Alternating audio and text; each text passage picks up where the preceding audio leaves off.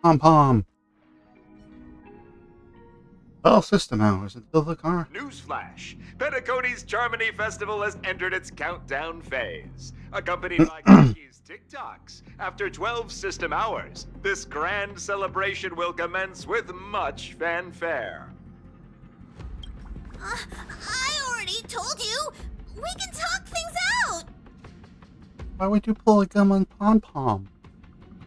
I'm sorry, Fluffy.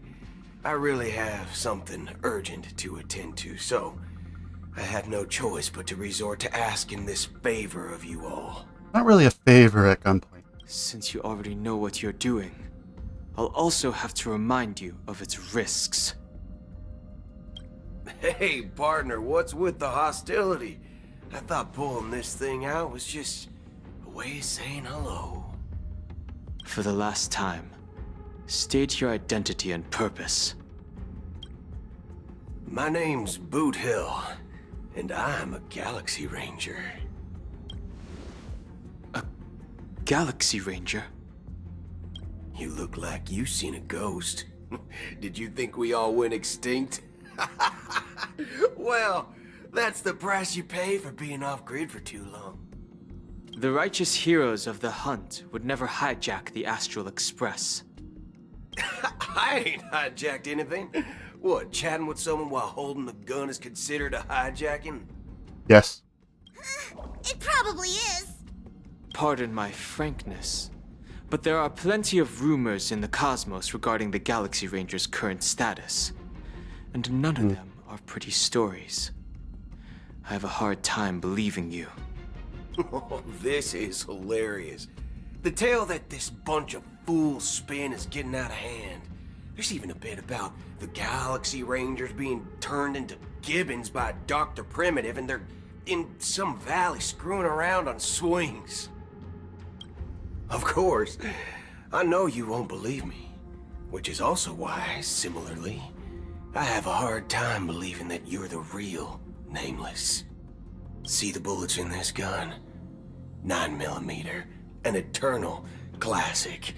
I may need the Astral Express's help right now, but if you're an imposter just like that one, then this bullet might just end up in my head. I can't allow myself to be exposed to danger. That's just the way it goes, so you all have to first prove yourselves. Huh? Where are you going?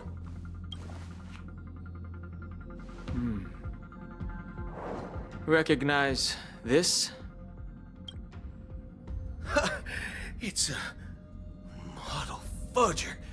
The Jade Abacus of Ally and Oath. The CN Joe really gave this to you guys? Model fudger? This is the Jade Abacus gifted to the Express by the Shenzhou Luofu's general, Jing Yuan. Its presence on board serves as the Shenzhou Alliance's official recognition of the Express.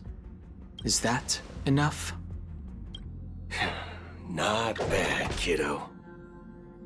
And across these sprawling stars, a gentle squeeze is all it takes to rustle up a whole legion of Cloud Knights.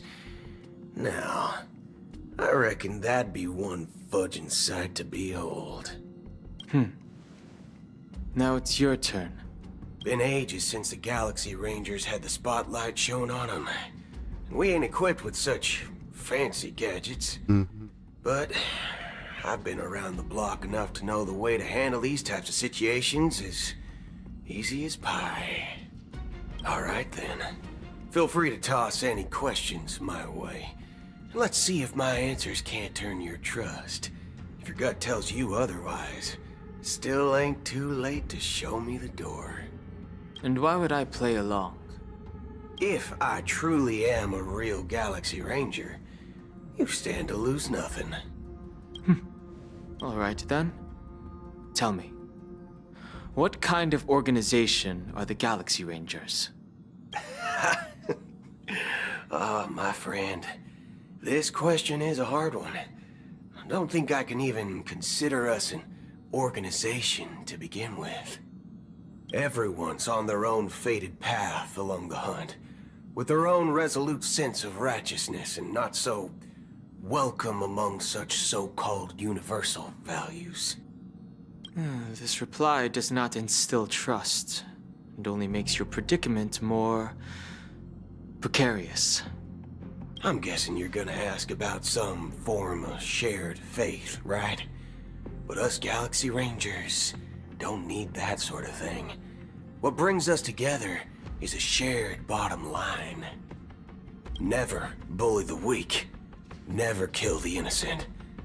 These oaths aren't some lofty beliefs, but the fundamental bottom line that one must never cross as a person. As Galaxy Rangers, we strictly adhere to the bottom line. When someone crosses them, the hunt's vengeance will surely come knocking. And in this moment, the other crucial meaning of bottom line comes into play. As long as you don't cross it, you're free to do whatever you please. You catch my drift? Second question. Why do you seek trouble with the Astral Express? I already said that I seek no trouble. I must go to Penacony for a matter. But I don't have an invite. And I can't even enter the family's hotel doors. If only I could borrow the Nameless's identity. The entire cosmos knows you're guests of the family. Aren't the Galaxy Rangers also esteemed guests? Oh, you've hit the nail on the head. This is why I'm here. It's fine if I tell you. The Rangers are pursuing an imposter. A son of a nice lady posing as one of us. She's on Penacony right now. My informant is a memo keeper. She's the same as all mimetic organisms, appearing one moment and gone the next. She scares the fudge out of me. Still, she gave me some vital info. That Galaxy Ranger imposter. Who is it? Is that the third question? Is it a hard question? It isn't. Just that you might not believe me. That person calls herself Acheron. And according to our informant, she could be an emanator of nihility. That's impossible. That's what I said. Don't worry. When I first received the news, I had the exact same reaction as you. IX never gives anyone so much as a first glance, and that's perfectly normal. What reason would they have to bequeath strength unto mortals? Then you must know that emanators can also conceal their own identities, which, for many people, it's better that way. Otherwise, there'd be wanton bloodshed across the cosmos, or even, perhaps, turning their back on the path they're supposed to follow. I had the good fortune of running into an elation emanator. Its appearance was no different than that of those clowns. If it weren't through sheer luck that I got it drunk, I would have never known of its eminent status. Even in the purest hunt, you'll find the Xianzhou Alliance under the spotlight and Galaxy Rangers lurking in the shadows. Paths are inevitably concepts created by people and exist in planes beyond our understanding. To reckon that nihility emanators don't exist, well, maybe we just ain't nihilistic enough. So, do you understand now? Your companions are in danger, and it's pretty harrowing. If you don't want to believe me, you'd best send a message to them, but I'd advise you to move fast. We don't know what's happening in the dreamscape or how much of what the memo keeper said is true. And that Acheron, who knows what she intends to do.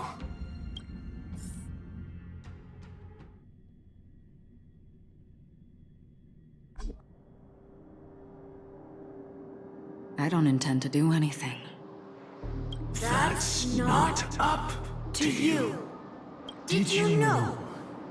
People who come to the land of dreams for the first time. They'll subconsciously stop to reaffirm that they're still walking on solid ground. And then they will unanimously raise their heads to gaze at the sky. Be it reality or dream, staring at the sky is instinctual for humanity. Since the day that the golden hour was completed, it's always been there, watching over every single night of decadence. But now this night sky has been mercilessly severed, dyed with the mist of nihility. And this whole event happened within the course of a single slash of a blade. A single slash of a blade isn't really accurate. It was actually 2 blades, just that the second one was faster. That's not the point. Many guests who weren't supposed to be invited have gathered at this banquet. Even if the harmony is all-embracing, I have no choice but to show some of them the door. For the sake of Penacony and the peace. The planet of festivities has no place for you, a puppet of nihility. Those who live in the shadows do not bear the right to tread the illuminated stage. Speaking of living in the shadows, there's probably not much difference between us. It's only polite to reveal your true self, at least when speaking to others. Penacony's Dream Master.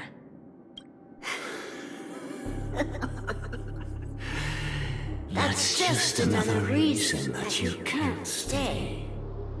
Whether you believe it or not, this is the real me.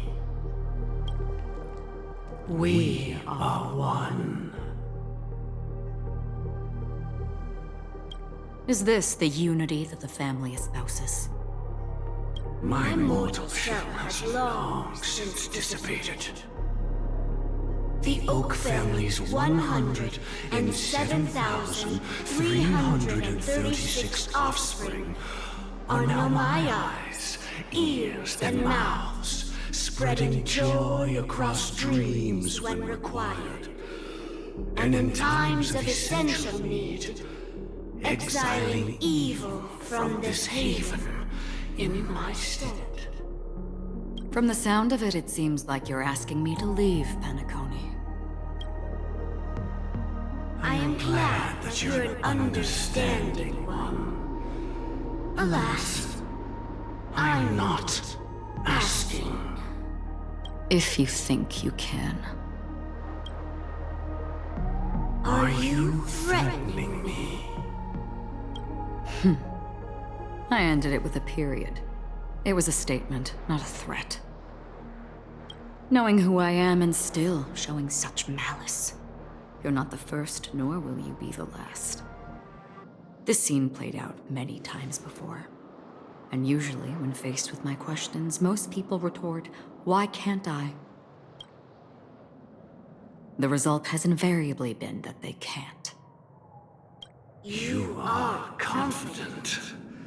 But be reminded, the family is forgiving, but not weak. The cords of the harmony extend across worlds.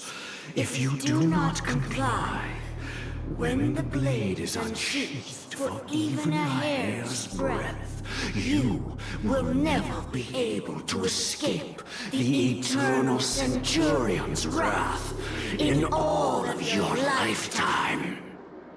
137 individuals. That is how many heathens I have exiled since I became Dream Master. Among them were those who once severed my wings, and those who immolated my body. And here I stand again, about to add another mark to the tally. And you will die. I mean, all of you will.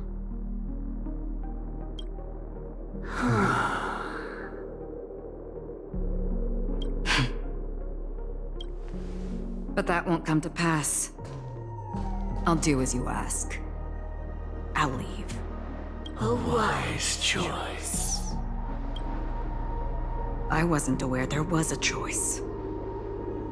To you, that surely is the only option. Please bear in mind, you and Penacony are of different worlds. Those born on the far bank cannot seek solace across the river. Leave and never return. The radiance of the planet of festivities is overwhelmingly bright, luring in tricksters, wrongdoers, and criminals. But even the harmony itself will never welcome the self-annihilator of nihility.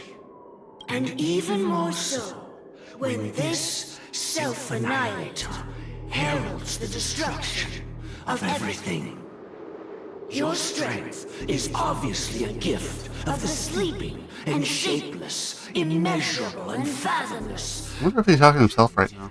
Spawned from the abyss that brings death and sin to all. Acheron. A befitting name. Take it from someone on the other side of your so-called river. You know better than I do that Penacony has already deviated from the harmony. Whatever your intentions may be, I foresee only one outcome.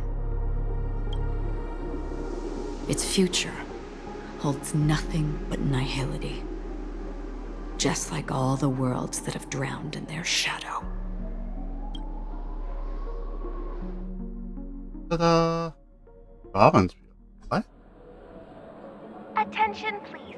The unusual event that occurred moments ago was due to a technical malfunction at Clock Studios theme park. The family has promptly responded to the area, and we're happy to report that there have been no injuries. Well, I guess death is not an injury. I swear that was no movie shoot. So many chips fell from the sky, and I even caught one of them. But it vanished in an instant before my very eyes. Excuse me. Are you talking about the Clock Studios theme park incident? Yeah, what about it? Oh, Miss Robin! Am I seeing things right? No need to worry. I apologize for any inconvenience caused to your delightful dream journey. What you just mentioned about the chips really piqued my interest. Would you mind providing more details about the incident? Oh, it was just those chips you normally see everywhere. The green ones? They fell from the sky as if it were raining. And then those chips simply disappeared. It appears to be the dream sim tech the Iris family has been developing. Huh? Miss Robin, you mean those chips were all part of a performance? But I really... Shh. This technology hasn't been made public yet.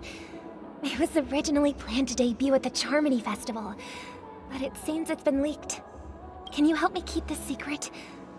The raining chips were supposed to be part of my act. Oh, I see. Then it all makes sense now. I'll do anything to help make the Charmony Festival a success. Thank you.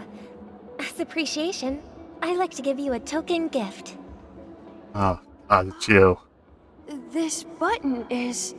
Press it at just the right moment in the celebration. There could be an unexpected treat in store for you. All right. It looks like there are other guests who are also confused. I'll have to excuse myself. Please, enjoy the dreamscape. So many people talking about it. This commotion at the theme park definitely made waves.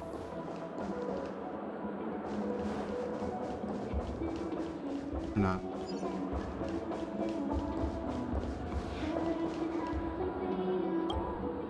The family promised they would protect the guests within the dreamscape, but I witnessed a group of organic life forms making their way to the theme park. And soon after, a rip tore through the sky, and black rain started leaking out of the void.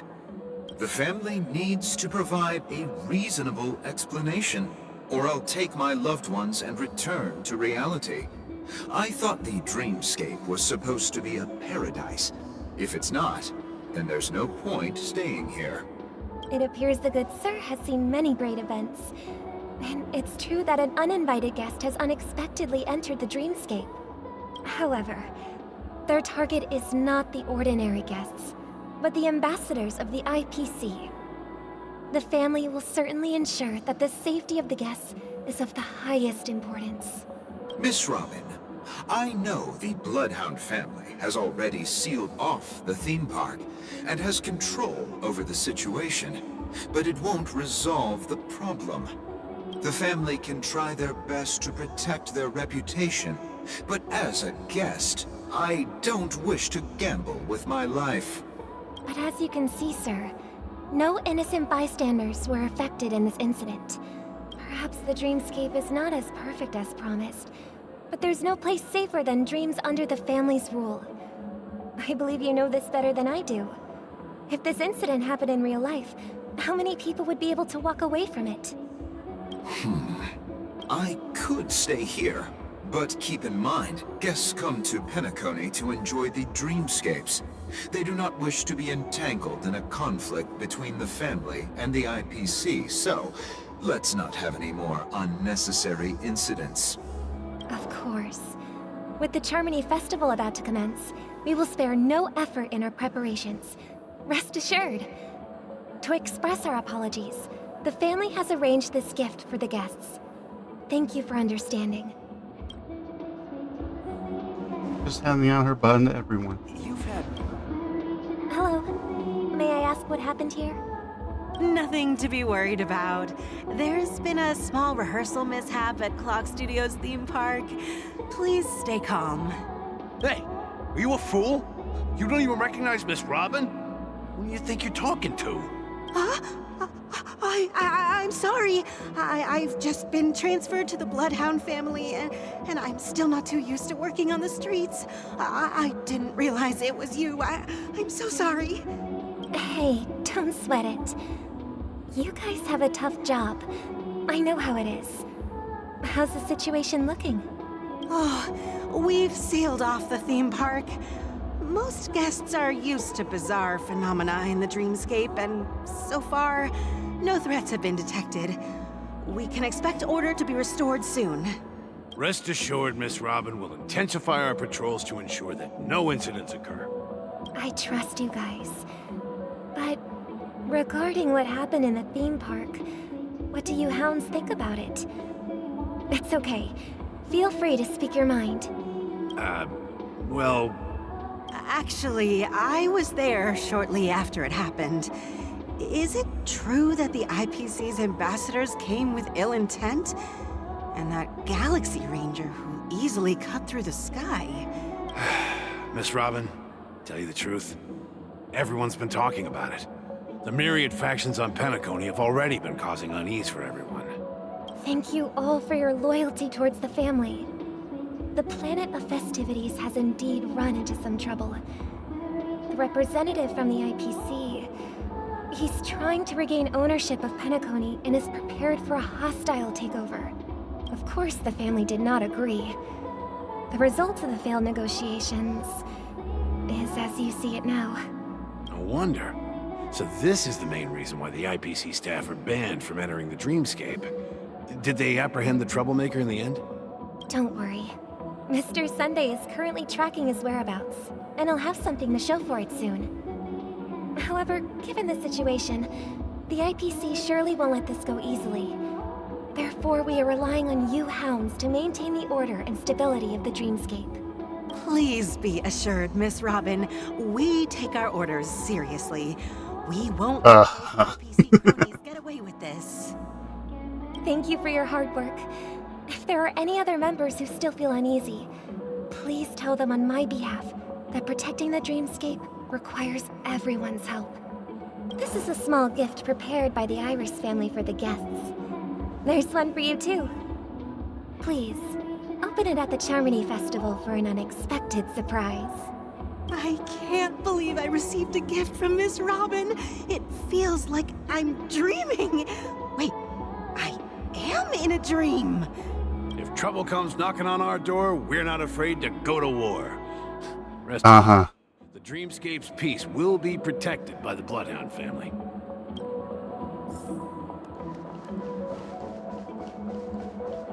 Oh, do I have to... Miss Robin? That's the renowned cosmic superstar, Miss Robin!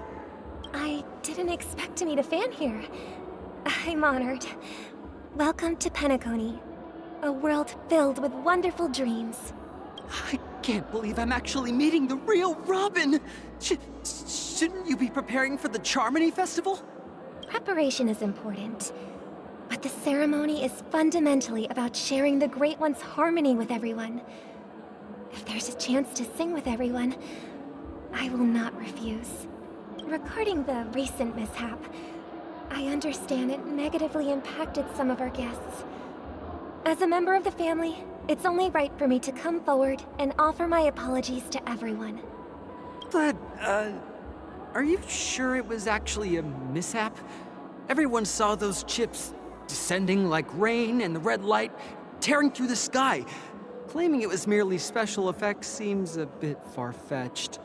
Plus, I met that generous gentleman. He looked really out of it and kept talking to himself. Is this also part of the performance? Everyone, please do not panic. I believe that the family will give everyone a satisfactory answer in due time. Even if you say so, Miss Robin, it's hard to believe. Some people just never listen, do they? It's never ending. It just goes on and on. I'm getting really tired of this. Miss Robin? Still, I suppose I should keep on helping everyone. I am the epitome of joy, kindness, and goodness, after all. Huh? What was I just doing? And, who might you be, miss? Here, take this, little guest. This gift has been specially prepared for you by the family. Make sure to take good care of it until the opening of the Charmony Festival. Then, when the show reaches its climax, press the button together with the others around you. You never know. Something very exciting might happen. Uh-huh. In the meantime... Back to where it all began. You entered the golden hour from this place. And it is also from here where you will enter the true Penacony. It is a pleasure to journey alongside you once more. But it's time I laid bare the entire truth before you. As you might have heard, I also go by another name. Stellaron Hunter Sam. I know you have many questions. Do you remember when we encountered death in that strange dreamscape? When I was caught by that meme? Hello, Sobek. In that instant before it killed me, I saw the reflection of another dreamscape in its ghastly pupils. So, following the clues in the script, I came up with some theories about the meme. That's why I instructed Silverwolf to issue invitations, drawing everyone to the Dreams Hotel.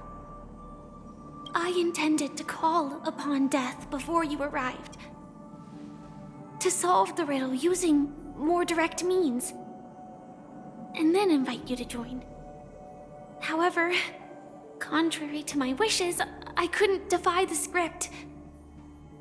And I didn't get a chance to explain it to you. It is how you see now. I was impaled by the bladed wings of death. The heavy pressure of concentrated memoria miasma exploded in my mind as if it was actually reality. But after the momentary numbness subsided, I found that my body was absolutely unscathed. I was still alive. And it was just as I thought. I had arrived at a place starkly different from this beautiful dream. Beneath the dreamscape of Penacony lies another, more chaotic, more primal memory zone. Its name? Land of the Exiles. And so, then I returned to the hotel in the dreamscape, hoping to tell you of its existence. Yet I could not reveal my own identity. So, I could only divert your party's attention and lure you away from the battlefield. And after, all my attempts proved futile. It wasn't until not long ago when a crimson blade of light shattered the high wall of the dream, causing you all to fall far into the abyssal depths of the dreamscape, that I was able to awaken you and your companions one by one. And that's it. That is all that's happened so far. I know it's tough to believe all this without reservations. I just want to say, you are very close to the final answer. Just one more thing needs to be done. And then I can prove it to you. Now, let's leave this place. Please close your eyes. Take a deep breath and visualize the dreamscape's outline in your heart. And remember, you must not open your eyes at all times. 3, 2, 1. Don't be afraid. The one who has come to greet us has arrived.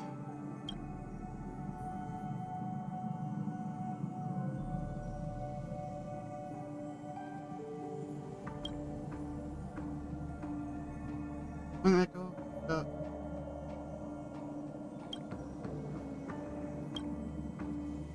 wait, doesn't kill people, it just sends them? Never knew you could do this. Do you have a driver's license? I do. That is surprising. Why? Because this is Japella, the city of sins? No, it's nothing.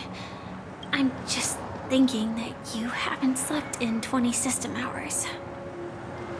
Are you sure you're okay? I'm fine. I'll survive. Same goes for you. I'm not so sure about that. Slow down a bit. Infiltration is over.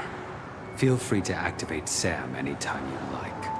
There's still some time before the next part of the script unfolds. Let me stay a little longer in this body. You brought me something. Accustomed to this silence. Such a long tunnel. Didn't feel this long when I set off. In half a system hour, it will lead us to Kafka. And then comes the downfall of the Japella Brotherhood. Is that also part of the script? It's in your script too. Sorry. I didn't notice. Their destiny won't change just because of your selective ignorance. I told you before. It's a bad habit. What about you then? Is this the moment you finally find the death you've been looking for? As always, it's a blank slate. It's not on this planet. Why the sudden inquiry? Because I'm currently in a car with a sleep-deprived driver. I just want to get there in one piece. This car has full self-driving capabilities. I'll just put my hand on the steering wheel. Will that do? Hey, don't take everything so seriously. Elio would always say there's only one type of destiny. The inescapable type. He can see the future, and we, likewise, are aware of our predetermined end. But before that moment arrives, we can still choose what we do. We all have this right, don't we? After today, Chapella's name will disappear from cosmic history, and the Everflame Mansion will take its place. In the not-too-distant future, you'll receive an invitation. That's your next stop. Land of the Dreams. Penacony. I hope you find whatever you seek there. Be it answers or salvation. Maybe a puppy. Puppy would probably be good. Glad to see you're safe and sound. Close your eyes. This is the answer. Isn't it incredible? The monster that we have always known as Death is actually the guardian of the land of the exiles. It abides by a certain rule, abducting people from their dreams and bringing them here. The question that has been perplexing us, does death really exist in the dreamscape, appears to be a cognitive trap. It was laid by those orchestrating events from the shadows to cover up the truth behind the disappearances and the existence of this fortress known as Dreamflux Reef. Every emergence of that meme is related to the Watchmaker. Since Dreamflux Reef is where it brings its captives, it's likely that many of our long-standing questions will be answered in this place. The atmosphere here is starkly different from the beautiful dream. There are no regulators here like the family. And they all look like they're mildly dazed. But from the whispers of the residents, I've heard a familiar name. Gallagher. It's that man again. Always in the right place at the right time. Though that does save us the trouble of looking for him. Himiko and March have already made a move. Get ready. We're about to set off. The real dreamscape, the land of the exiles. Before we go, should we speak to everyone first? Like all this stuff.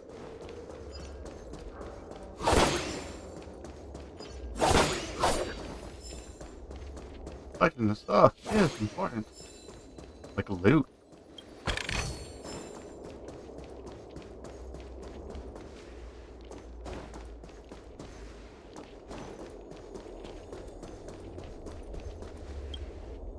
I'm really sorry.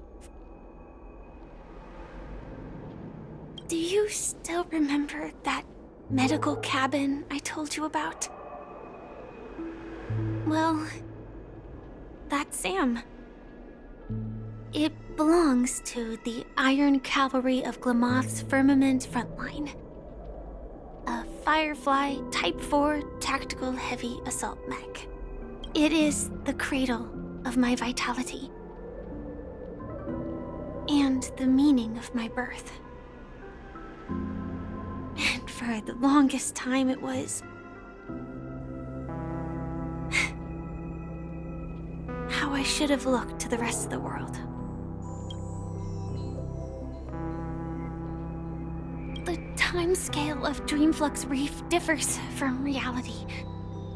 So we...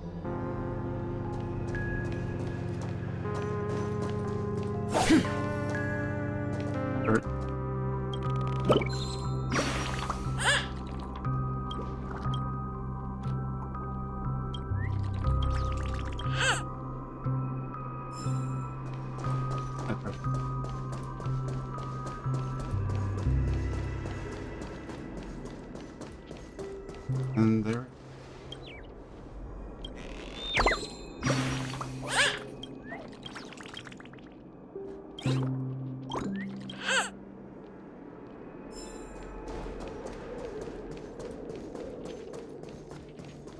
Alrighty. Let's go on an adventure.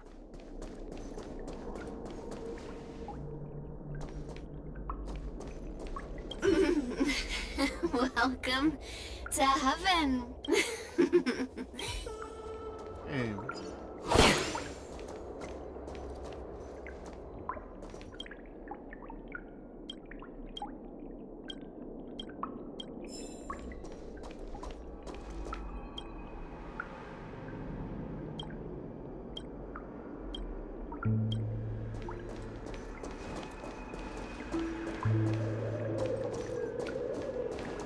Keep going straight down this alley, and it'll lead to an elevator.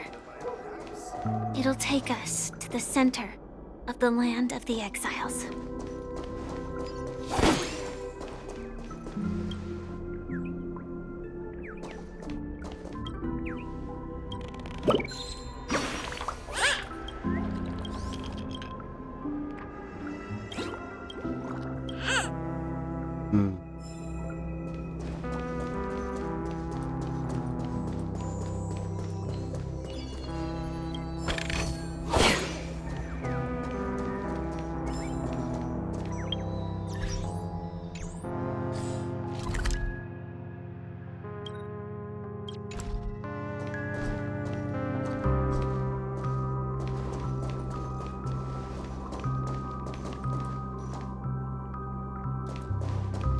I'm hard.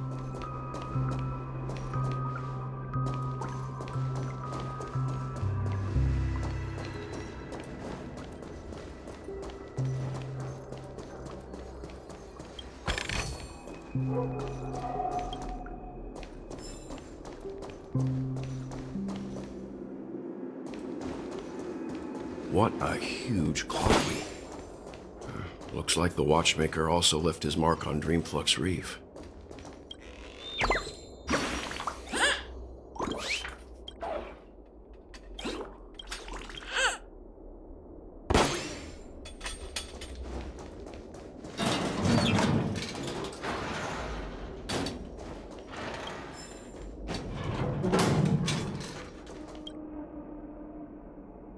This guy.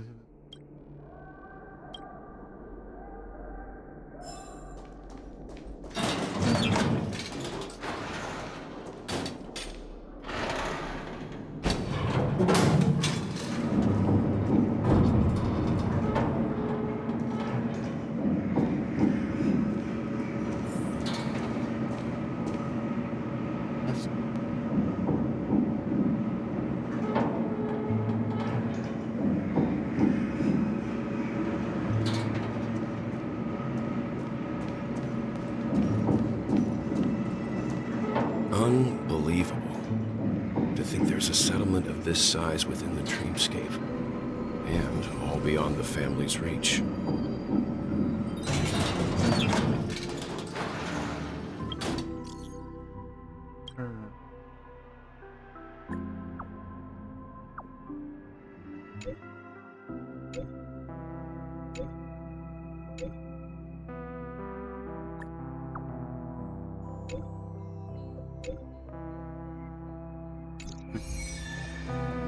The atmosphere in this fortress is pretty different from that in the beautiful dream. When I first saw it, I was in awe too. The sky here, it's like a reflection of the 12 dreamscapes. What's even more bizarre is that this place is also separated into trade and residential areas. The layout may be simple, but the facilities are very comprehensive. It seems that there are quite a number of people living here. Though both dreamscapes have distinct styles, the architectural designs are quite similar. Works of the same hand, perhaps. Hard not to speculate on the connection. But there's no point in overthinking things. Let's meet up with Himiko and the others first. Take a right turn at the end of this road and you'll reach the trade district. There are more people there. And perhaps someone knows where she is. Not coming with us? The Astral Express likely needs room for some internal deliberation. In the meantime, I'll try and locate Gallagher. Sure. Let's reconnect later. Letting her go was the right decision. Further observations are needed before we decide whether to trust her. But first, there's someone I need to talk to. Let's go. I'm sure you've already noticed him. He's right over there. The Reverie Hotel's bellboy. How did he end up here? And right after Miss Acheron severed the beautiful dream. We'd better check, just to be sure. Trash can is perfect for me. And perfectly legal for me to stay.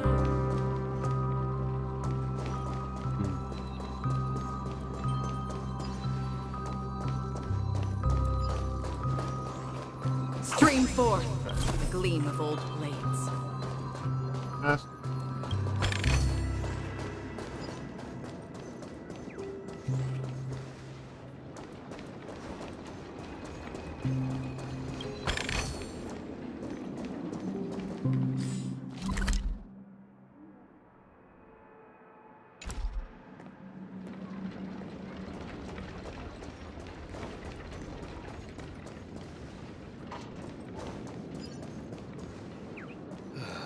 I'm just a wallflower.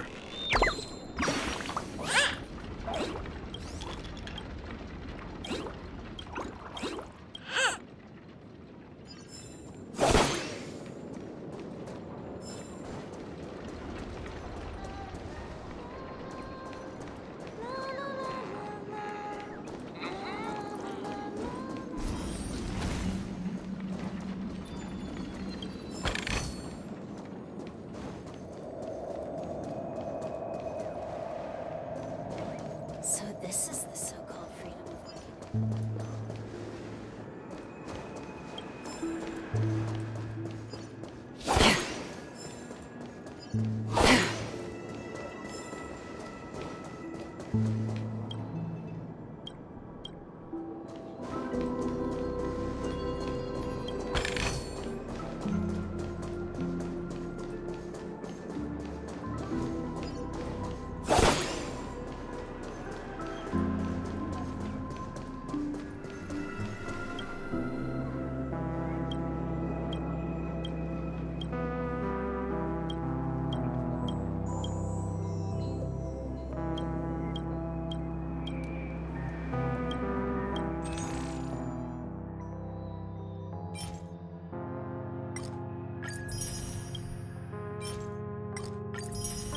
Fine.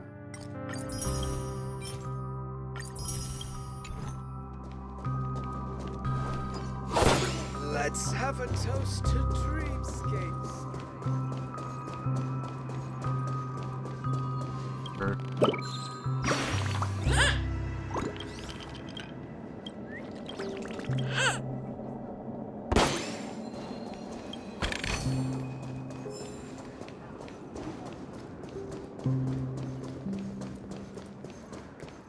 I remember when this place was all hustling and bustling. Oh, look.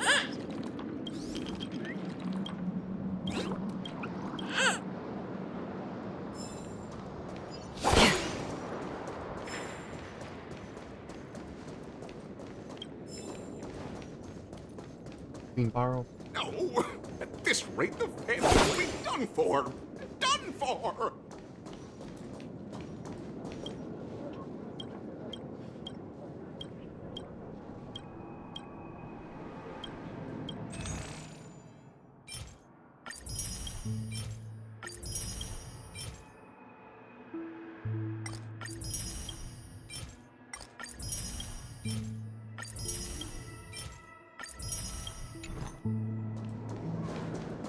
I knew you couldn't hold your liquor.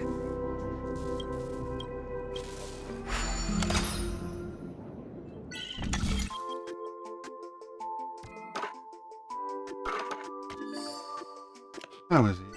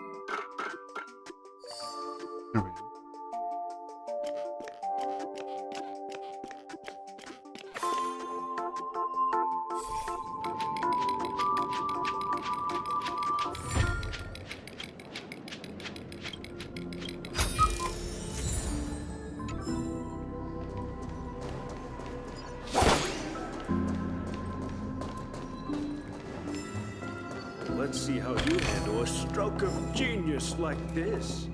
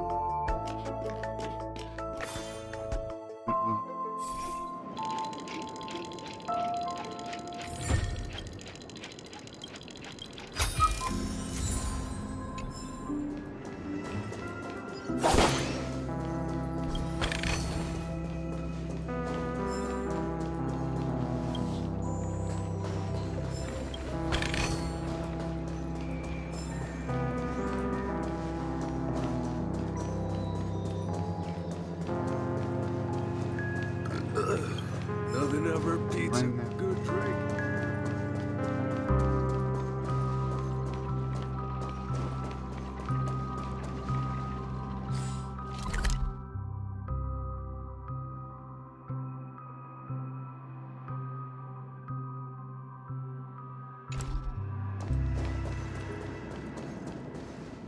Huh?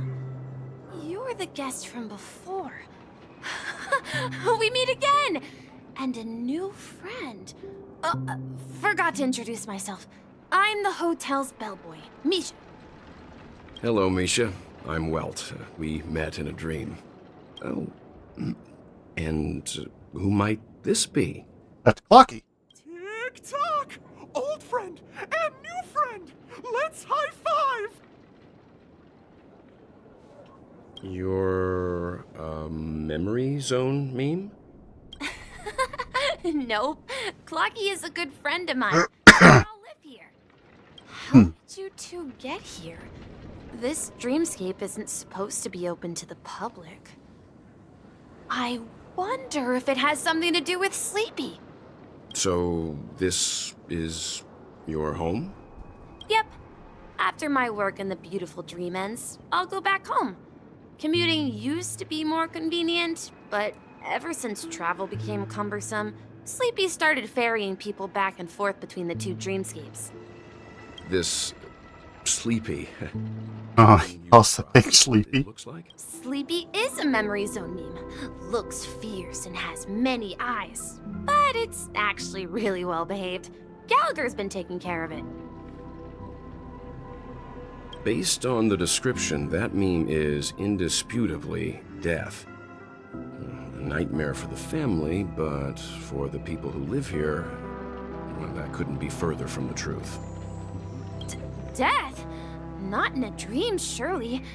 Sleepy's just a little aggressive, and sometimes messes up by fetching the wrong guess. But it would never hurt anyone.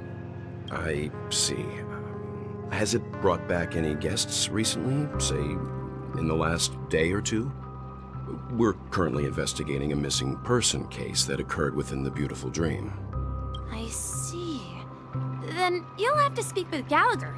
But he's currently busy hosting a visitor from the Oak family and specifically asked not to be disturbed. Mr. Yang, the person you're looking for, is it Miss Robin? Just as I thought. Considering what happened with Miss Firefly, this doesn't come as a surprise. If you're looking for Miss Robin, I can lead the way. She told me that she'd be willing to meet with outside guests. If it's not too much trouble. Also, we're looking for our missing companions. A woman with red hair accompanied by a girl with pink hair. Have you seen them? Oh, I haven't. But please, rest assured. Dreamflux Reef is a small place, and it's not as bustling as the beautiful Dream, but its safety is unmatched. How about this? Since it's your first time here in Dreamflux Reef, I'll be your guide and help you find your companions. And then we can all go visit Miss Robin together. She's gone to Mrs. Grace's to visit the children. She won't be leaving anytime soon, so there should be enough time. All right then, we'll follow your plan. Well, we now know the answer to both murder cases that have caused... There wasn't a murder. As for the intentions of the mastermind behind it all, we're still none the wiser.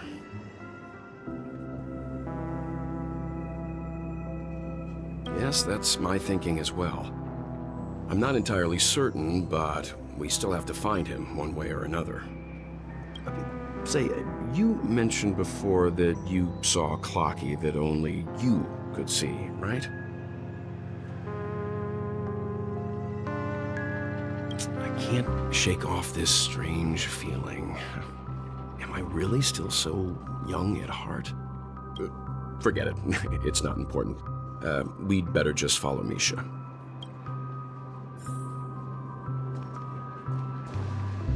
Oh, the birdie now. On that sign. Now I want it. Oh, guard. Good for the bird.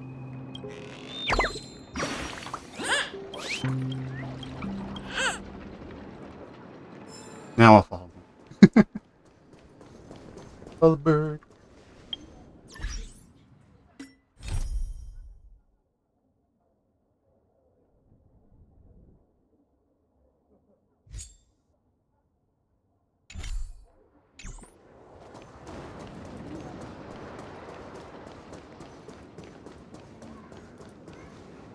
Everyone, look! From here, you can see the most spectacular view of Dreamflux Reef. A black hole? No. An accretion disk formed from consolidated memoria? Was Dreamflux Reef built on such unstable memoria? Oh, so Mr. Yang is also versed in memoria dynamics. I was just trying to figure out how to explain this huge hole to everyone. I bet you guys have a lot in common with Miss Kami. With who? Look! There she is! There's a chest. I'm gonna talk to you.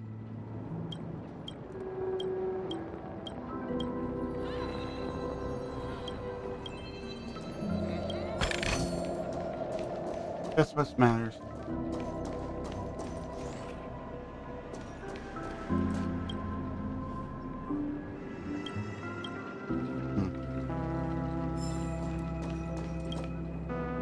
calculations are finally done. In another 10 system hours, the above dream will swallow the dream below.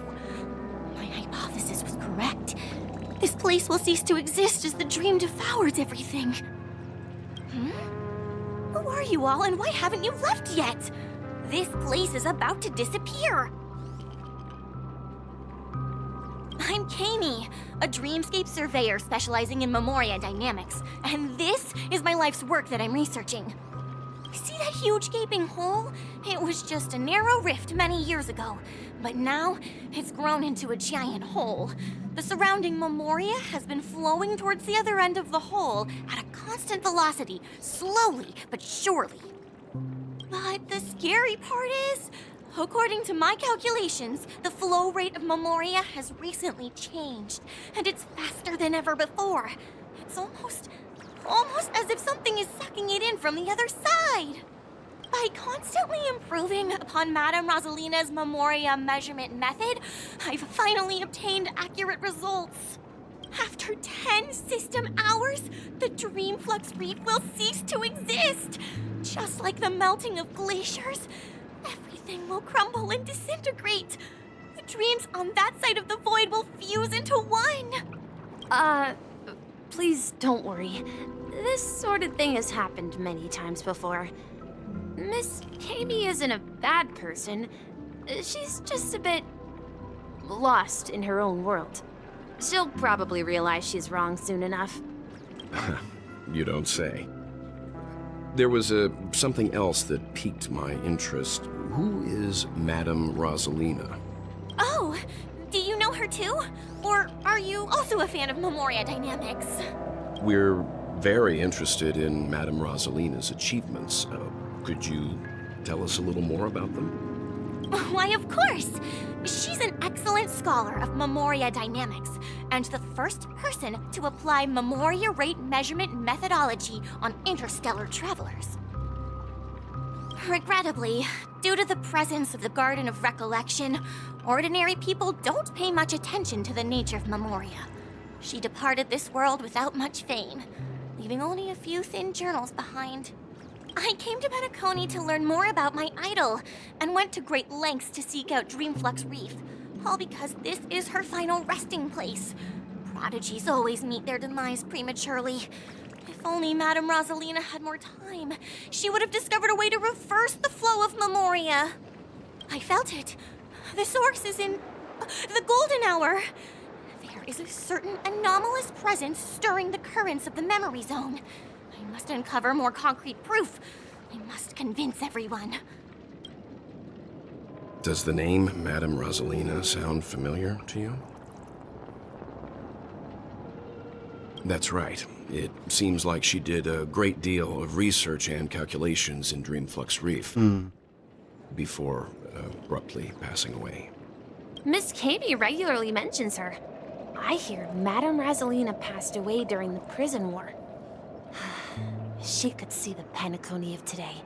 Its people building homes in the memory zone. I bet she'd be really happy. Perhaps. Our destination is the commercial district. That's where the largest crowds gather. Or not being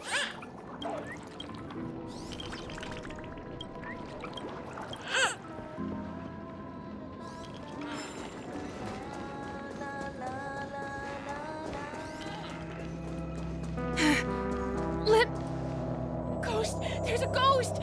Don't come near me! Oh my. I'm human and so are you. Can you get a grip?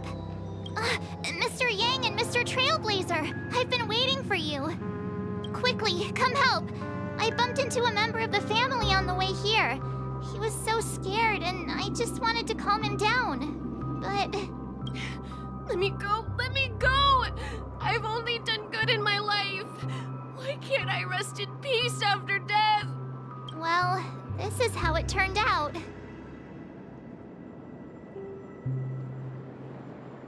Ha ha, you're a regular comedian. He thinks he's dead. Although, when I first fell in, I also thought the same. Dear guest, this is not the afterlife.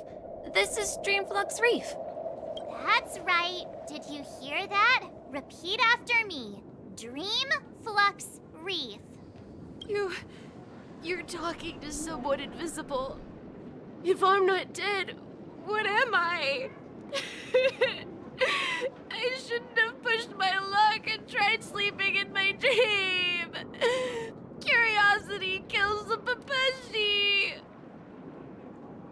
Stop asking!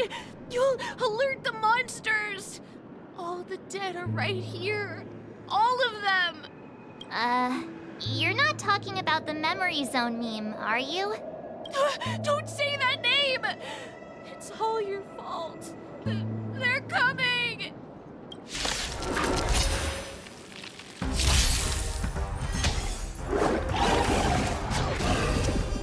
What do you want to know? Ill tidings manifest. Beneath the waters lies an endless abyss.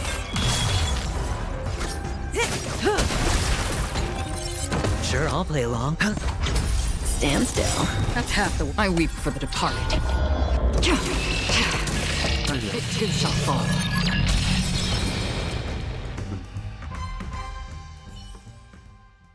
He passed out. His intense negative emotions attracted the nearby Memory Zone memes. I see. But why aren't the other people around here scared? Unlike in the Sweet Dream, people here don't see Memory Zone memes as dangerous monsters. And even if they pose a threat, people can easily escape by forcing a wake-up call. But we can't just leave this man here. Can we take him somewhere safe? We can ask Jesse for help. I've gotten to know many locals while waiting for you guys. Everyone here is living a self-sufficient life. I don't know how to describe it, but this place feels like the real dreamscape.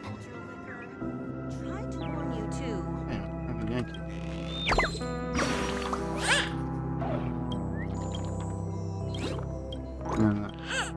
Paper.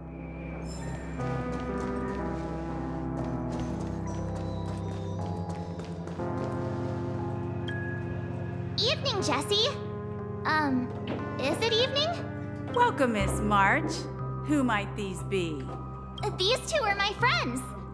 As for the man lying on the ground, he's a scaredy cat who fainted from fright. I see.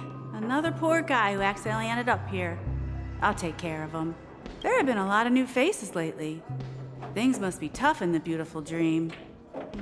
The few remaining havens of freedom in Asdana will soon face trouble. Do such things often happen here? Not really, but they're becoming more frequent now. Guess it's one of the signs of the Sweet Dreams collapse. This man has had quite the shock. Could you help me find a Halovian lady, March?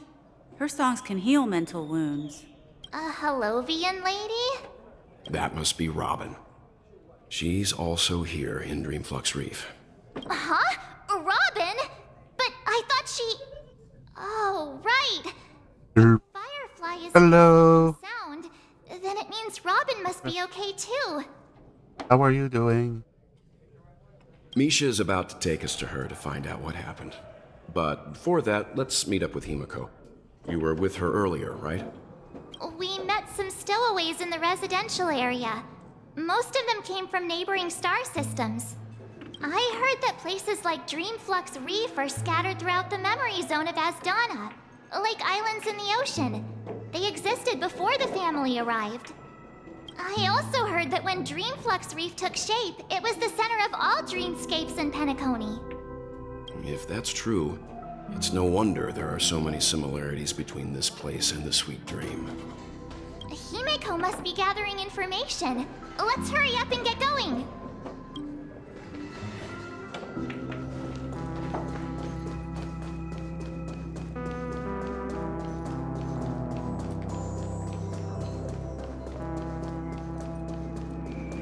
This is where we split up. So that's how it is. I never imagined we'd gather the remaining details here. To borrow Gallagher's catchphrase, what an unpredictable twist of fate. Himeko Miko! Here they are! Ah, perfect timing. Now that everyone's here, I'd like to introduce everyone to Micah, who's partly in charge of the Land of the Exiles. Micah, these are my companions. It's a pleasure to meet the Nameless. You know us? I've been keeping an eye on you since the day you arrived in Penacony.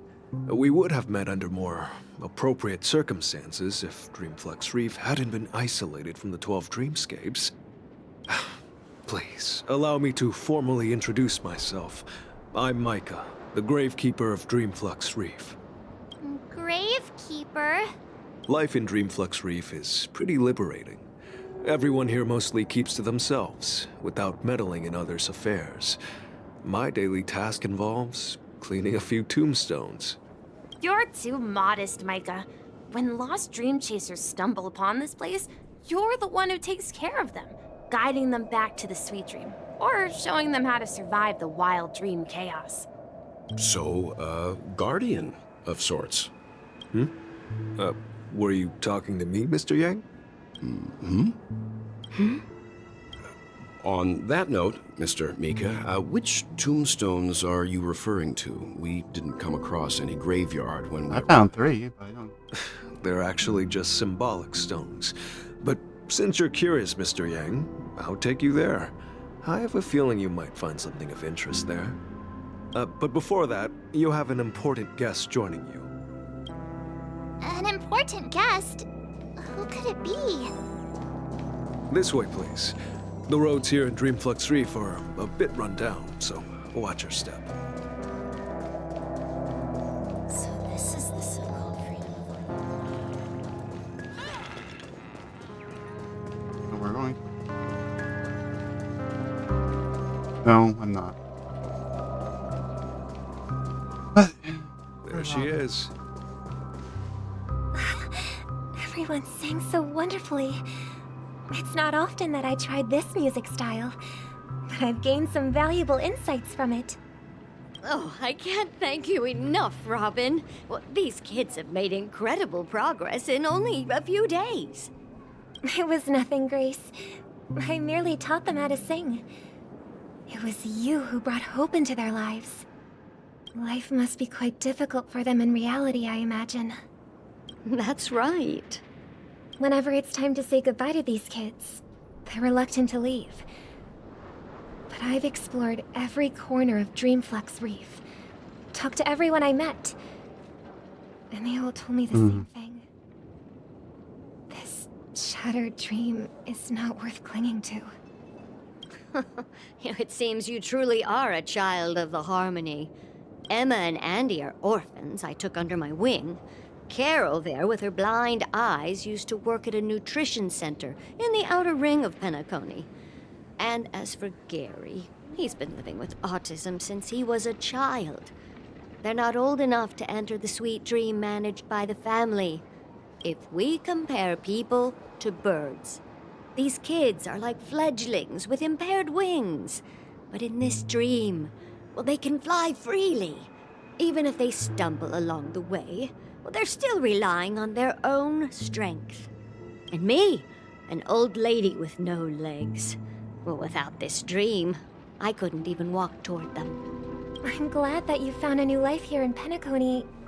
It's just... Don't worry, Robin. Dreams have their significance, but they aren't everything.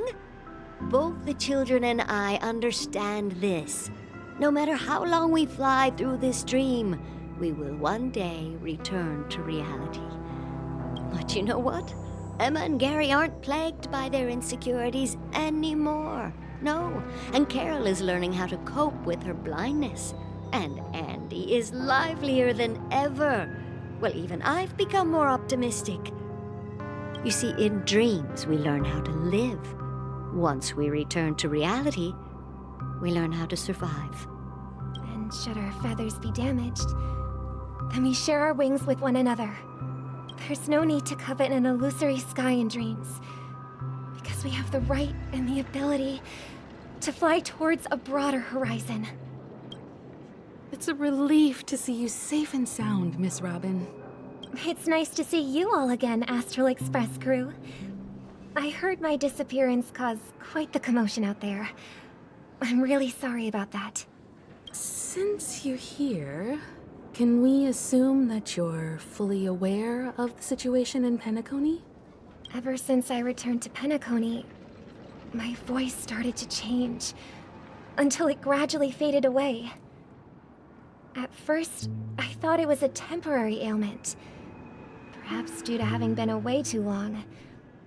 I thought maybe it just takes some time for my body to acclimate to the high concentration of Memoria and Asdana. But now it seems the root of the problem goes way beyond me. There are elements around me that don't align with the harmony. Losing my voice is just one of the signs of the Sweet Dreams collapse. The Sweet Dreams collapse. That memo keeper mentioned the same thing. So it's real. While I was away from Penacony, the boundaries of the 12 dreamscapes kept expanding outward. But whenever I mentioned the anomalies in my dreams, the family heads refused to talk about it. Only my brother was willing to respond. Later, I discovered the secret letters from the IPC ambassador, which further convinced me that there are hidden secrets beneath the surface of Penacony. So, following the clues in the Oak family's dossiers, I found my way here. The land of the exiles, concealed by the family under the guise of death. A dream within a dream, where Penacony's past is buried. Hearing you speak, it sounds as if your voice has made somewhat of a recovery. I hate to admit it, but the harmony in this place resonates more broadly than within the Sweet Dream. It's regrettable, but the family has experienced betrayal. The traitor, or traitors, abandoned their original principles and, using the name of harmony, exploited people's weaknesses to turn Penacony into the planet of festivities, trapping everyone in the illusion of the Sweet Dream. Yeah. This is not the strong defending the weak, but rather the strong exploiting the weak. A world without equality won't ever be favored by the harmony. And naturally, those voices blessed by them have lost the ability to sing. Could there be another force influencing the family's shift in philosophy, Miss Robin? Considering what happened with Acheron, it's difficult to conceive of another entity within the realm of the harmony capable of influencing everyone. Unless a power surpassing that of an emanator is involved. I'd heard about what happened to the Xianzhou Alliance, but as far as I'm aware, the family hasn't faced any such external interventions. Who knows? Perhaps I've just been away too long and missed something. Regardless, I cannot accept my home is moving towards the very opposite of what the harmony represents, while still claiming to uphold it. I must uncover the reason why Mikhail cut ties with the family, and who exactly it was who betrayed us all. Do you remember our arrangement, Mr. Micah? Well, here's my answer. I've decided to forgo my role, and never step foot on the Charmony Festival stage again.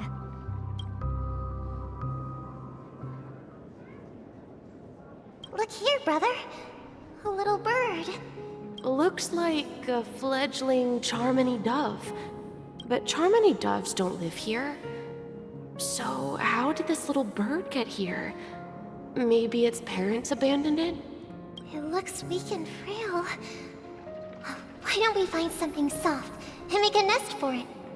This place is too dangerous for a fledgling. Let's take it with us. We can put it on the wooden shelf in front of your window. Okay. A bird like that must have a beautiful singing voice. But where will it live? I'll ask the family head to build a cage for it. A cage? But then it won't have the freedom to fly, right? Let's see. What is it that has captured the attention of the two best interpreters of the Great One? To the point that they've forgotten how to enjoy their dessert. Oh, poor little thing. doesn't look like it's doing well. Do you want to rescue it? I do. But I don't want to lock it up in a cage. Why?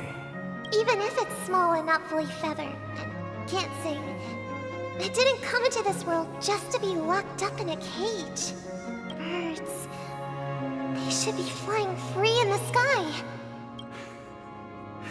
That's quite the romantic idea. And what about you, a young scholar? Do you agree with your sister? I think she's right. But if we leave it out in the wild, it won't survive for more than a few days at best. Ah, I see. It seems our little scholar is still a bit unsure. Well, let me tell you youngsters a story. As you probably know, Charmony doves can fly through the air. When they fly really high, the friction caused by the flapping of their feathers against the atmosphere creates amazing lights so that they look like shooting stars. We've seen this spectacle so many times that we think it's just something they can naturally do. But that's not the truth.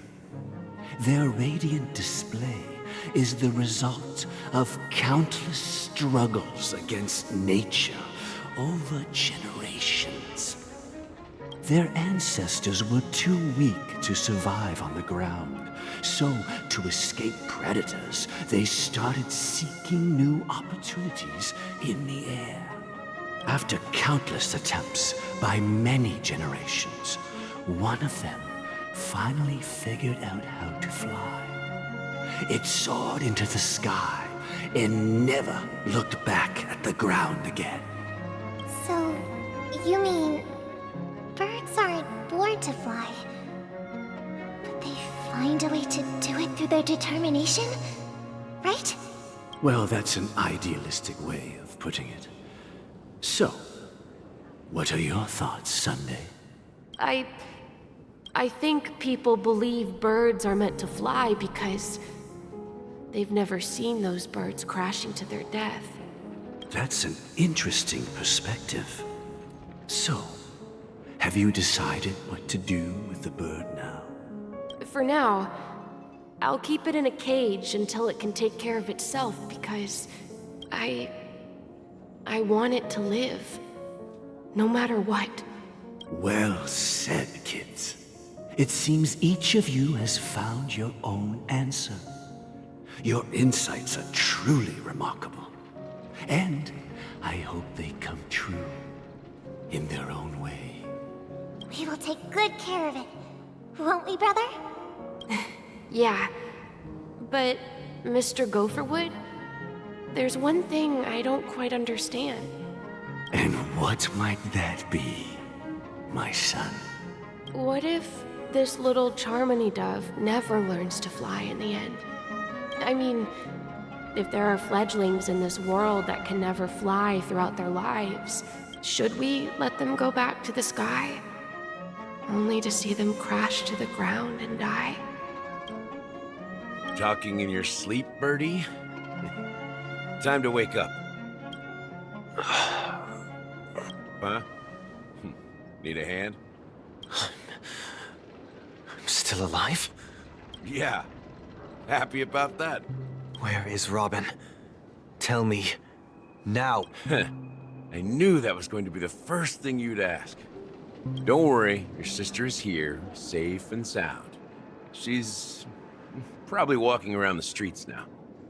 If I were you, I'd be more worried about myself. After all, right in front of you is the guy who just stabbed you in the chest with a dagger. If you wanted to kill me, you wouldn't give me the chance to speak. Just tell me your demands, lackey of the Watchmaker. So, you figured out who I am, huh? No wonder you had the guts to go against the Dream Master and the Four Families. Looks like I made the right choice. Choice? You are aware of my plan and see through my act. Time is running out, so let's drop the charades. I'm suggesting we cooperate. Cooperate? What makes you think I'd cooperate with you? The fact that the famous Robin has chosen my side. Plus, some clues about a traitor and a bright future for Penacony. Any of that catch your interest? I find it hard to believe a man who's full of deception. Fine. You don't have to trust me. What you should trust is the sense of justice inside of you. Show me Robin first. All right, as you wish. Here she is. Huh? What's your trick this time? Just kidding. I mean, this lady will lead us to Robin, right? And the crew, too. There are too many people who you owe an explanation. That'd be great. Please follow me, Honorable Oak family head. Now, all the actors are on the stage. Okay, so look. This is the monument I mentioned earlier. The names inscribed on it should be familiar to all of you. Rosalina and Tiernan. When Penacony was known as a frontier prison, it was the Trailblazers who connected it with the stars. They were the heroes who saved Astana, and their names deserve to be immortalized, not just on this small stone tablet, but in the annals of history for all of time.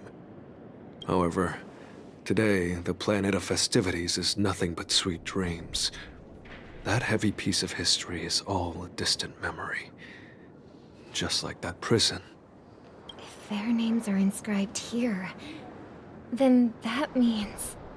According to Micah, they died long ago. Rosalina was killed during the War of Independence. She ventured alone into the heart of the star system to investigate the flow of Memoria, but she never returned. Tiernan was a skilled gunslinger, strong and reliable. He led the people through countless battles, but he didn't live long enough to witness the arrival of true peace. In the decade following the war, Penacony faced challenges internal and external. To protect Astana, Tiernan took up the way of the Trailblaze and led the Lampmoth family to explore beyond the system, only to be surrounded and wiped out by the Swarm. Though I had expected as much, the tales of these heroes truly are sorrowful. True to the title of Trailblazer, they spent their lives venturing into the unknown. But what about this tablet? There are no names carved on it. When Dreamflux Reef was created, its owner was still alive. However, he insisted on erecting a monument for himself, saying that it will happen someday. Here we meet again. Everyone from the Astral Express. Robin.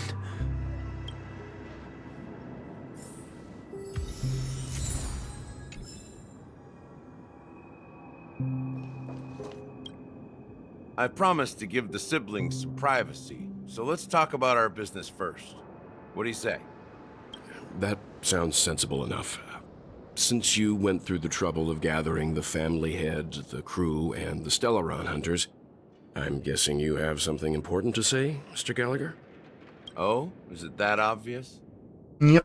The look on your face is practically screaming, I'm the one behind all this. You're right, Mr. Yang. It is indeed time to come clean on everything. The siblings already know what they need to, and they've made their choice. But you, Nameless, arrived a bit late. So it's only fair that I answer your questions. Before we begin, let me reintroduce myself. I'm the founder of Dreamflux Reef, the deputy of the Watchmaker, and the one who sent out that invitation. As Gallagher, the history fictionologist, I humbly extend my greetings to you all. History fictionologist? So what, everything you told us was made up? Well, don't worry. Almost everything I shared was true. Well, except for the part about the family accepting me back. I double-checked with Micah, and everything he said about the family, the Watchmaker, and Mikhail is true. Thank you for your understanding. Now let's get down to business. I'm sure you're all wondering why I went through the trouble of setting up this battle for the legacy, inviting different factions, and stirring up a ruckus all over Penacony. Well, it all boils down to something very familiar to all of you. The Stellaron. The Stellaron? But how is that possible? Penacony is a free-flowing interstellar hub. There are no signs of contamination whatsoever. You're totally correct. So, care to take a guess at what that means?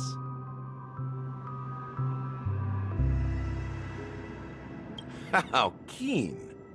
Well, what should I say? I expected nothing less from the person here who is the most familiar with Stellarons. The sweet dream doesn't come out of thin air. If you think of the memory zone as the sea, creating the land of the dreams is like filling that wild ocean with earth to make an island. To achieve this feat, without the help of an emanator of remembrance or enigmata, the only way is to use a Stellaron. And that's not something you can achieve with a simple wish. It requires vast quantities of knowledge, time, and manpower. I'm sure you get what I'm hinting at. In Azdana, the planet of festivities itself is a Stellaron disaster. The planet of festivities itself is a Stellaron disaster? It all started a long time ago, back when the Watchmaker and his crew liberated the frontier prison. They faced countless challenges as they began building Penacony from the ground up. That's when the idea of using a Stellaron came into play. The Stellaron first entered the Azdana system during the war. The Nameless warned everyone against the folly of attempting to tamper with such a power, and most heeded their words. But there are always people in the shadows with ulterior motives. The turning point came after Tiernan's death. With two of the Nameless gone, the Watchmaker had to go to the front lines. It was at that moment his rivals saw an opportunity. By the time a representative from the Montour System's family arrived at the Watchmaker's call, the Stellaron had already been activated and was seeping into the primordial synesthesia dreamscape. And I suppose the family happened to possess the knowledge to seal the Stellaron? Not just that.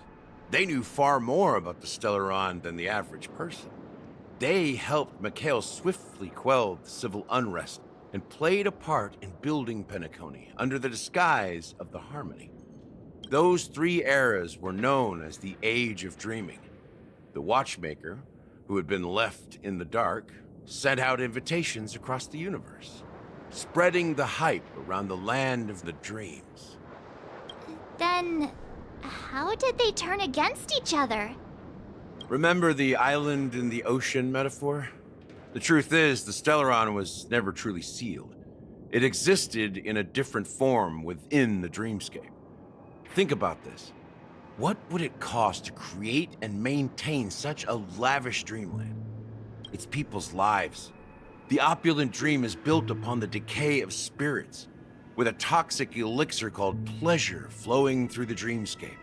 It tempts people to indulge in the dreamscape, and gradually their minds succumb, becoming nourishment for the sweet dream.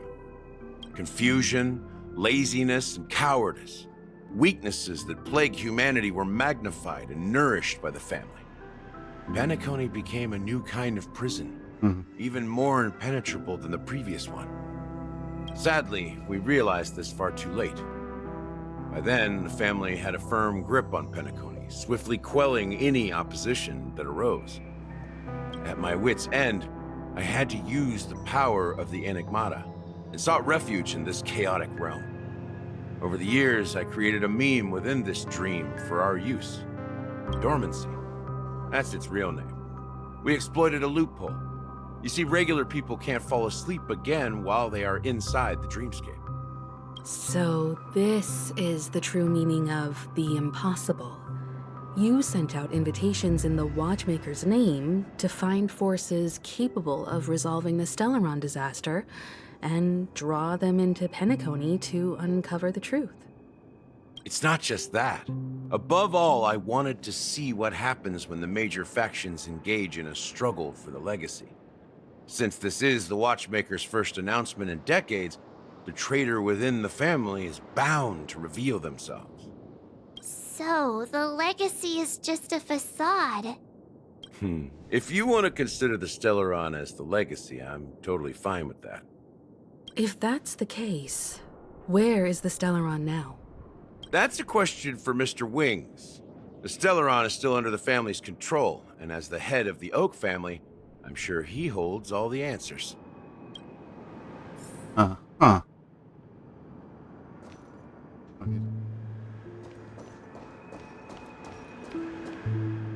So, Are you done talking?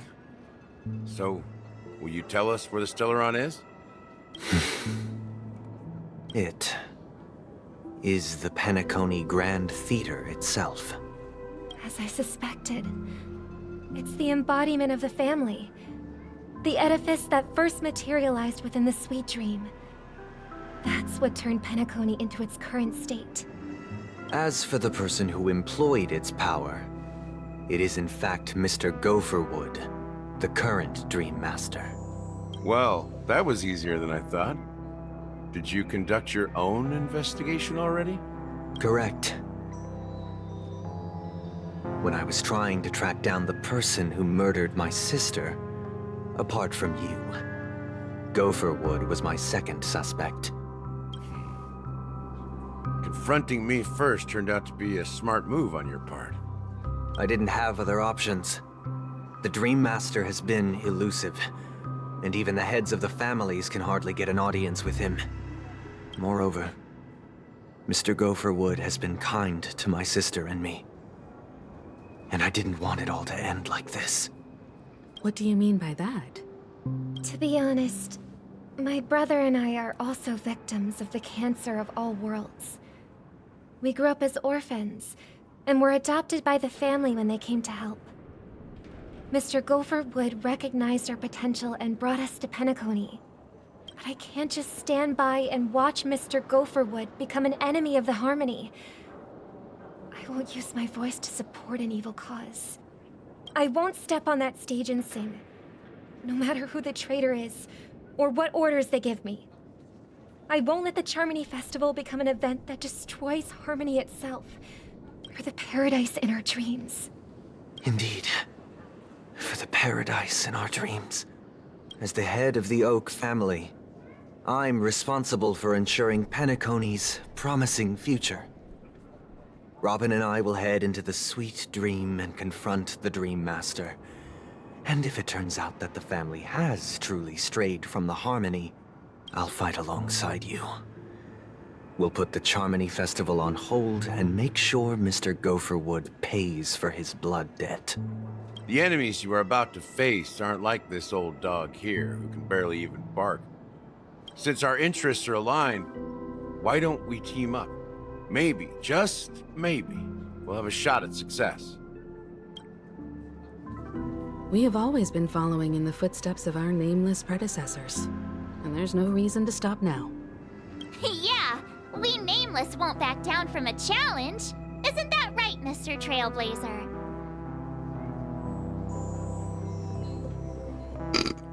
Nah.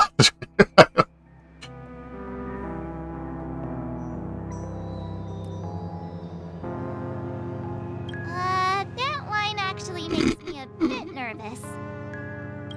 Rest assured, sitting on the sidelines isn't in our nature. Mr. Sunday, Miss Robin, I'm willing to accompany you on behalf of the Astral Express. Having a third party present should help with negotiations, and could make all the difference if things get ugly. Thank you, Mr. Yang. Thank you all very much.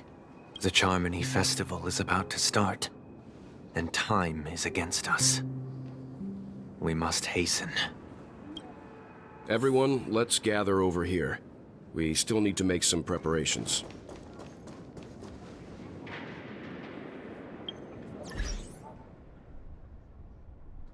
Oh, gee.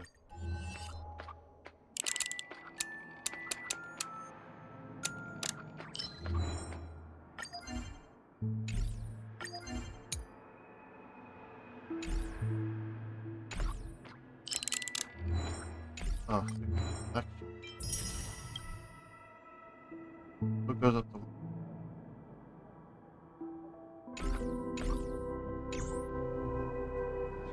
Okay. I may have been quick to step up to the plate, but confronting the Dream Master could be a very dangerous affair. Really, you think? Huh? Even you're saying that, Mr. Yang? How powerful is that Dream Master? He's the leader of the families of Penacony, and he has the entire power of the Harmony behind him. Not to mention the Stellaron in his possession. We must proceed with great caution. Maybe you can just stay behind this time, Mr. Yang? No, that won't do. Even if we count Robin as an ally, something felt off about Mr. Sunday just now. Although, I can't quite put my finger on it. I have to make sure he won't turn against us when things start to get dicey. You're still carrying the keepsake the IPC envoy gave you, right? May I borrow it for a moment? Huh. I knew it. As I suspected, this chip Aventurine gave to you is actually a miniature transmitter. Haha, of course it is. If I'm right, he intends to use it to track your location or contact you when needed. As it so happens, this may actually be of some use in the current situation. Aventurine? Is he still alive? And what does he have to do with our mission to confront the Dream Master? Remember what I said earlier? Working with the IPC is a way to keep the family in check. If negotiations go south and the family show their true colors by going after the Stellaron, I'll use this transmitter to send a message to the IPC. It'll be just the opportunity the IPC ambassador was hoping for. The only question mark in all of this is Aventurine's current status. But the IPC is always listening, especially senior strategic investment department heads like him. Getting the message across shouldn't be a problem. Good luck to you, Welt. Well, you take care too. If anything goes wrong, don't worry about me. Just make sure to seal the Stellaron. Spoken like a true hero. Even if the Dream Master is innocent, the family's corruption runs deep. I won't make the same mistake Mikhail did. Let's wish him the best of luck. Don't you have something else to tell us, Gallagher? Why would you say so? Before we departed, the conductor asked us to inquire about the three nameless in Penacony. We've already collected intel about Rosalina and Tiernan, so the only one left is Legwork. If I'm not mistaken, we've already met him somewhere, haven't we? It's not enough to say meet, but the answer is pretty obvious. After all, I've hinted at it in quite an evident way. I've been watching over you ever since I received the reply from the Astral Express. And I've seen the great effort you all put into linking different realms together across the cosmos. And now, after getting this far all in one piece, you have truly proven yourselves. Miss Himiko, were you the one who repaired the Express and got it sailing through the cosmos again? Yes. And you two, young Nameless, you have very interesting life stories and extraordinary skills.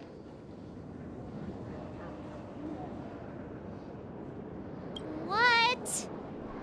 Hey, you can't just make up titles like that. I just did. Energy.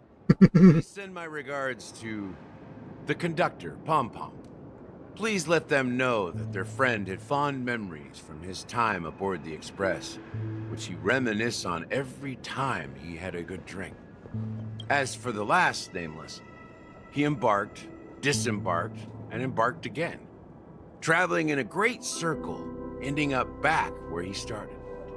On his deathbed, he told me to find the Astral Express and deliver an invitation to the future Nameless. He left behind a special gift, a true legacy. Something that belongs only to the successors of the Trailblaze. Come with me. Now is the time to reveal it.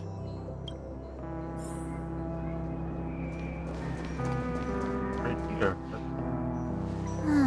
Back here again. Sometimes I feel like you're still alive, old friend. Like you've still got so much to say and do. I've kept my promise, brought the future Trailblazers you've waited so long for. I don't know why you were so obsessed with that train, but I remember your last words. Don't let us down, old man.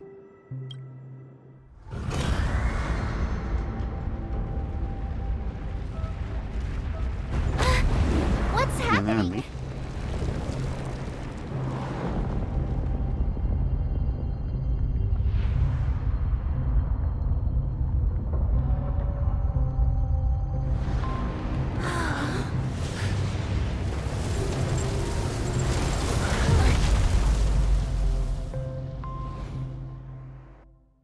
Okay. Go ahead. His resting place lies in the garden up ahead. The first and last nameless of Penacony. Mikhail Jar Legward, the Watchmaker.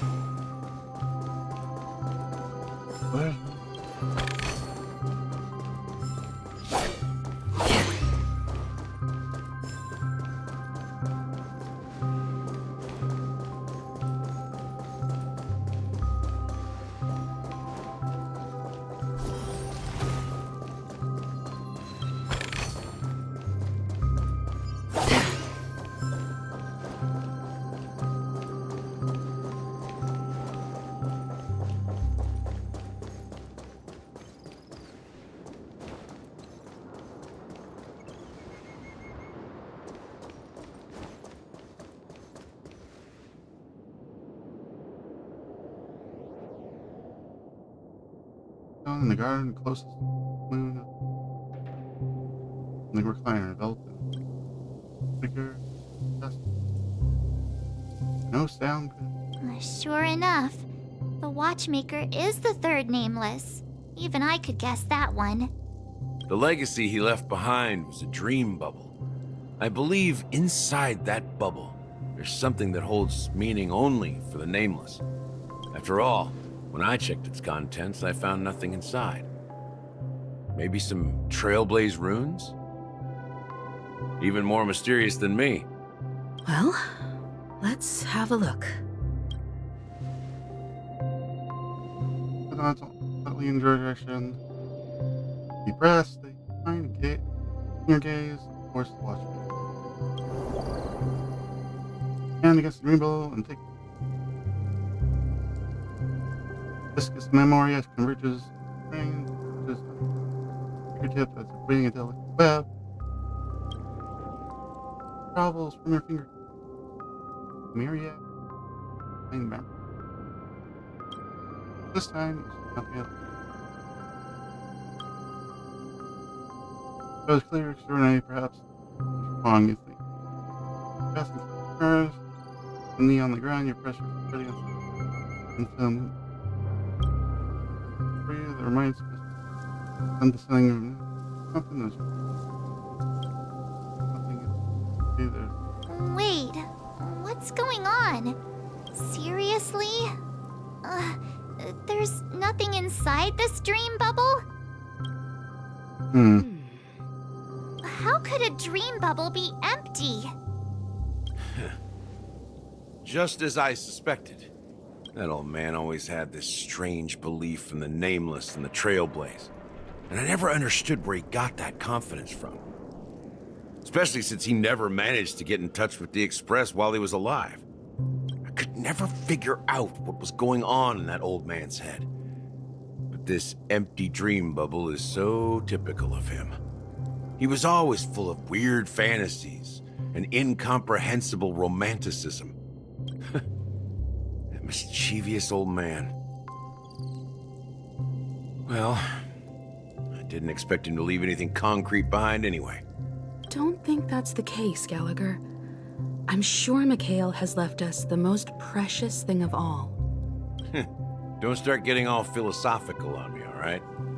Just as Mikhail believes in the nameless of the future, we unconditionally believe in the nameless of the past. How could they leave with regrets for the future when they were ready to dedicate their lives to the land they loved? There must be something contained in this dream bubble. It's just we haven't figured it out yet. You also have faith in the Watchmaker, don't you, Gallagher?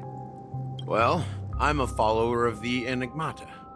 My philosophy forbids me to have faith in anything. That's why I understand what faith means in the path of Trailblaze. And I also want to know what he left behind. I'll leave it to you guys then. Can I borrow your pet? I need to make a trip back to Golden Hour and check something at the Dreamscape sales store.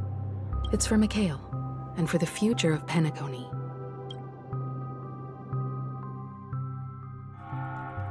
An hour. Welcome to the Reverie Hotel. How may I help you? Greetings. We're the Nameless from the Astral Express, and we'd like to check in. The Astral Express? But I thought... Yes, my companion's already checked in. My name is Dan Hang, and I believe my personal information is recorded in your system. I see, but your companion said you wouldn't be coming due to a change of plans. Now the plans have changed again. And you are... Me? I'm Pom Pom, a new nameless who's also with the Astral Express. He's my fellow trailblazer. We respond. Oh, I see. Another one of the Nameless had a similar situation. Seems like a lot of people are joining the Trailblaze these days. Since there's a precedent, it shouldn't be a problem. Just give me a second to contact your companions. I'm sorry, dear guests, but it seems I'm unable to reach the other members of the Astral Express. What do you mean by unable to reach them? My apologies. This is the first time I've encountered a situation like this. However, the system indicates that those guests are still in the dreamscape. How about this? Give me their room number, and we'll go check on them ourselves. I'm afraid that's not possible. I need to verify both of your identities before I can share any guest information. How about you just wake up someone? I'm sorry, but there are strict rules regarding forced awakening. It cannot be done without the proper clearance. So nothing works, huh? What's your solution then? Are you saying we sleep here? At the reception? Please be patient. We need to contact your companions in order to confirm your identities. And now it seems you need to confirm our identities before you can contact our companions. It seems so. Oh, fudge. Look, nothing personal, but if you can't handle this, go find someone else who can, okay? Please calm down, dear guests. I do recall that Mr. Sunday, the Oak family head... And she's not gonna be able to contact him either. Please, wait a moment while I contact him. I don't think she's trying to give us a hard time. She really just doesn't know what to do. I have a bad feeling about this. You tried to contact them on the Express earlier, but they didn't respond. Something doesn't seem right. I need to leave for a moment. You can stay here with the receptionist. Sure thing. Just don't keep me waiting forever. Don Hung seems pretty worried about his companions. I should give him some space. Stressing out about it won't help anything.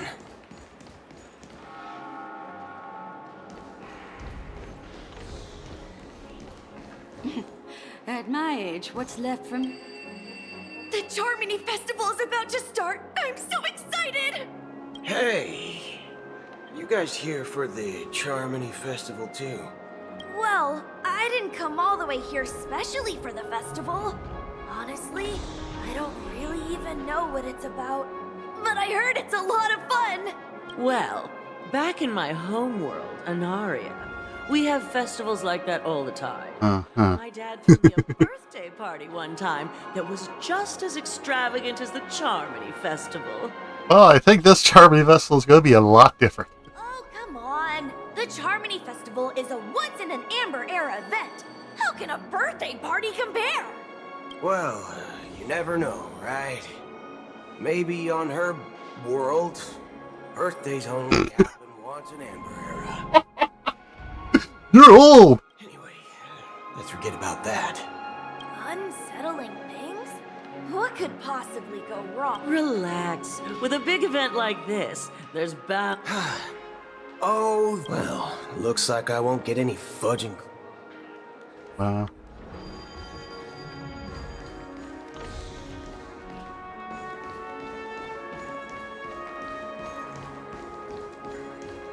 Yeah, that's like scary. Greetings. I'm Cody of the Bloodhound family, head of security for the hotel. How may I assist you? Hello. So, there's something I wanted to ask about. I've been hearing some unsettling rumors about certain incidents that might affect the Charmony Festival. Do you think there's anything to be worried about? I've traveled all the way from the Hayaii Federation, and I don't want my trip to be ruined. What do you mean? Wait. You haven't heard? I'm not sure where you heard those rumors, but they're completely baseless. I can assure you, as a representative of the Bloodhound family, that everything is going smoothly for the Charmony Festival. At present, all of the families are focused on making sure the festival starts on time. Even the Dream Master himself has arrived. So don't worry, your trip won't be in vain. That's a relief to hear. She doesn't appear to be acting. So, it seems that even the hotel staff are out of the loop. Back already? Hasn't she returned yet? Nope. I'm starting to wonder. Sending her to contact Sunday was a good idea. Neither the staff nor the guests seem to know anything about what's happening in the dreamscape, and wherever we go, all we see is people enjoying themselves. Definitely not a good sign. I agree.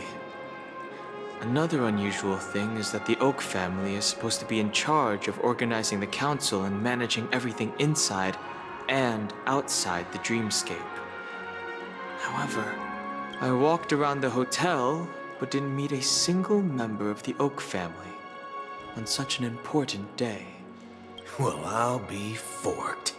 If I remember correctly, the head of the Oak family is that Sunday guy, right? We shouldn't linger here too long. Let's go back to the Express for now. Not so fast. Have you ever robbed the IPC, bro? If you run away now, everyone will be chasing after you. Are you suggesting we sit here and do nothing? I wouldn't say do nothing. But let's stay put for now. Even if the family has ulterior motives, they couldn't have anticipated us showing up here. We're the surprise factor for them. They don't want to attract unwanted attention from certain outsiders, so they won't do anything reckless. See? The IPC lackeys are keeping a close eye on this hotel. If I were a family member, I'd find an official excuse and keep the surprise factors here. If we just wait here, that would be like walking into their trap. Of course, we don't need to walk into their trap. I gave a backup plan to the Memo Keeper. If it turns out we won't be allowed to enter the dreamscape, she'll order a drink for me in the VIP lounge at the hotel. In reality... A secret signal. That's right. Oh, a concrete object can indeed help the Memo Keeper establish a connection with you. But Boot Hill, if you have more backup plans in the future, I hope you'll let me know in advance. I'm sorry, but it's one of my quirks. I have too many unreliable friends. And if I reveal that I have backup plans, things can go awry. And that would leave all backup plans completely useless. How do we get into the VIP lounge? This is where my street smarts come into play. You can actually book a stay on credit.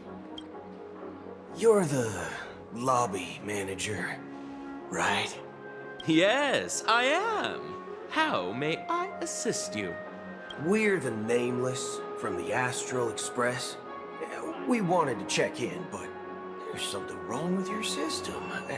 The lady at the front desk said she would contact the manager, but now she's nowhere to be found.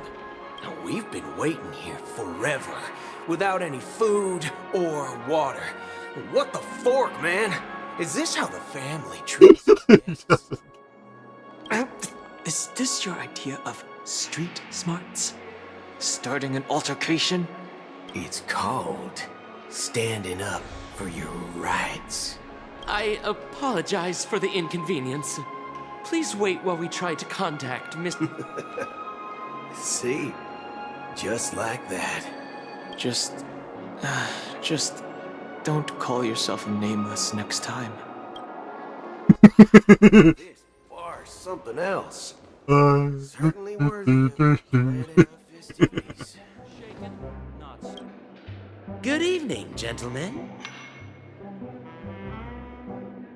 Hey, I have an order for a bottle of Hasdana's White Oak. Can you help us find it? Hasdana's White Oak? I think there might be a misunderstanding.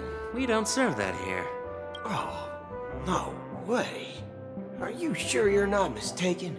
If someone had reserved such a beverage, I would definitely remember it. It sells for hundreds of thousands of credits per bottle, after all. I couldn't afford to cover for such an item if it were broken or lost. That's strange. Well, could it be that the Memo Keeper couldn't afford it? Then what should we do now? Oh, no need to rush. Let's grab some drinks first. Maybe I arrived too early and he hasn't come yet. Now, let's see what kind of juice malts you all have here. Well, give me a glass of Hingham Valley, 40 years. I'll have it neat. No ice. Wow, that's the most expensive one on the list. You have a taste for the finer things. Oh, he has to balls to pay for it. It's on the house, anyway. What can I get for you? Anything you recommend is fine. Then I would recommend today's special, Glass Village.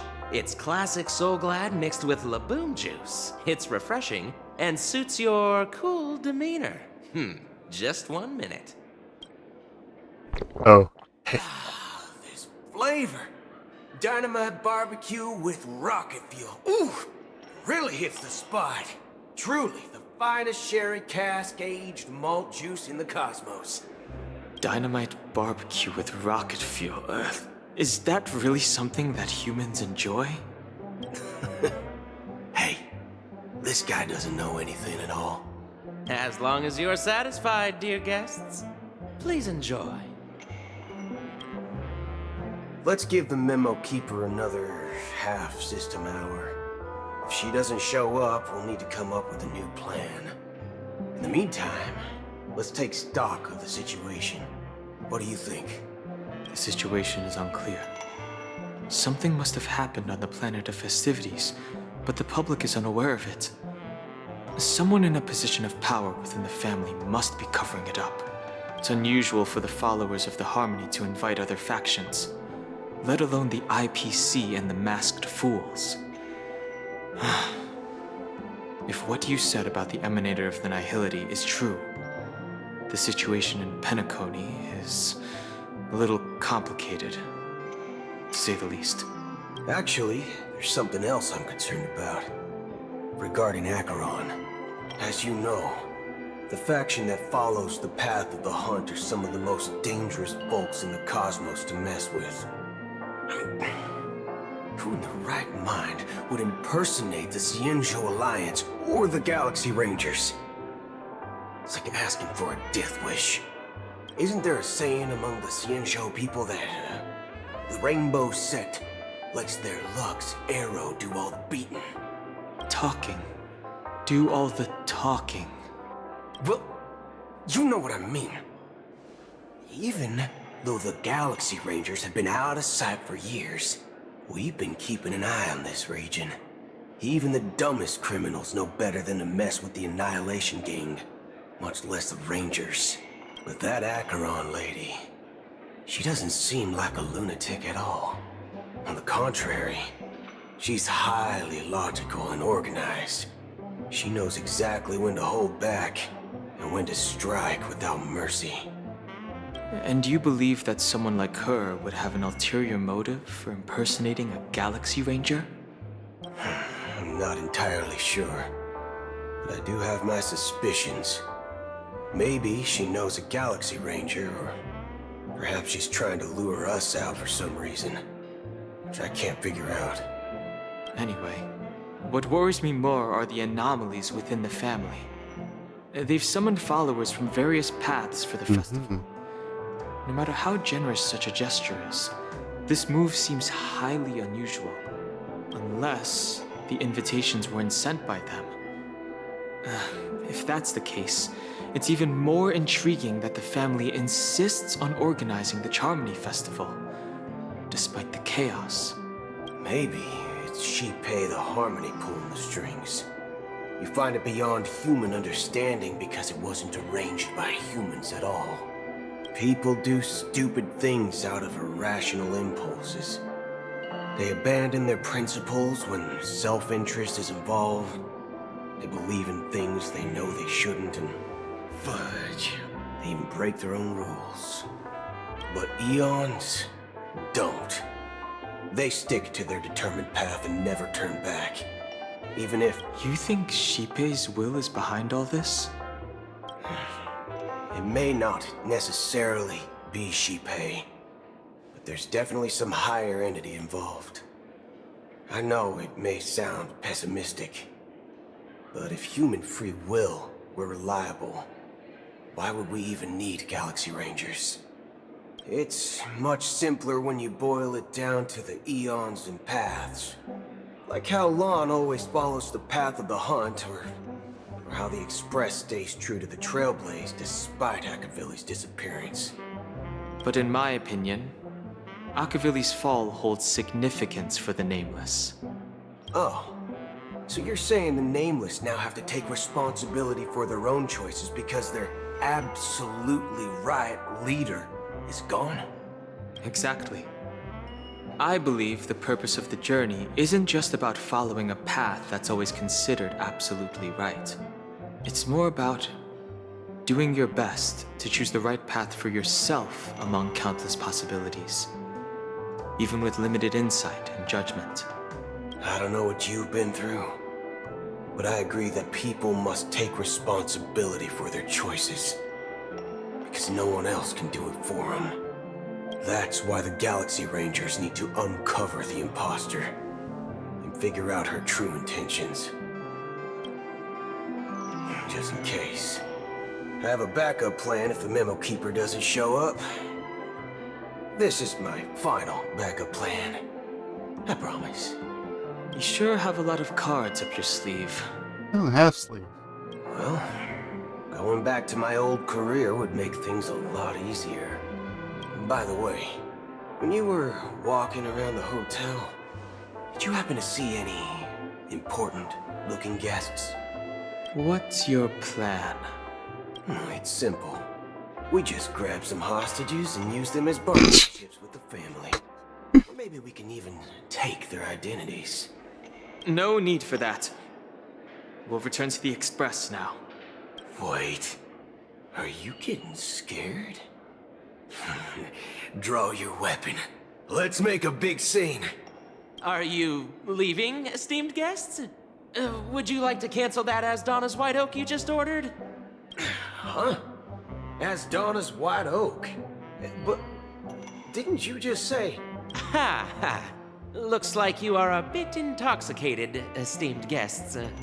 You ordered a bottle of Asdana's White Oak just a moment ago. Looks like your memo keeper friend has finally arrived. Oh, right. Sorry, my memory's not the best. You know, too many modifications and all. Anyway, let me check. Well, fork me. It says Donna's White Oak, all right. And there's a note. I'll be waiting for you on the Astral Express. No mistake. That's her message to you. She knew the hotel wasn't safe, so she suggested we find another place. Well, looks like we took a detour, but now it's back to the Astral Express. So, what are we waiting for? Let's go. Uh-huh. You're back? 2 guests just boarded saying they were looking for Boot Hill, so I told them to wait in the parlor car. Oh, just in... 2 guests? 2 guests? Yeah, or 2. Look, we welcome all passengers on the Astral Express, but sneaking in like that, you have no regard for etiquette. My apologies, conductor. It was an oversight on my part. I assumed you were already acquainted with the garden. Given the chaotic situation in Penacony, the Nameless are the only ones we can truly trust right now. You are the memo keeper. Pleased to meet you, Dan Hung. I've seen you in others' memories. And as for Boot Hill, this is our first face-to-face meeting. I hope you enjoyed that bottle of Astana's White Oak. Finally, Memo Keeper. Well, let's cut to the chase. Spill everything you know. That's precisely what I intend to do. But before that, please allow me to introduce myself. My name is Black Swan, and I serve the Garden of Recollection as a memo keeper. As for Acheron's story, he's right there. I'm sure she knows it better than I do. Greetings. I'm Acheron. What? You Garden of Recollection shirtbag! You betrayed me! I apologize, but she did that at my request. Due to certain reasons, I have been exiled by the family. Thankfully, this memo keeper came to my aid and helped me escape their surveillance unnoticed. To be honest, it was more like stalking than helping. And the process was far from unnoticed. But we did escape. I asked her to guide me to a place beyond the family's reach and to contact a few trustworthy individuals. Namely, all of you. Trustworthy? Son of a nice lady. You think I'm dumb or something? How about this? I'll put a few bullet holes in your head and see what secrets spill out. Then, we can talk about trust. No blood on the floor, please. It doesn't have to be like that. I'm willing to answer all your questions, but not right now. If my cover hadn't been blown, we might have had more time, but at the moment, we don't have any other options. No other options? What do you mean? This is the only way I can ensure everyone's safety.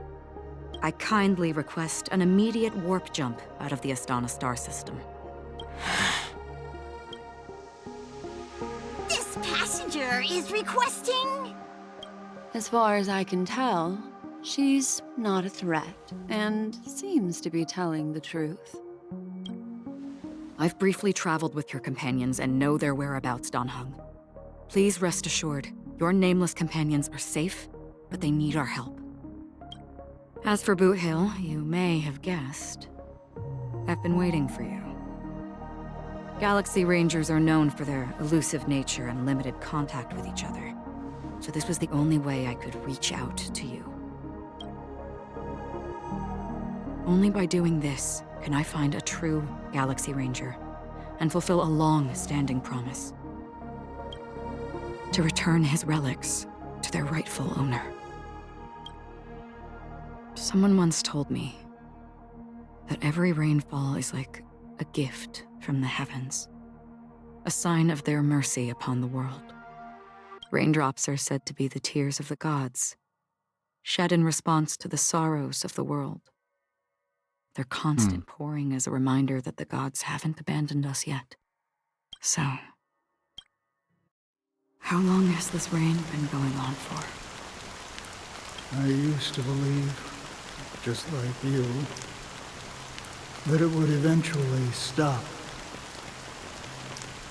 Years and decades passed. And in the end, such hope faded away before the rain did. Looks like the god you mentioned doesn't exist after all. Faint fixed in the distance amidst fine drizzle of black rain, countless hands emerge from the sea. Horses one by one. Well, let me share a story with you. Mortals who walk the paths are like sailors on a vast ocean, leaving behind a trail that creates countless ripples of possibilities. These ripples last longer than the fleeting lifetimes of humans. And for some, their presence leaves such a strong mark that it's reflected in the waves. Like those shadows on the ocean. Sin-thirsters, the obsessions of the Pathstranders, they emerge from the depths of IX, seeing themselves as masters of their own destiny, unknowingly repeating the actions of their past lives. They emerge from the nihility and head toward it, leading purposeless lives. However, these hollow phantoms, they were once my dear companions. A group of Galaxy Rangers. Are you watching over them? Watching over them? No. I'm guiding them toward transcendence. It was a brutal war. A crusade that shook the universe. The universe witnessed the fall of Zulo, the Lord Ravager, but it came at a price. A price so hefty that only those who were there still remember. The unwavering determination of the Hunt followers persists even in death. So someone must guide these lost souls to their life beyond. They were heroes in their time, and they shouldn't be reduced to mere puppets of nihility. As for me, I've suffered too many losses on that battlefield to advance any further. And that makes me the most fitting person to carry out this task. But you know, these sin thirsters, they're not who they used to be. Does this seem pointless to you? Well, some tasks have to be done, even if they are pointless. I can help you. For what? For the meaning of the nihility. That's what I've been seeking. I see. After all, this realm is off limits to ordinary souls, right? Thank you, stranger. I wish that you find what you seek. Before we part ways, I have one more question. It is true that their actions and even their entire lives may seem pointless from our perspective. But if, and it's just an if this is what the departed ones expected, should we try to change it? A good question. And a profound one. I don't know the answer. What I do know is that one day I too will pass away. And when I bid farewell to this world, someone will stand at my grave and place a bouquet of flowers on it. Happens for you. Fine, system hours until the festival. When I appeared as a child, my speech, mindset, and soul reflected immaturity and innocence. As I grew into adulthood, I left behind my childlike side. I humbly request your blessings, esteemed advocate of Shipe. Come to me, my kinship. I have sought their presence with us. As you wish. I have faithfully served the Alfalfa family for nearly a decade, promoting the path of the harmony to the best of my ability. However, I made a mistake yesterday. While I was preparing dinner for the family head, I accidentally dropped a prepared dish on the floor. Out of laziness, I lied and claimed that everything was ready. Although the head has dismissed me as punishment, it has been tough to sleep with the guilt still gnawing at me, as I worried that the seeds of evilness may have taken root in my soul. So, I confess to you now, to seek atonement for my sins. Do you sincerely repent and vow to change your ways? Yes. Have you examined your soul and confessed all your sins? Oh, yes. Are you willing to accept the process of atonement? Yes. Very well. Show your dedication and goodwill to the family, and you shall be reinstated among them. Now, please, leave in peace. Oh, praise Shipe. And thank you, esteemed advocate. Next, please step forward. I wholeheartedly confess to you. Please, pardon my sins. Rest assured, I have implored their presence to be with us. As long as you are sincere, absolution will be granted. Oh, great. You know, I arrived in Penacony as a stowaway.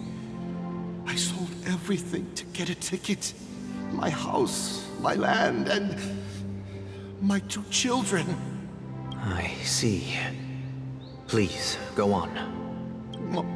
My children were starving, and I hoped they'd have a chance at survival if they became slaves here. If I can strike it rich here, I'll lift them out of that situation and give them the life they deserve. But the Bloodhound family got wind of it. They're on my tail, hunting me down. I thought I could bring my kids here. It was all my fault. All my fault. the family is ready to forgive all sinners, I'll ask the Bloodhound family to cease their pursuit. You don't need to live in fear anymore. Oh, thank you. Thank you. I'll work my hardest to redeem my children and make them part of the family. Praise the harmony! Next, please step forward. This is very boring. Hey, long time no see, Mr. Sunday. The most esteemed individual in Penacony, and the next leader of the Oak family, right? I have sought their presence with us. Let us proceed. Sure, let's just get this over with. I have sinned, please forgive me. I wasted half a pizza at breakfast, and a bottle of Soul Glad. That's it, nothing more. Can we wrap this up? I've got a robo-ball game to catch, you know?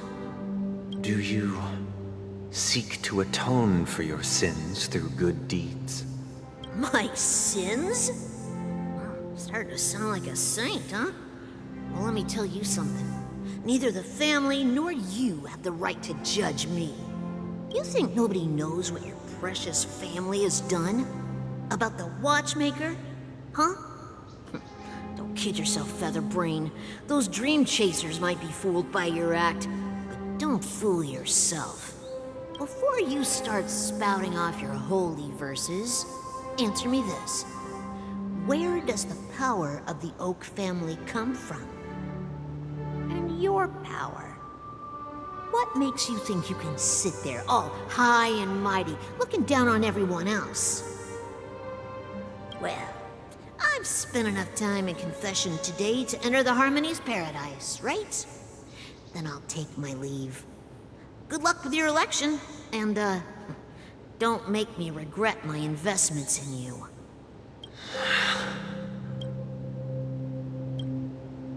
Uh-huh. Oh, revered triple-faced soul, hear my doubts. Who can judge the strong when their power hides their crimes? Who can vouch for the weak when they will pay any price to survive? Who can comfort the purest souls when even they get led astray? If the strong defending the weak is truly the foundation of paradise, then who is responsible for the suffering and anguish in this wretched world? Brother? Brother? Brother, are you all right?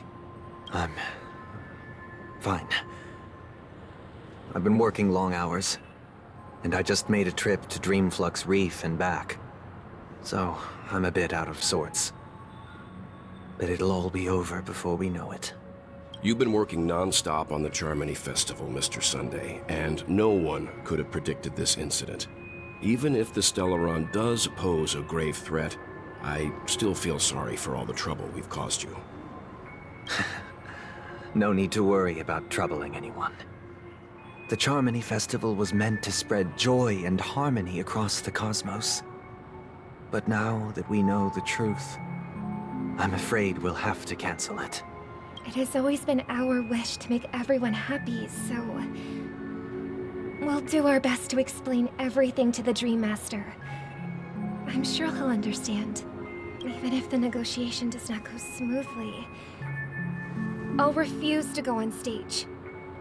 Without the Chordmaster, the Harmonious Choir would not arrive, and the Charmony Festival would be just a grand performance, and nothing more.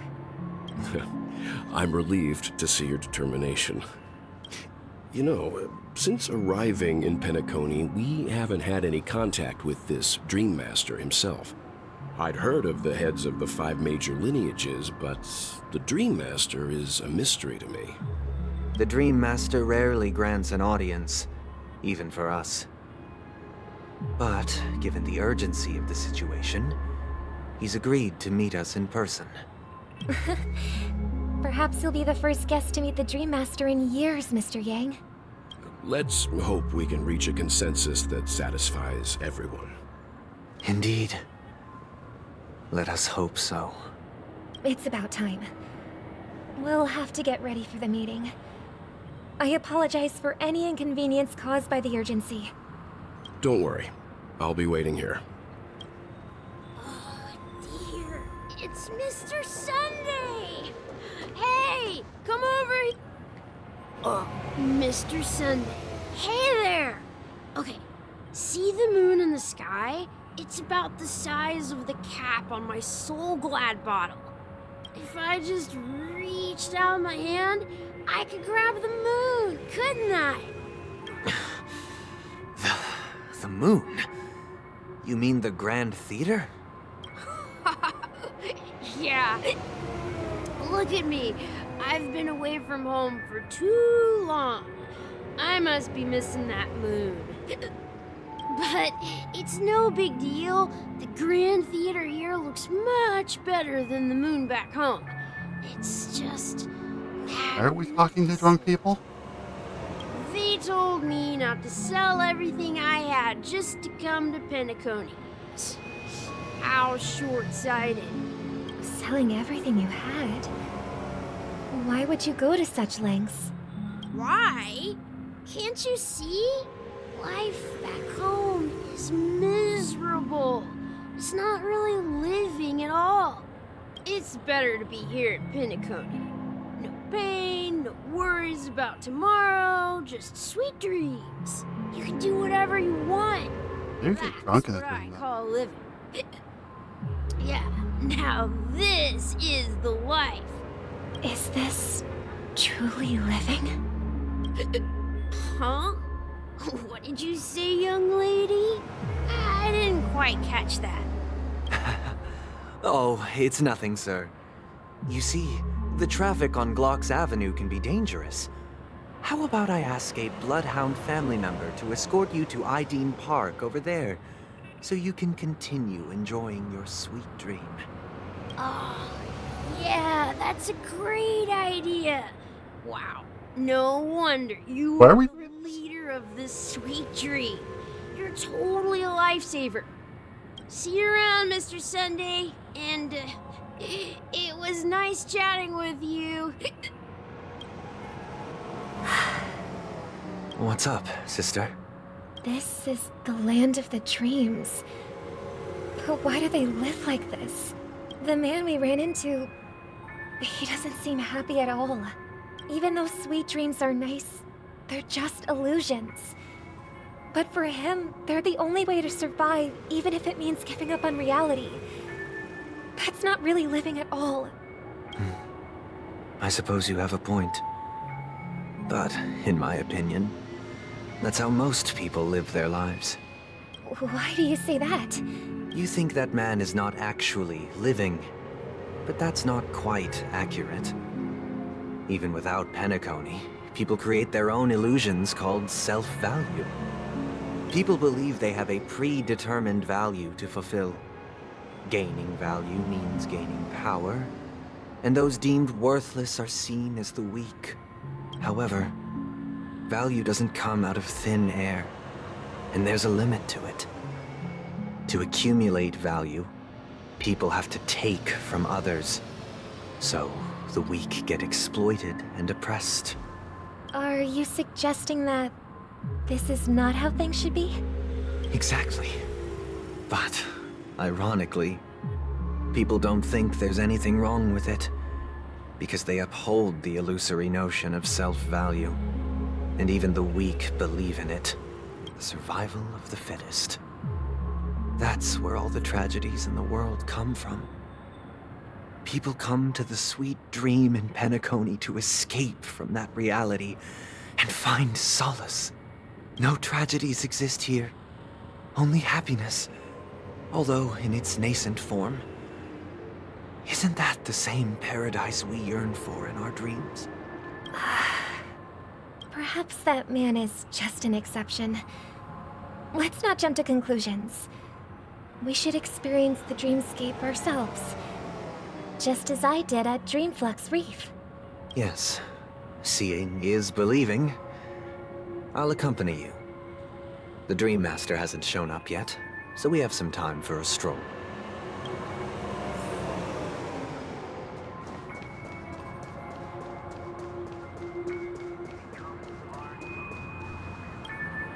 Glad to meet you again, Robin. How are the preparations for the Charmony Festival coming along?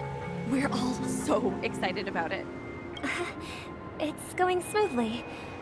Thanks for making the trip to join the festival. You're too kind, Robin. It's a pleasure to have guests from all over the universe celebrating day and night. I can't stand being lonely or bored, so this jubilant dreamscape is perfect for me. But if this went on forever, would it get boring too? Nah, not at all. Who would get tired of having so much fun? Every day, you get to wear fancy clothes, explore all sorts of dream bubbles, indulge in delicious food without gaining weight, and you never get old or sick. As long as you can afford a room, this place is the ultimate paradise. But you know that only a few things can be brought back from the dreamscape to reality, right? That's exactly why I don't plan on bringing anything back. Just enjoying the dream itself is good enough for me. I mean, I'm not one of those long-living species. I only have around 60 or 70 years in this lifetime, and there's so much to worry about. Being happy here is pure bliss. Only in this sweet dream can I truly feel like I'm in control of my life and fate. Who would want to go back to reality after experiencing this bliss? I see. I genuinely wish you all the happiness in the world. And I wish you a fantastic performance, Robin! I'm off to the Blue Hour for the ball. See you later. Seems like that guest's perspective didn't resonate with you either. She had a valid point. I could sense her genuine happiness. It's just that... What you're trying to say is, she thinks she's in control of her life. But in reality, she's just escaping from reality and seeking solace in this sweet dream. Once she steps out of this sanctuary, everything will be lost. Going back to that bird in the thing. She did make mention of being able to afford a room. Didn't she? However, the paradise in our dreams, it doesn't have to end. No. And the paradise we yearn for shouldn't be just a fleeting dream either.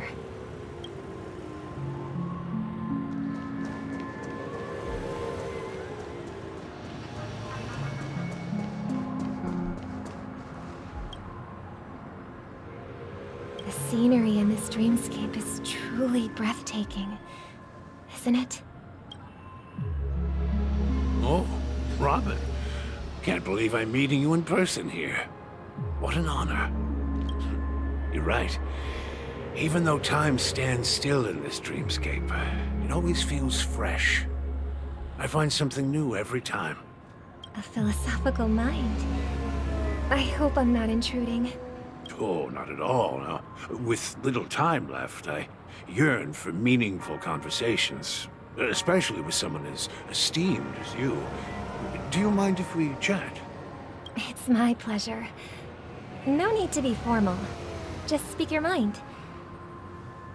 You said, with little time left. Please, forgive me for being blunt. But is that why you came to Penacony? Yeah. I was part of a war, and while escaping from the Sarkosian mothership, I got exposed to some radioactive materials. And then, all my comrades died, and my hometown was wiped out by neutron bombardments. I couldn't bear to live with everything I knew gone.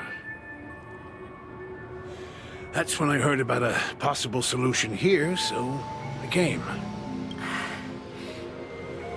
How heart-wrenching. I hope the family has been able to help you. They have, and I'm truly grateful for that. They provided me with a comfortable room, the most advanced life support devices in the cosmos, and a stellar team of caregivers. My physical body is now in the dream pool, sustained by life support. The me you see here is whole, rational, and no different from any other person. But I can't say the same for the me in the hotel room. My true appearance. No. I hope you never have to witness it, Robin.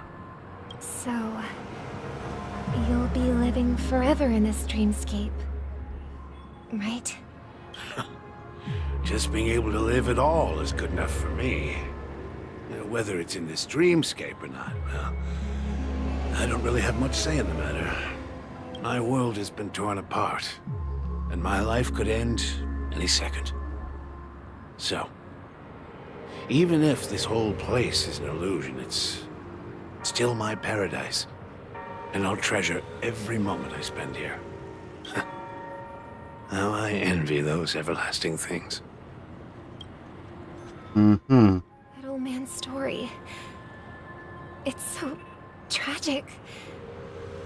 Fortunately, this sweet dream gives him joyful memories to hold on to for the rest of his life. That's precisely why this sweet dream in Penacony exists. However, even this sweet dream has its limitations. While it provides solace to the disillusioned, it can't completely eliminate pain in reality. There will be a way out. Penacony is already on the right track.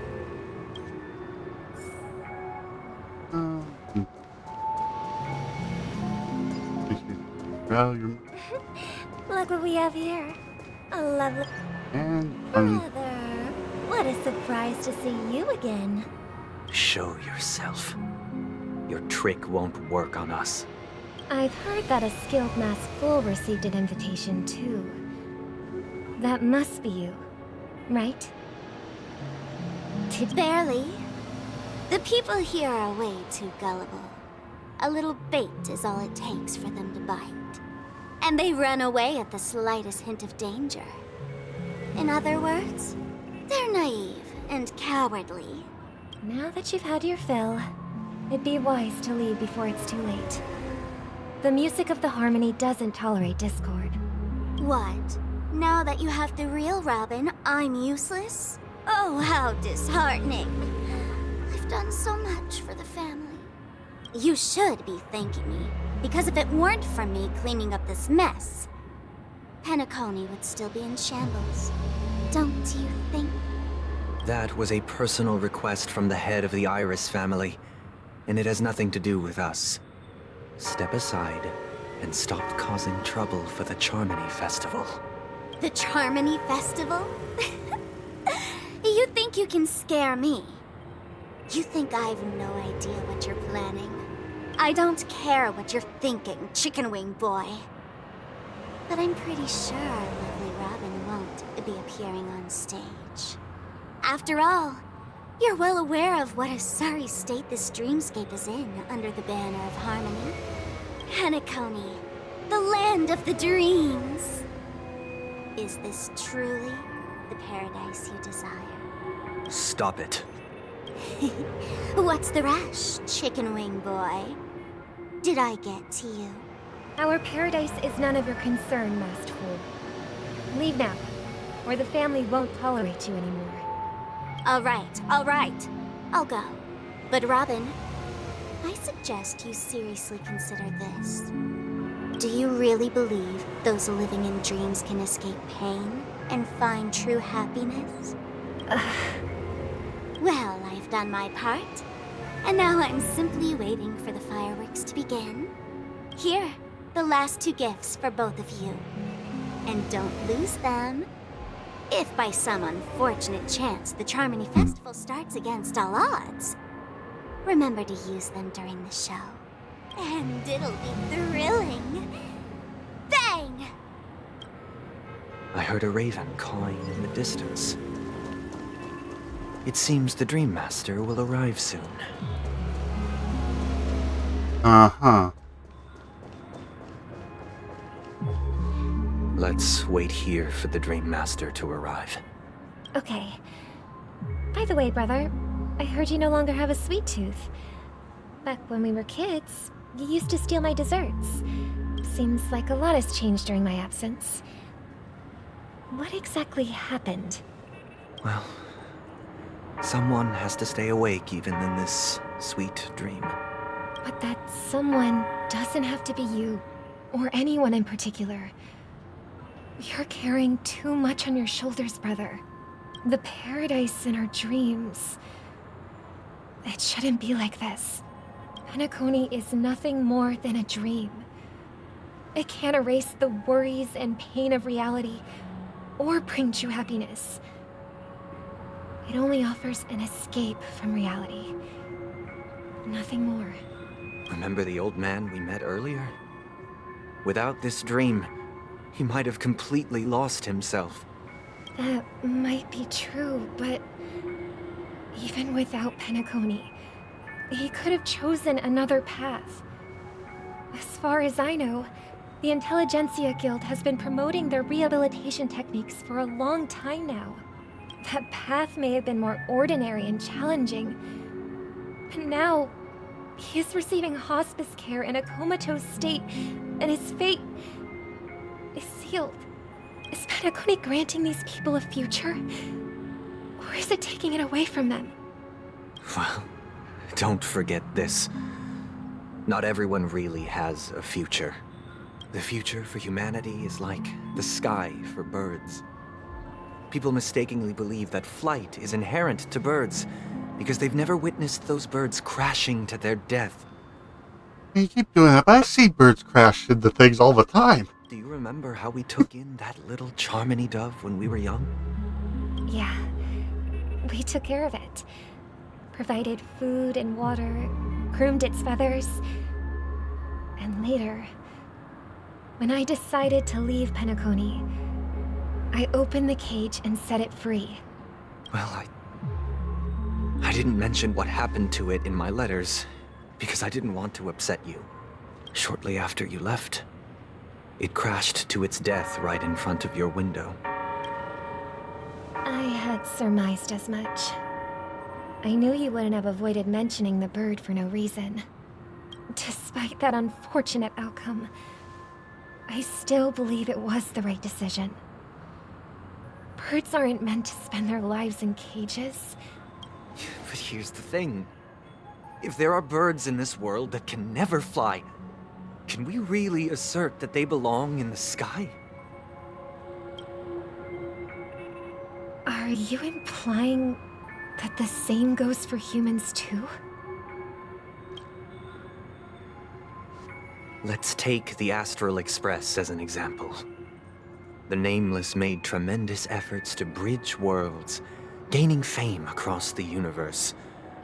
However, only a few extraordinary individuals can endure such a perilous journey.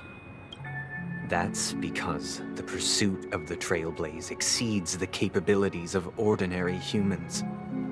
Otherwise, why would this path be filled with broken rails, an abandoned express, and even a fallen Eon? That's just sophistry. If that were true, then only the powerful would have the right to determine the future. Unfortunately, that's exactly what happens. Another name for the future is self-value. While this world has its fair share of heroes who inspire people and garner admiration for their heroic deeds, the majority of ordinary people will never become heroes in their lifetime. Some are born weak and vulnerable. Some find themselves trapped in unfortunate circumstances. Some fall victim to malice and cowardice. When it comes to survival, everyone is equal. And the weak can only watch as their value gets constantly diminished by external forces. That's why we should care for the weak and support them as if their suffering were our own. That's what the Odes of Harmony have always taught us. While the Harmony holds noble aspirations, the strong will always be strong, and the weak will always be weak. even in this carefree dream.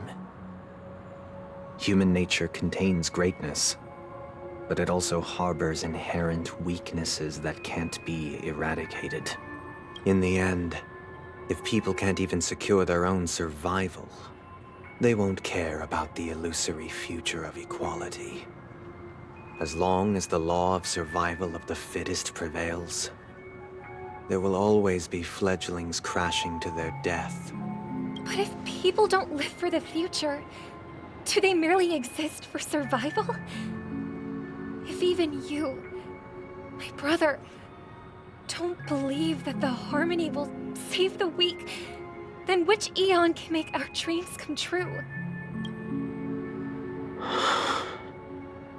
People often forget that when the first bird took flight, the entire world envisioned a future where no more fledglings would ever crash to their death. Are you reading, sister? What are you reading? Mr. Gopherwood gave me a picture book. It's about the story of the harmonic strings. If I could become a chord master, I'd like to summon Dominicus, the harmonious choir. I want to sing with everyone and spread our wishes so that all can feel happiness and joy. I see. Then, I would summon the harmonious choir too. Don't you have a wish of your own, brother? Of course I do. It's just that it includes your wish and everyone else's. I long for a true paradise where everyone can find peace. Then, let's build a stage there and invite everyone to our performance so that both our wishes come true through the power of the harmonious choir. It's a deal then. Yeah, it's a deal. But how can I become a chord master? Maybe you will have to become a star first.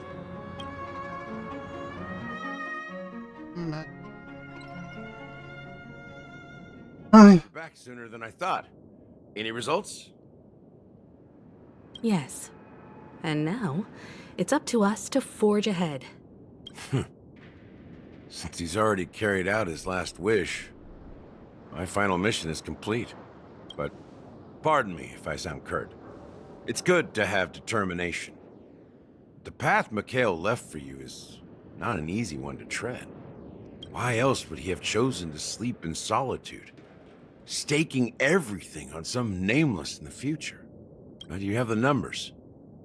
And in numbers comes strength. So that might just delay your inevitable a little more. Got any more encouraging words?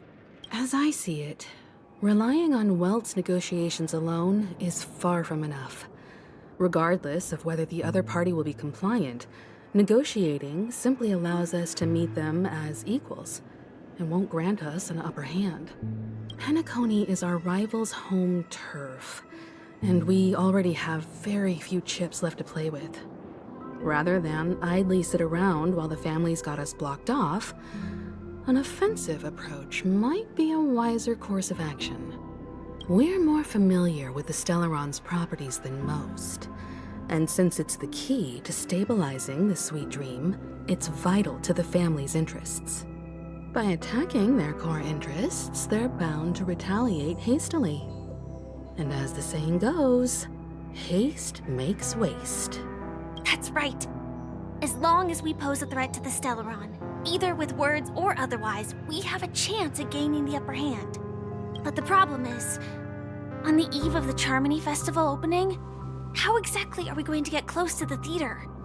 Family security will be airtight, and if we brute force it, even if we succeed, it's too risky. So, no one's gonna say anything? Then I'll raise my hand. I know the answer to this question.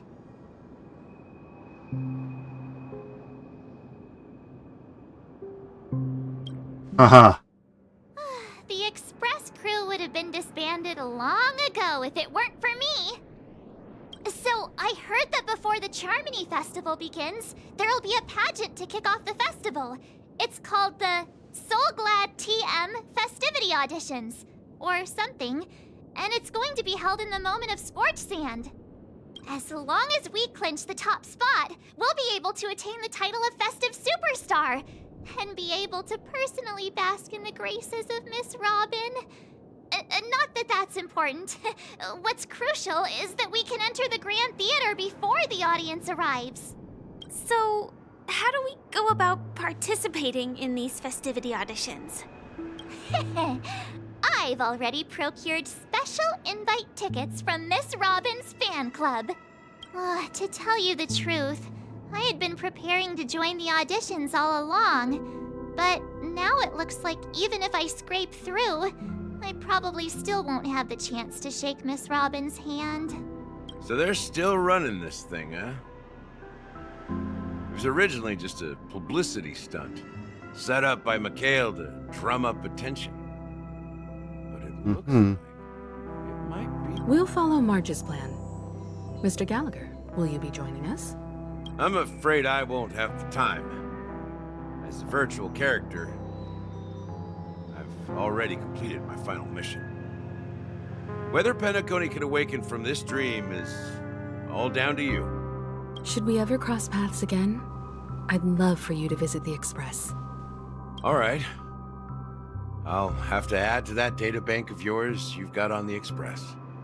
And Miss Firefly, we thank you for all your support. We're faced with a formidable enemy. As long as the Astral Express and Stellaron Hunter's objectives are aligned, we're willing to cooperate with you. We've already come this far together. I'd like to join you for the rest of your journey on Penacony. I'm pleased that we can finally fight shoulder to shoulder. I couldn't ask for a better ending. This is also the spirit of the Trailblaze.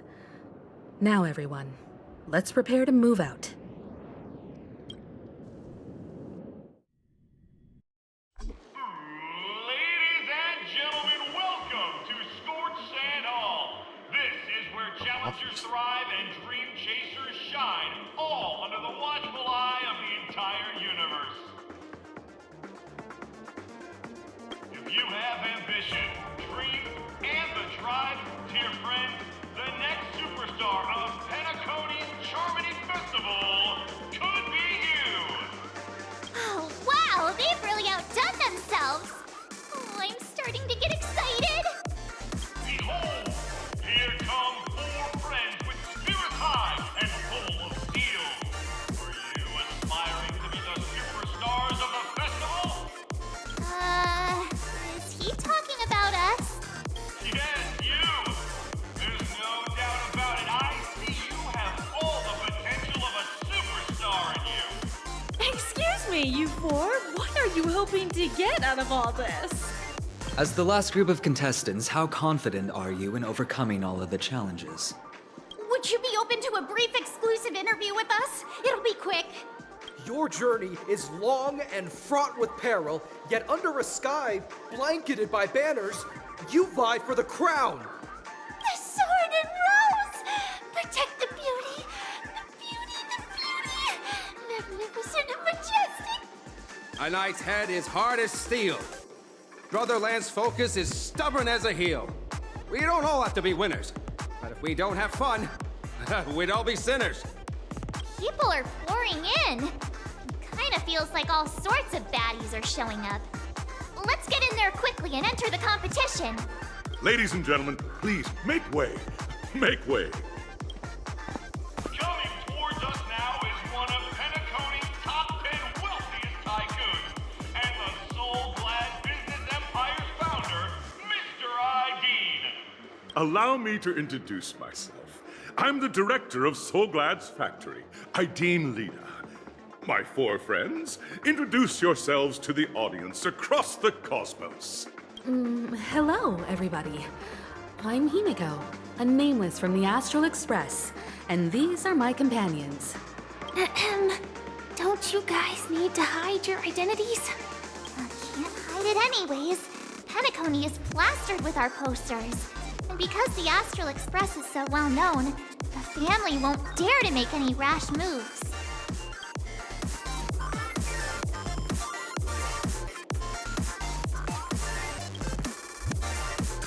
Todd, the Galactic Baseballer! Don't expose my net handle to everyone! Hello, everyone! I'm March 7th. I am an ordinary girl who loves adventures. Hello, everyone. I'm Firefly. I am also an ordinary girl who enjoys adventures. Sorry. So it's a bunch of nameless guests. This final face-off is bound to be spectacular. Time is precious. My four friends, come with me. Grab a bottle of Soul Glad and make your dreams a blast.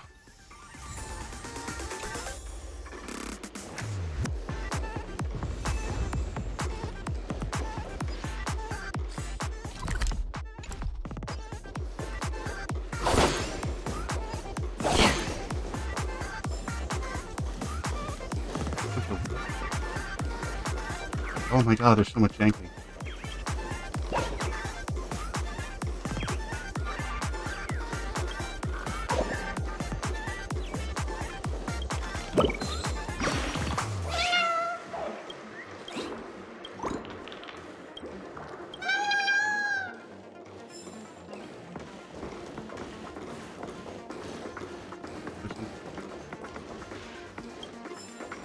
Mine now. There's a chest. Mine. Always make sure to loot everything. This place is buzzing. That's right. This venue is a miniature representation.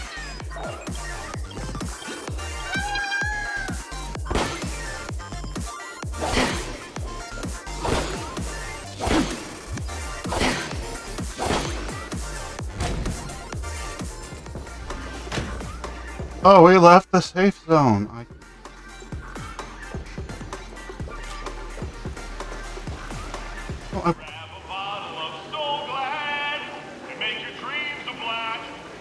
Nameless, your arrival reminds me of the grand occasion when Penacony was first established. I was still a young, bright-eyed lad back then, lured here by the watchmaker's ads, full of zeal and ready to make my first fortune in life. Once, during a particularly grueling day, I passed out and was resuscitated by a drink from Mr. Sousa. That sweet taste has since been etched in my mind, and that was what drove me to create the Soul Glad that we all know and love today. The dream-chasing era was truly a wondrous time. Oh, I miss those days, and the watchmaker. Scorched Sand Hall is my homage to that time of boundless possibilities.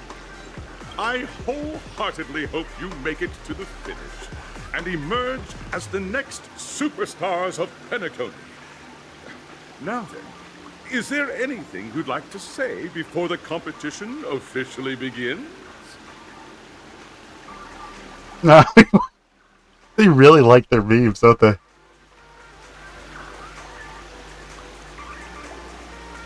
We'd win. That's the trailblazing spirit. How about you, Miss March? Hello, everyone! Next up, get ready for the Mega March 7th adventure, where I'm going to break the speedrun world record! Trailblazing into the uncharted and challenging the limits. That's Miss March 7th for you. How about Miss Firefly? I hope that by the end of this journey, everyone will have achieved the outcome that they hoped for. Ah, a wonderful wish! Miss Himiko, what are you expecting from your team? Crap. Safety first, everyone. Simple words, but full of warmth. Waiting for you are 3 stages, each connected to that era. The first 2 stages offer 2 distinct paths to choose from, with unique challenges on each route. And in the last stage, you will face off against a champion who has defended the title to this very day. A beloved contender whose noble I feel like that's not going to be true. unrivaled. Those are the rules. Simple. Everyone clear? Now, I hereby announce that the 33rd Scorch Sand Festival of the 20th season, sponsored by Soul Glad Enterprises, has started.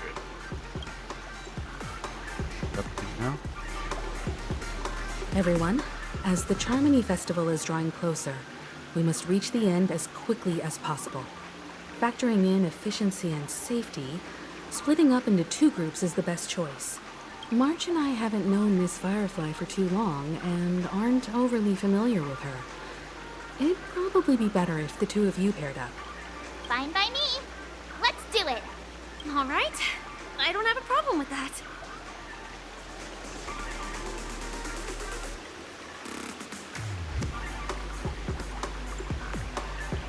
No catch though? We'll split into the assigned groups then. Let's not waste time. It doesn't even bother me. Oh, happened. Welcome to the first stage of Soul Glad Enterprises' 33rd Scorch Sand Festival of the 20th season, Dream Play Fantasia. In this stage, you can choose between 2 challenges, the School of Acting or School of Action. In the School of Acting challenge, you have to complete 3 performances from 3 scripts and move the panel judges. In the School of Action challenge, you have to defeat 3 groups of enemies convincingly and reach the end.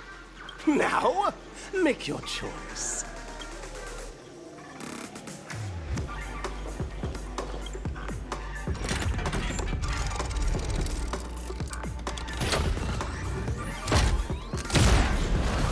But I didn't make my choice.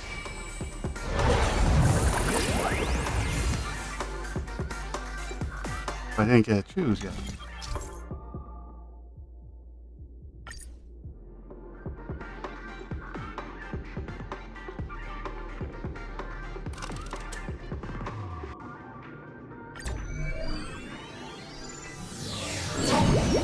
The champion's crown awaits you on the stage. Welcome to the Arena of Action Stars! Competitors, allow me to introduce the rules of this challenge to you. There are a total of 3 stages up ahead, each with their own challenges. The enemies you will contend against are antagonists from the film Once Upon a Time in Dreams. Defeat them swiftly and decisively to set a new record. It's worth mentioning that the fastest time for this stage was achieved by a contestant with fiery red hair. Astoundingly, he overcame all enemies across the 3 stages in only 5 minutes. Imagine who that is. Time is of the essence. Let's make this quick.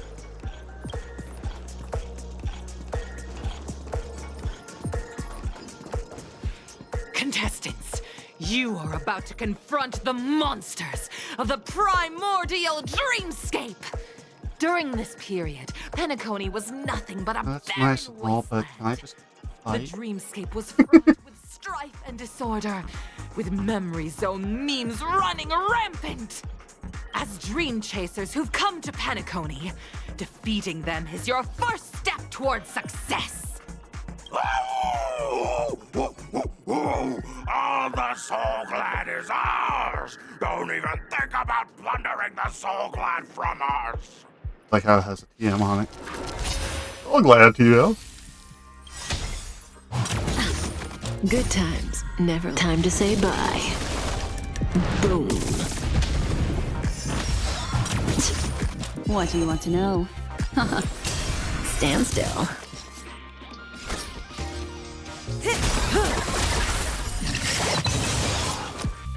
Spend freely. I weep for the departed.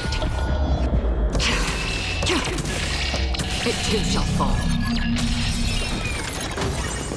Backpaw.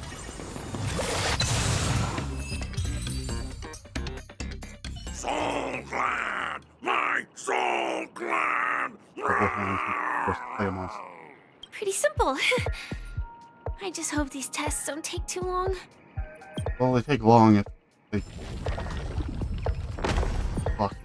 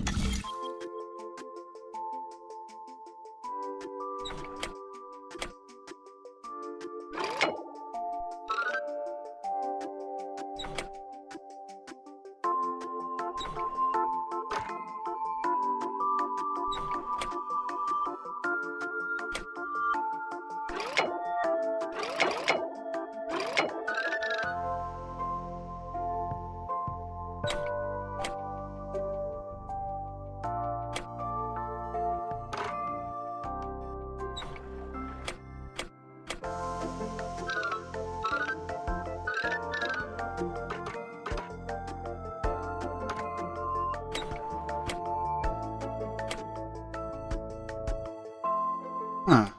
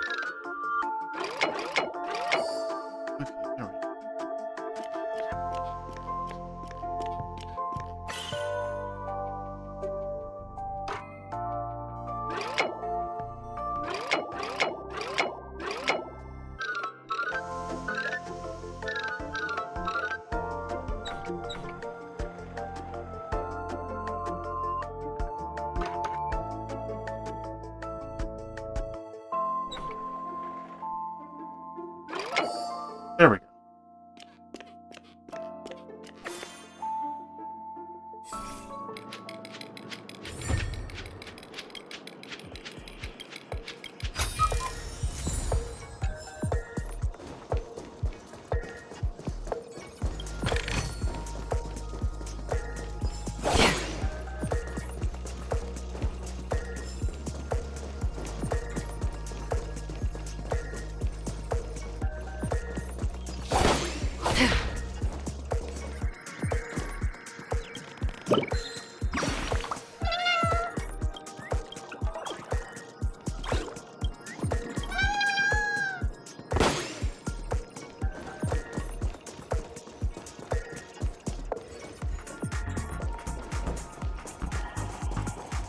Don't talk so much. Congratulations on becoming the first group of Dream Chasers! Answering the call from the Watchmaker, you are disappointed to learn that Penacony isn't paved with gold. Resigned to your current plight, you start from the hierarchical dredges, biding your time for a chance at success. Just as you're about to give up, a downpour sparks a business idea. You enter the umbrella business! But just as things are looking up, you encounter a competitor. Defeat them and emerge victorious from this trade war. Why is our opponent so glad? Because this is So Glad Enterprises' 33rd festivity auditions of the 20th season! Isn't this just product placement? To safeguard the integrity of Soul Glad, I will soar high into the sky and become its shiniest. Is that you? Whoa!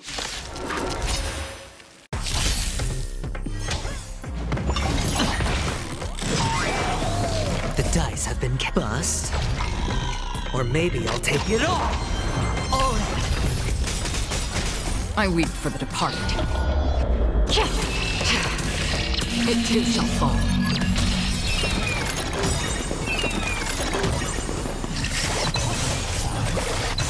Good times. Time to say bye. Boom. Memories are ever. Beneath the waters lies an endless abyss. Stand still. It's on me. Relax. I weep for the departed.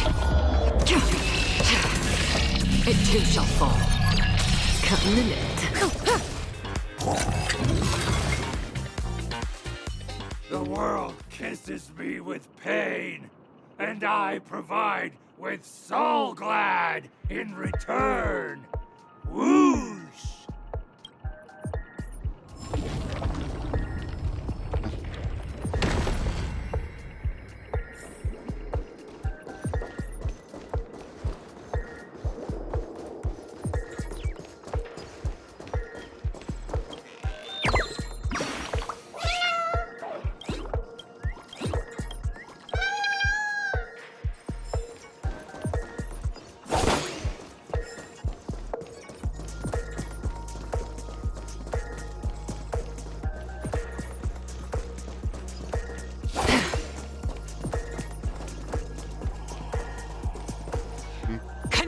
Congratulations to our 2 Dream Chasers for establishing yourselves as budding stars in Penacony. However, now you face a competitor selling at low prices, pushing you to the brink of bankruptcy.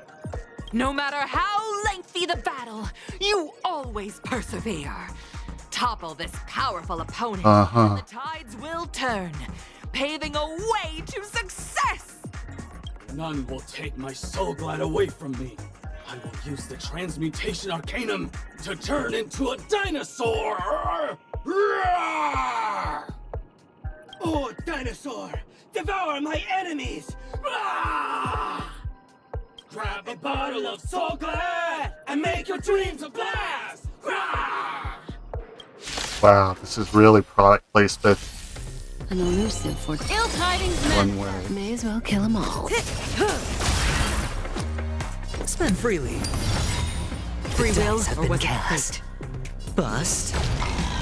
Or maybe I'll take it all. I weep for the departed. It too shall fall.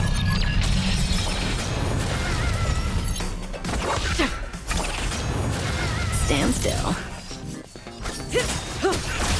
Good times never last. Time to say bye. Boom. Relax. I hit the mark.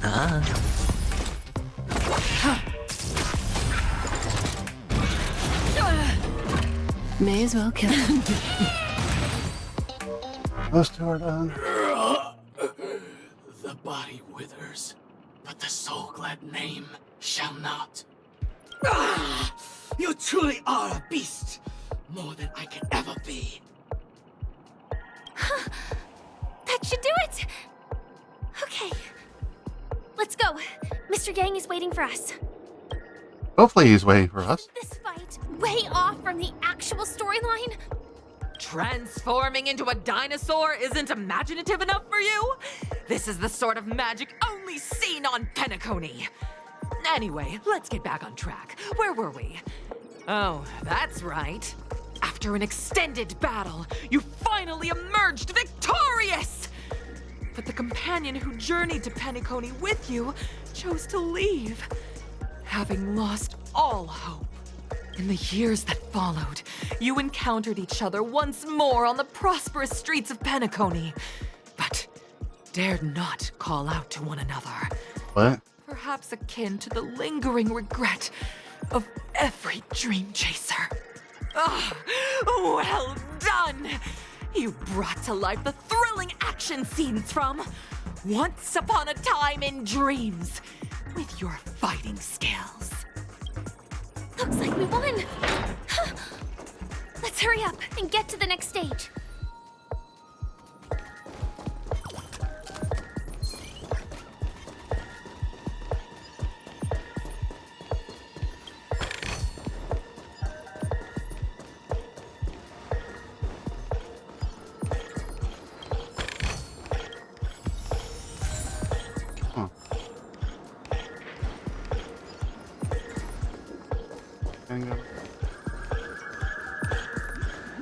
Congrats to both of you for clearing the stage, but more importantly, are you having fun? Fun. Fun is more important than success. Look at the time! You finished much faster than that red-haired contestant did. That red-haired contestant. Who is that exactly? You'll find out eventually, but only if you clear the next test first. Welcome to the second stage of the 33rd Scorched Sand Festival in the 20th season. Why do they have to talk so much? Glad Enterprises. Gunfire time! You have the option to choose Gunfire and undergo Brother Hanu's trial, or Time, where you'll face Clucky's trial. Now, make your choice! Go with Hanu.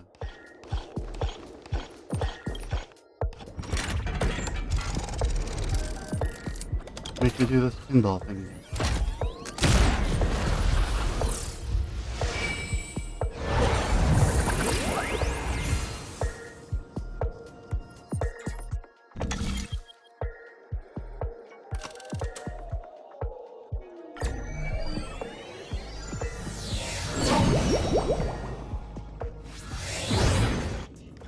Dear friends, welcome to the enchanting universe created by the Watchmaker. Awaiting you is the morally dubious yet ever-charming character from the animated Clocky series, Hanu! It is said that these cartoon characters were inspired by the Watchmaker's own experiences. According to research by Clocky scholars, the original Hanu of reality shared a deep friendship with the Watchmaker, akin to comrades in arms. Enter into the world of Hanu via the TV by the entrance and partake in an enchanting and suspenseful so basically story with him. Good luck in there. If it's a gunfire trial, we should be able to settle this with a fight, right? I hope this won't waste too much of our time. Oh, it's gonna waste all of our time.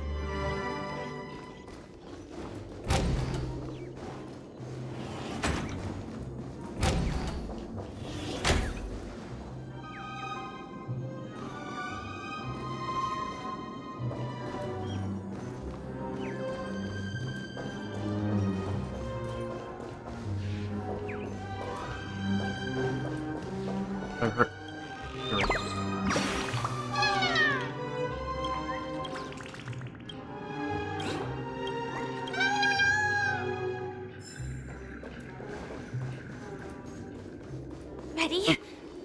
One. It's morphin' time. Oh, I got that.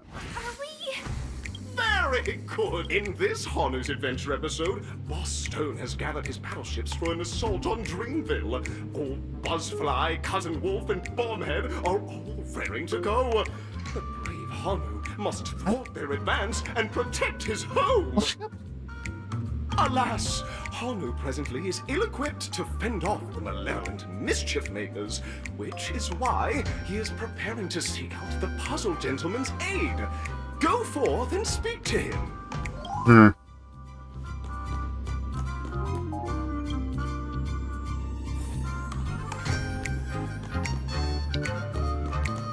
Oh, brave Hanu, you look like you could really use some help. Long time no see, Hanu. You look pretty stressed out. How about an intense and thrilling game of Dream Jigsaw to blow off some steam?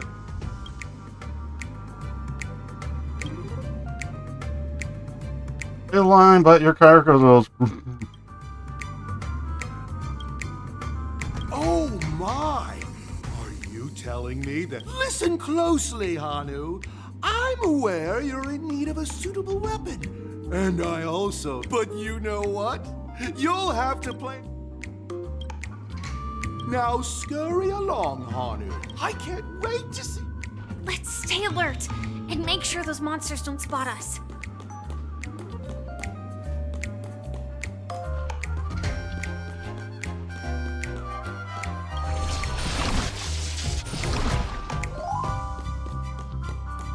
Look up there!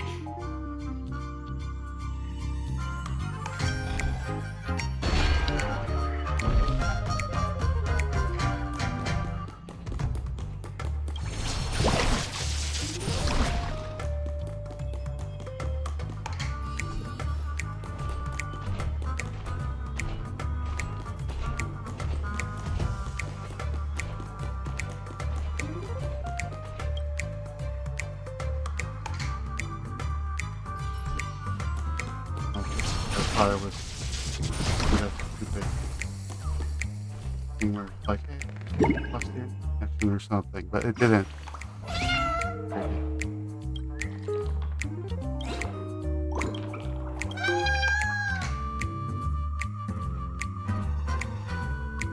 Why are you?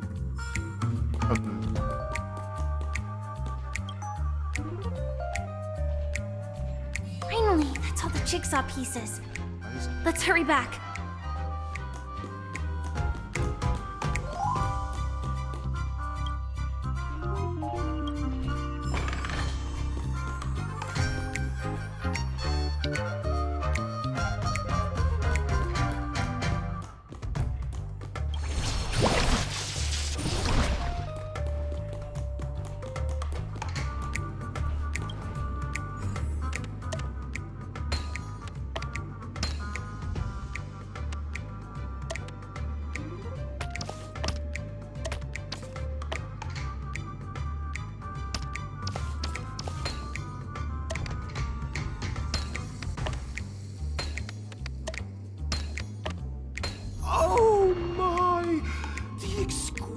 Hurry now, Are such...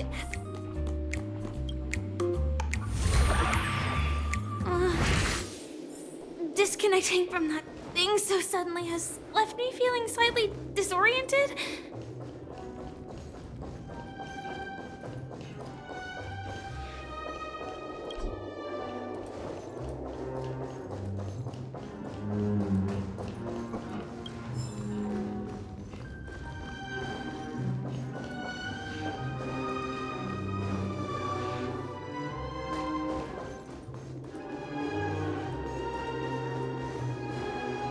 Is that hot?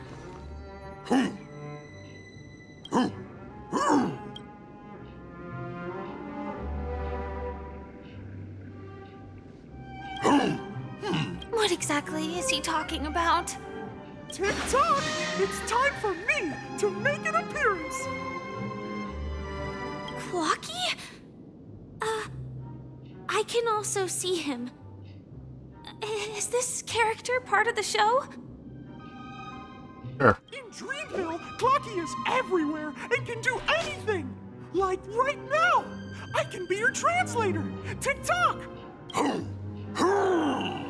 Hanu says, battle! We must do battle! The enemy is at our doorstep, and we have no path of retreat for the future of Dreamville! Touch that suspicious-looking TV right now! So they just jumped inside that TV. Sheesh. Logic in this plot and dialogue is really being pushed to its limits. Yep.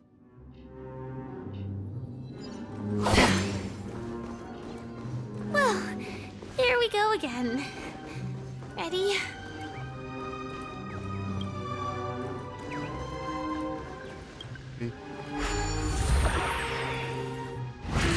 I am gradually getting used to this. Huh. Who knows? I might even be able to perform some high-level moves with Hanu. Oh, did someone say high-level movies just now? That's right. Last we saw, Hanu was preparing for battle. Somewhat brave Hanu won't go down without a fight. He instantly sprints. But we... Guess what? Hanu's favorite bazooka.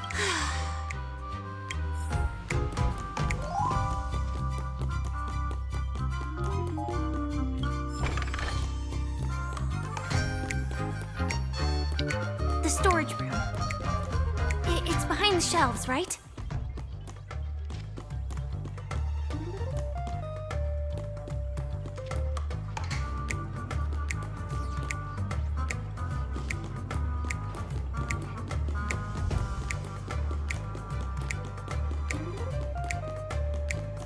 Oh, not tall enough.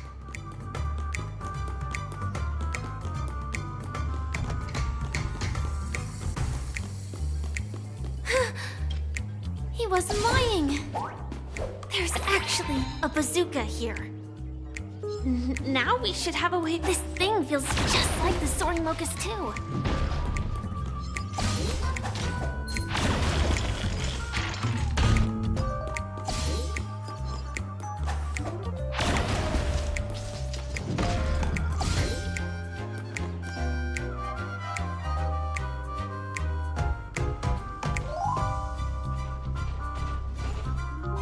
Careful.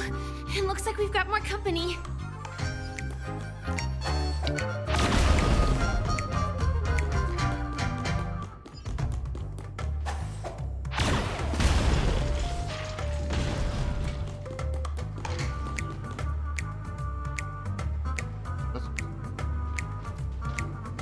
Oh, so this.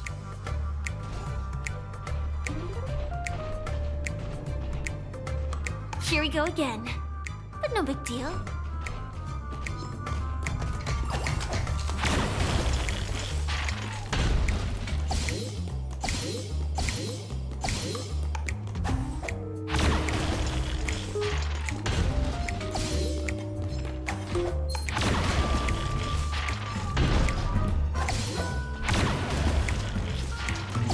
No. That should be all of them, right? Oh my! Haru is on a string!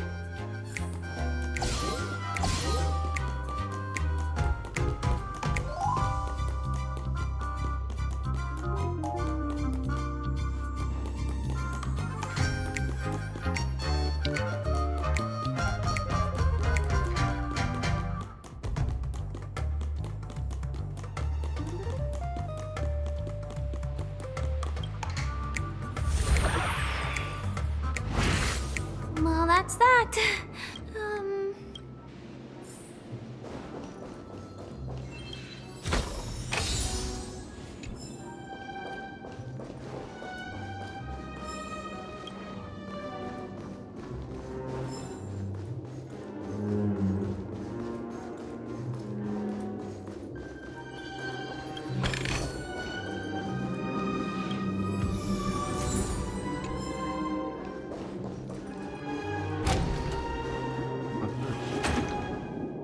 Congratulations to both of you! Oh, you've overcome all obstacles and proved yourselves. But, unfortunately, there is only one who can be Penacony's festive superstar. In the final stage, you will face the defending champion. I guess I should see. You will lose the opportunity to become the festive superstar.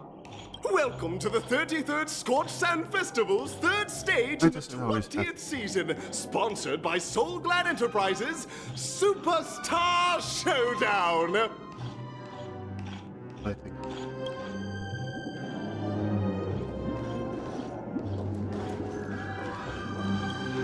Oh.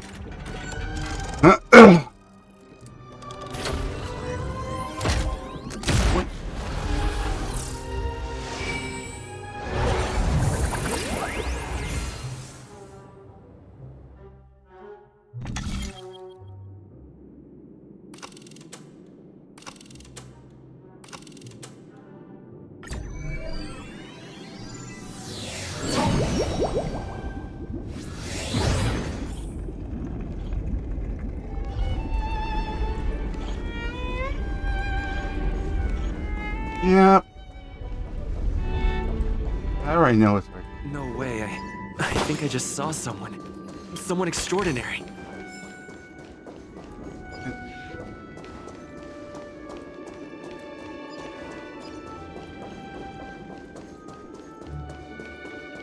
Yeah, Argente, I knew it.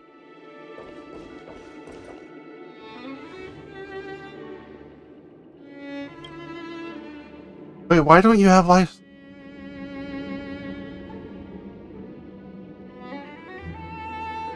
Are you a Knight of Beauty?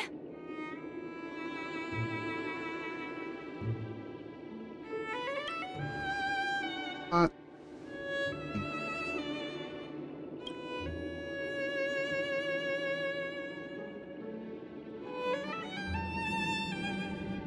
Wait, by telling any rabbit neck pilot get to this, along with 32 other souls.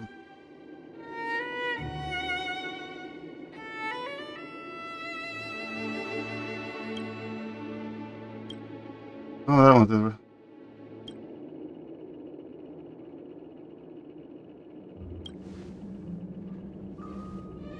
That's right. This magnificent dream is built upon the Stellaron and the countless sacrifices of many people. Oh, it's okay. So representing those are saying that.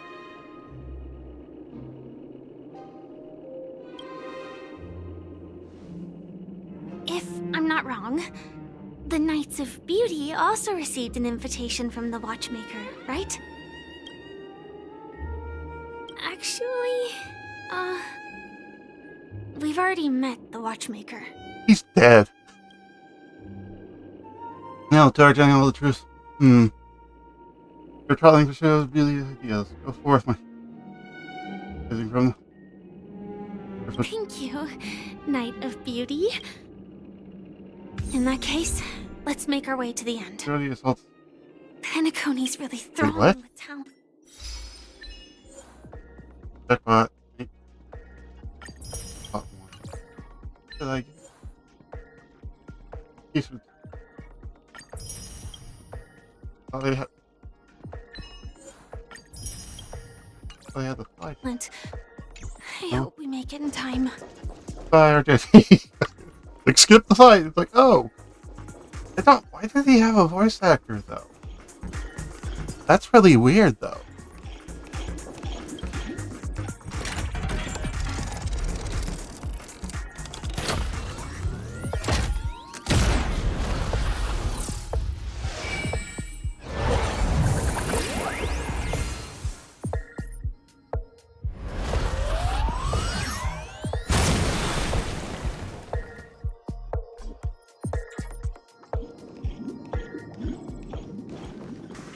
Congratulations to the Galactic Baseballer and Firefly on becoming this Sports Sand Festival's champions!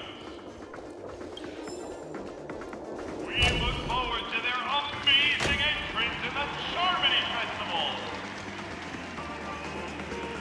Let's give a round of applause! Confused. What? Congratulations to the both of you on becoming the festive superstars of this year's Charmony Festival.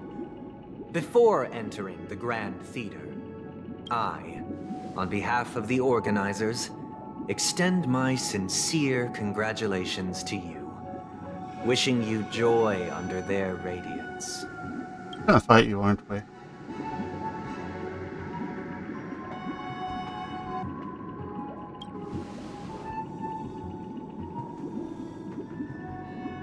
As previously promised, my sister, Mr. Yang, and I have met with the Dream Master. We delved into the truth about Penacony and its Stellaron, I feel like that's not true. Census. Both I and the Oak family cannot acquiesce to your request. Just as expected. We acknowledge the perspective of you, Nameless. Penacony does require change, but not as you propose. The planet of festivities cannot and will not revert to a place characterized by chaos, disorder, or anarchy. Through your journey of overcoming obstacles, you must have glimpsed the essence of that era. The vulnerable ruthlessly eliminated, equality non-existent, common folk living precarious lives, eking out a dreary existence. Ultimately, only heroes like yourselves manage to achieve success. But I would dare ask, if you did not possess the special status of having a Stellaron, and you were but an anonymous and frail member among the masses, which Penacony would you prefer?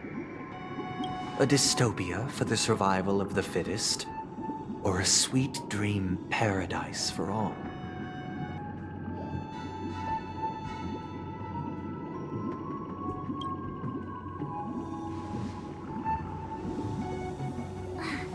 That's not the point! Don't let him mislead you! Mr. Sunday, even if the members of the Oak family can't fully agree on what to do about the Stellaron, now's not exactly the time to be holding an extensive discourse about Penacony's past and future, is it? The Stellaron issue concerns the life and death of everyone on Penacony. If anyone has a better suggestion, the crew is more than willing to listen.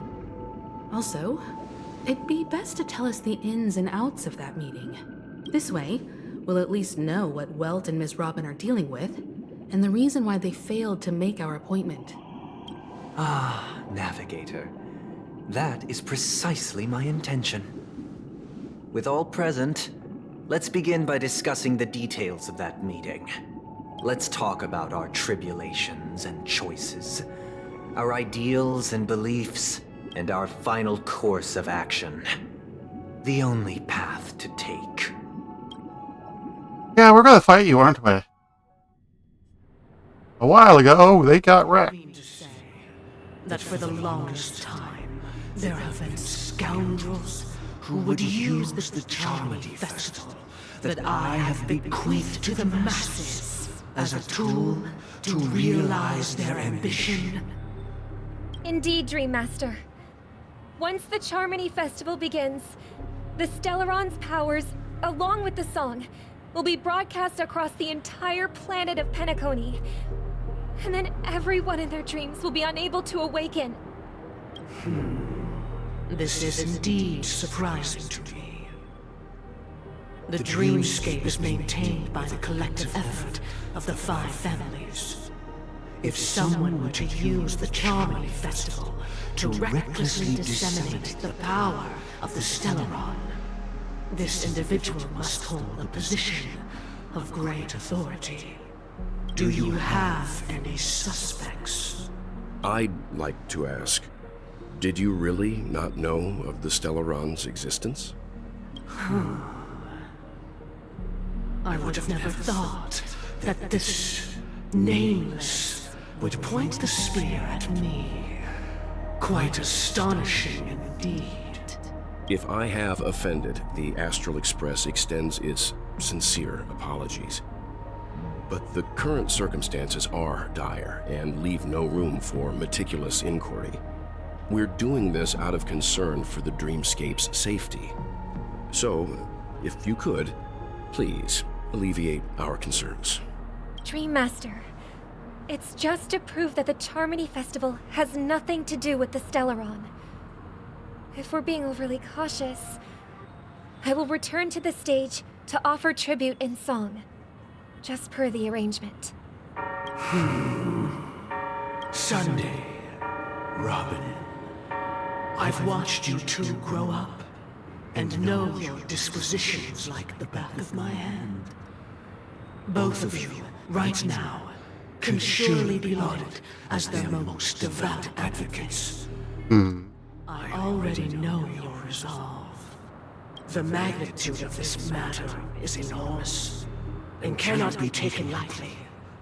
Since Mr. Yang has asked with such earnestness, I will personally respond in kind.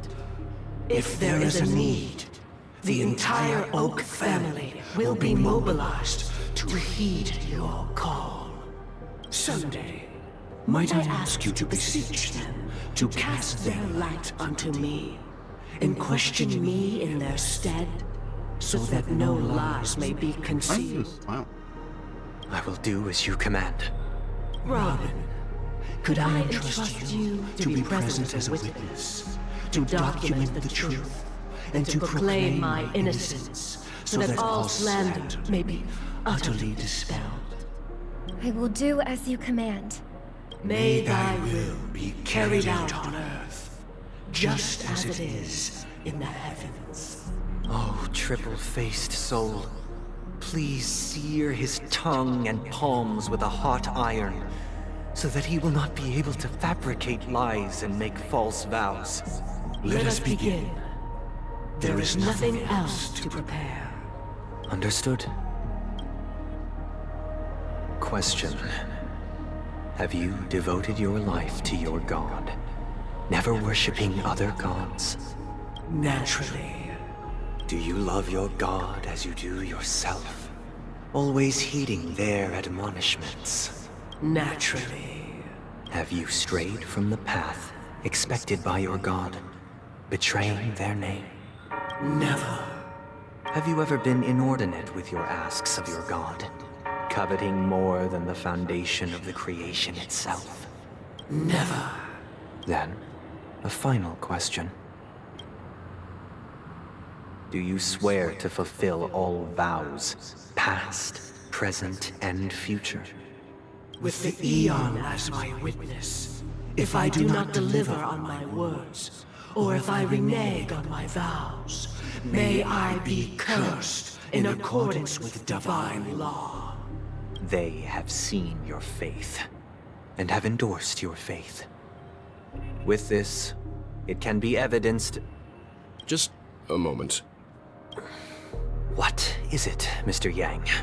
I have another question I hope to have answered. To my understanding, the family's harmony and prosperity have never relied on so-called divine laws. The god you both mentioned, are they truly Shipe? Mr. Yang should know that those belonging to the family toil together as if they were kin, embracing solidarity and unity under their light. All duplicity is laid bare before the harmony. Such a delicate and complex symphony. Which other god could perfectly harmonize this, if not for the Great One? Shipei. Perfectly harmonize. Therein lies the problem. It isn't an outsider lurking in the shadows who changed the harmony, but a dissonance that has surreptitiously emerged from within this very symphony itself. In the distant past, there existed an Eon. With one flick of the wrist, they crafted the laws of the cosmos. Their followers formed the Beyond the Sky Choir, spreading solemn and reverent hymns throughout the universe. Later, they fell.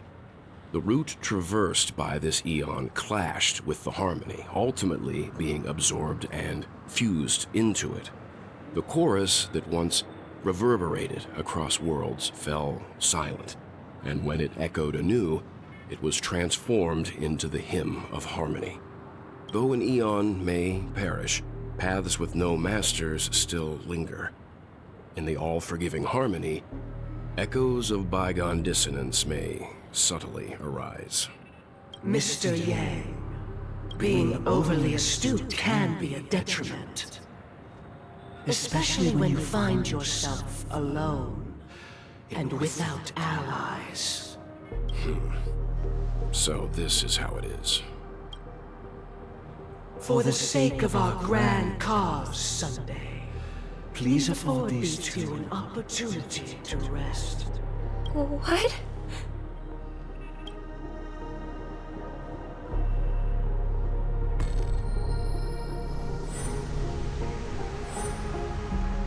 Sorry, Robin. It's just you.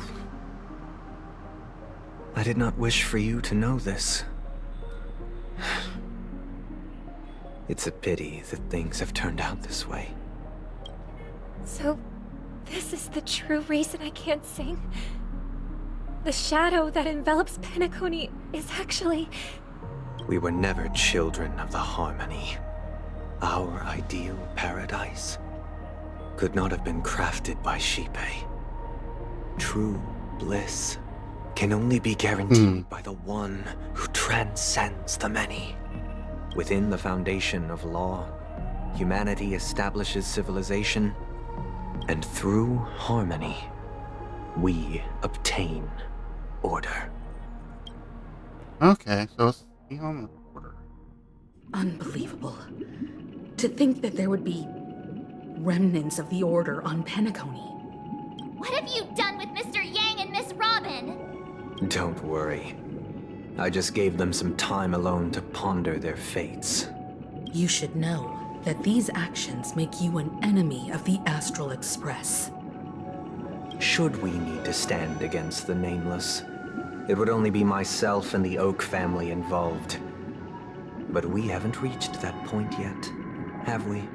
Your efforts for the justice of Penacony are evident to everyone, and have been widely observed.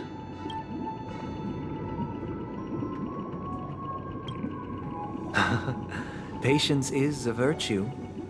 However, I won't hold it against you. On the contrary, I'm here to make my intentions clear. If it is the Order that drove you to imprison Welt and Robin, and you're using them to coerce our compliance, then there'll be no point in entertaining any type of discussion. You're mistaken, Miss Himiko. They are in very safe hands, and just as the family has always proclaimed, no one can be harmed in the dreamscape, least of all in the beautiful new world belonging to the Order.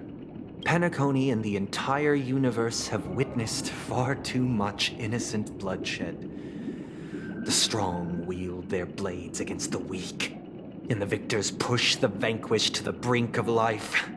Natural selection. The world abides by this principle, establishing the well-being of humanity atop the corpses of the downtrodden. Only we, or rather, I possess the power to put an end to this farce. So you've decided to resurrect a dead Eon? No one's ever done such a thing. If Miss Himiko is interested, let's draw back the veil and speak candidly. I've always firmly believed that people can understand one another through peaceful means. I'm willing to divulge the unembellished truth as to the intentions of the Order's Pathstriders, so that you will make better judgment for the Astral Express, for Penacony, and for this stretch of the universe. Words can hardly do justice to the beauty of that ideal. So, come with me, everyone. Let us retrace our steps and see once again where this road leads. Huh? We just fight. Where'd he go? Welcome. This isn't any location in Penacony's dreamscape. It's my inner world. The reason the scenery before you remains unchanged is because your consciousness has drawn on similar concepts to fill in the gaps.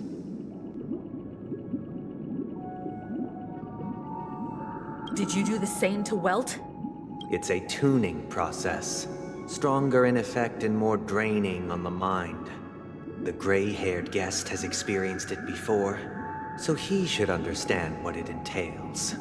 Tuning allows you to intuitively grasp my feelings, which also means that I cannot hide anything from you. Now, everyone, please look at the huge screen. The road we once took begins here. Just fight. From this point on, you will witness the numerous decisions I've faced. I've selected a portion of these to share with you.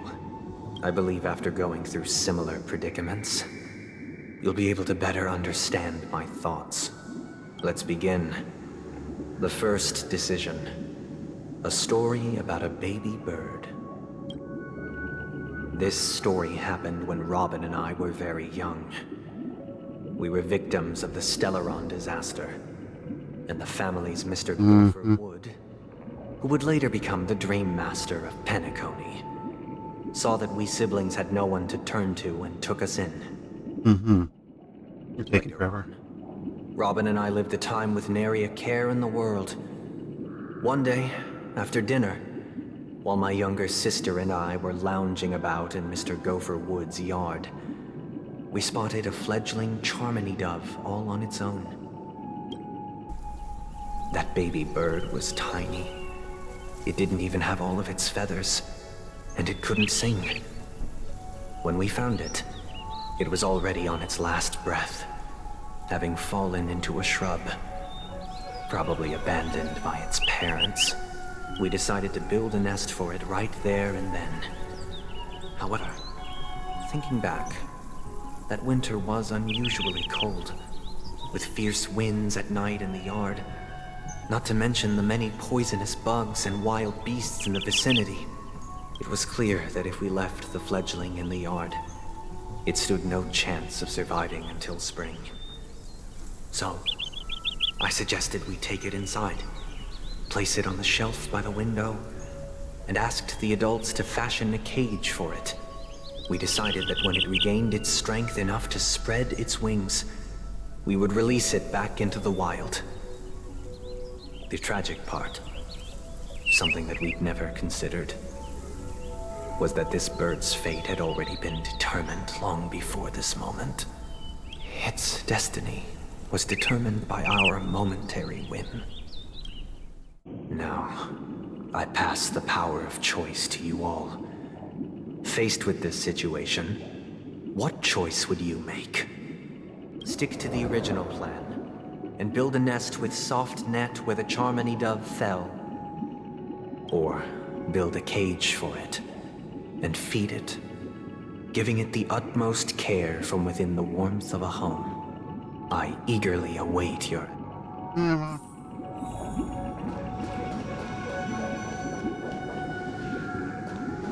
I can talk with the others.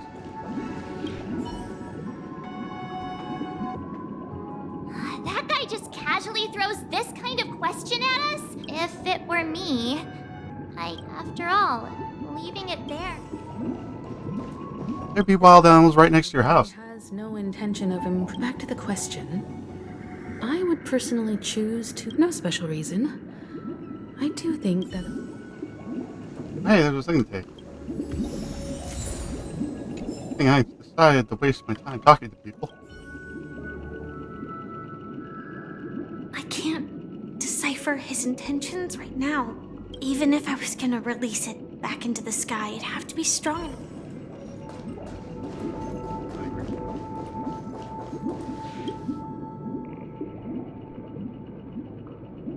Interesting. Since you've made up your mind, allow me to reveal what fate this choice will bring to the fledgling. From what I've observed, there are at least 3 predators in that yard that prey on small birds. The Vosicle Scorpion, Asdana Wolverine, and the Huntington Winged Snake. Even if they shy away from humans, these animals are still near apex predators in a fenced location like a yard. In such a location, only one fate awaits that little Charmony dove. A painful death. Why are there predators in your yard? As for the choice you made, I am deeply sorry. This story happened when I was appointed as Bronze Melodia, a position exclusive to the Oak family, charged with listening to the problems and vexations of Dreamscape residents, and providing them with the relevant guidance. It was during that period that I had the opportunity to hear voices from all corners of the Dreamscape. Joy, sorrow, arrogance, regret. The complex tapestry of human nature that formed the world. And I was fortunate to catch a glimpse of it. He was a dream chaser, and an illegal stowaway. Just like the rest of them, he came to Penacony in search of a better life, except that, to most people, the price he paid, I suppose you could say it was everything. Also, now that I think about the bird thing, it's like you talked about it dying on the other one, so either way. He told me, I sold everything I could at home. The house, the land, even his 2 children. He said he could not afford to raise them, and that at least they could eat if they lived as slaves. He had a plan in place. He would buy back his children once he had made his fortune, and enjoy Penacony's beautiful dream with them. Alas, his plan to smuggle himself was somewhat clumsy, and he was sniffed out by those pig-headed hounds. After hearing the Dream Chaser's story, I immediately appealed to the Bloodhound family to cease their pursuit. That way, at least he could live peacefully. But I was still too naive to the ways of the world. I did not anticipate that what I thought was a kind gesture would later lead to dire consequences. I'll tell you the outcome soon. For now, I'd like you all to make a choice. Will you do as I did, and try to convince the Bloodhound family to stop their pursuit, so that the Dream Chaser may live peacefully and realize his wishes? Or will you remain silent, leaving him to languish while the hounds are hot on his heels, until his inevitable judgment arrives? I look forward to everyone's decisions. Oh hey, it's a new day.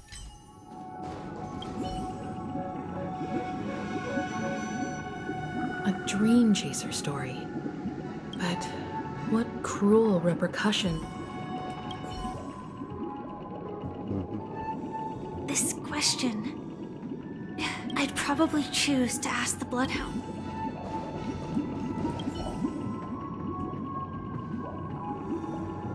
It seems illegal. He sold his kid with that thought.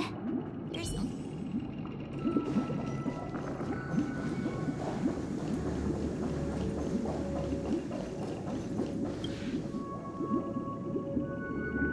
I'm honored to witness you arriving at the same decision. Out of respect, Somehow I feel like you're going to tell me it would end up the same way. Brought about. First, the outcome. He attained major success. After avoiding capture, he ran a business for a few years, very quickly making a name for himself, elevating his status. He might not have become a tycoon like old Audie, but he was considered a character of excellent repute. Now then, did he realize the wish he set out to achieve? No. The last time I saw him was in the real world, where the Hounds were going to permanently exile him, and I was the accompanying Bronze Melodia. The mission was simple. Listen to the criminal's repentance. He told me the reason he was in this predicament was because he conspired to usurp the head of the Alfalfa family. When I asked him about his 2 children, he instead responded with a question. What children? In the end, my heart aligned with the harmony, and the good deed I dared to undertake held no value, turning instead into a wrongdoing. It created a lamentable oppressor and countless oppressed individuals. As to your choice, I once again offer my heart in the story this time. This story happened the day I was appointed the Oak family head. At that time, Mr. Gopherwood was the current Dream Master, and as per his wish, we had a private conversation. What surprised me was that the Dream Master had only come to deliver a letter to me. He let me read its contents, and it was a letter from my sister. Why would he have a letter? The letter contained the usual pleasantries, anecdotes from her travels, nothing out of the ordinary. Just as I started wondering how this letter related to our discussion, the Dream Master began to speak. Do you know who wrote this letter? My sister, of course. But why would you personally visit me to hand me a letter from my sister containing mere trivialities? Why was he spying on your sister's letters anyway? To help you grasp the full scope of this issue. Do you know where Robin is at this moment? From what the letter indicates, she must be in Caspelina 8, correct? She's touring there right now. Correct. Has she mentioned anything about a stray bullet? A stray bullet? What? A war has broken out on that planet. It is because of this very reason that Robin chose this destination. To spread the word of the harmony. And to save the lives of that planet. She personally made for the front lines. She hoped to ease the people's suffering with song, and was willing to brave mortal danger to deliver the IPC's medical supplies. Unfortunately, stray bullets show no such compassion. Is she all right? If the operation was successful, she should probably be recovering in the field hospital. By the eon above, the bullet struck her neck directly, yet possibly as a reward for her consistent deeds of harmony. It didn't hit any vital arteries. Once you've attended to your outstanding tasks, it'd be advisable to write her back as soon as possible. Those damned savages! I'll pack my bags right away. My gratitude for bringing this to my attention, Mr. Gopherwood. Now you understand why she always wears such elaborate neck ornaments, don't you? How could this happen? Miss Robin? It's all in the past, so please don't worry. I share this in the meager hope that you will understand the harmonies, limitations, and predicaments. As grandiose as the strong defending the weak sounds, many times, it is nothing more than wishful thinking. Likewise, I've prepared one last question, one last choice. But rest assured, this choice will not have any grave consequences. Oh, you know. This is merely a figment of imagination, a nightmare, that has haunted me through countless nights. If you ever had the opportunity to make a choice like I did, would you still support Robin's journey on the path of harmony?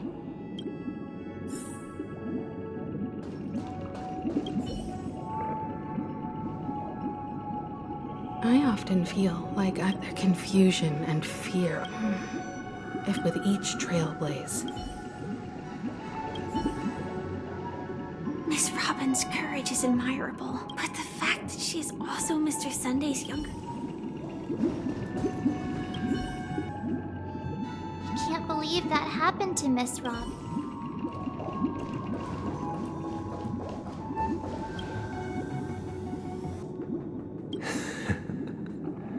Good choice.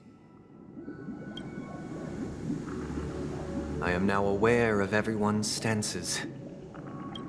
Raising these questions merely serves to illustrate one point. The plight of Penacony cannot be salvaged by the harmony. The true foundation for a sweet dream paradise can only be established through the order where the strong govern the weak. I know the suffering of being tormented, the turmoil of losing your way, how sorrow and even despair set in when matters don't work out. All of this causes me unending pain, because this is not what happiness is at all. We must teach the weak how to live a happy life, and this life isn't some noble propriety that the upper crust preaches, but in definitive terms, a way of survival that belongs to everyone. So what is your definition of living a happy life? Good question. Human consciousness is fundamentally an illusion, a cage known as self-worth. People lured in by this illusion make mistakes, yet still ask that external influences bear the burden. When one mistake after the next permeates the masses, they become impossible to trace. Thus, the amassing of these individual cages culminate to form a prison, a place dictated only by the rule of survival of the fittest. Nature is always accompanied by predation and sacrifice. Its antithesis is known as order. That is what I want to do. Unite people's happiness under the banner of order. They won't need to make bitter choices any longer, nor face the weaknesses of humanity. They can cast aside their primal instincts to build a haven for mankind. Simply describing thoughts is far too abstract, so allow me to provide a simple example. As you all may know, there are societal norms like weekends and long weekends that exist on some worlds. During these hard-earned rest days, people are given the chance to extricate themselves from the stresses of everyday life, allowing a certain tranquility to return to their souls. And it is only on these days that people do not have to adhere to the law where the strong prey on the weak. They can live out their lives happily during these brief intermissions. It's just a pity that 2 or 3 days are still too fleeting compared to the span of a lifetime.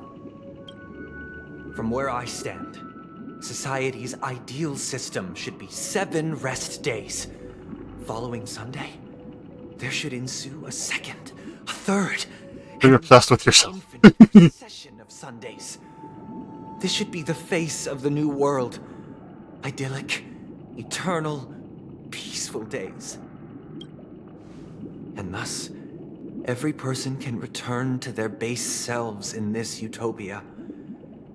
Some gaze in reverence at the stars, pouring their whole beings into calculating the distance between us and the isolated world of Pagana. Meanwhile, some seek refuge in quiet corners, holding one another, unencumbered by the chains of unwelcome obligations. There would be no need to bear the hardships of reality.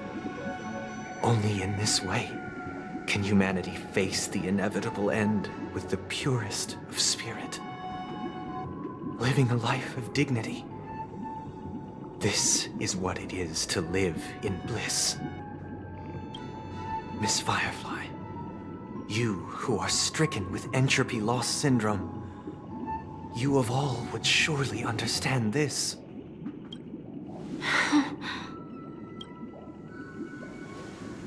It sounds like a flawless theory. Not really. But what is the price to attain all this? The cost is minute, merely a personal and eternal sacrifice. If this paradise is to be maintained for everyone, someone must remain trapped in solitary awakening until the end of the cosmos. Awakening. Which means that this so-called paradise is still a dream. Stepping into this paradise means forsaking reality, correct? It is not forsaking, but transcending. Flesh, blood, sorrow, weakness.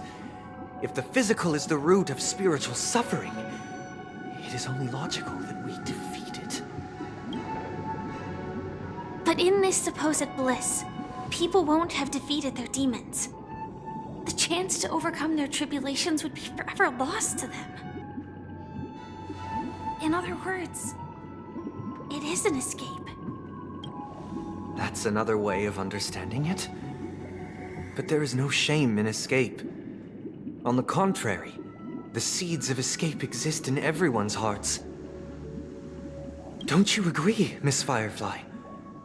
And as to why we sleep, it is because we are afraid to awaken from our dreams. But this is not in conflict with the grand plan. Only in acknowledging this can we truly understand the frailty of human nature, and from there, show compassion and protection.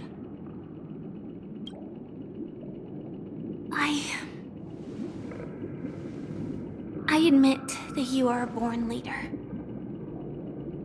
Your perspective on humanity brims with pessimism. Yet you express compassion for all, even when your heart pities them. But unlike you, I live for the self. From my perspective, individuals making choices for themselves is their birthright. The want to escape may be innate in the weak. But whether they are weak or not, it is not up to another to decide. Perhaps in your mind, you also view me as weak? Because I don't think so. Since Miss Firefly has said her piece, the Astral Express will also naturally give you our answer. Bite me. We'll leave it to you. Just as Mr. McHale instructed before. Tell him our choice.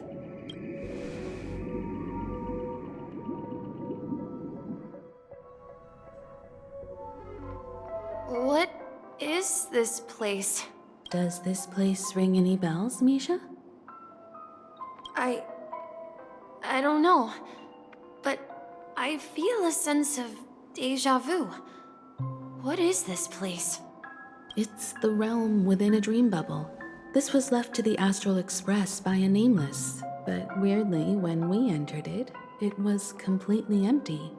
Dr. Edward from the Dreamscape sales store told me that dreams are formed from memories, and a dream bubble can't take shape if its core is empty.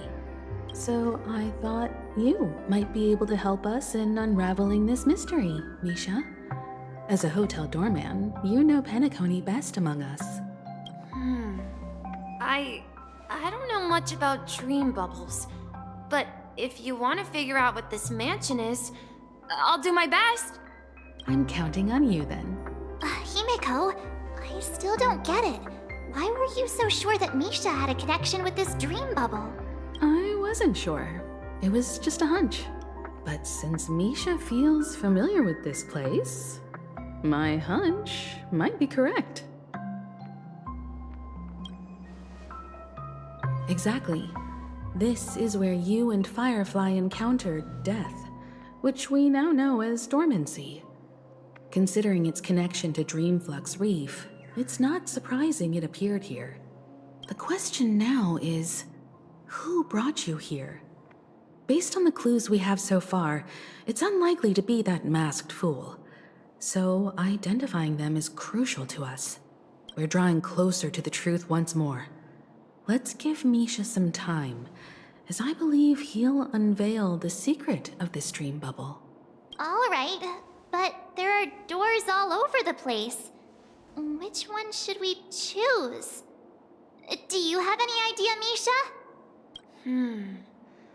I guess... maybe this way?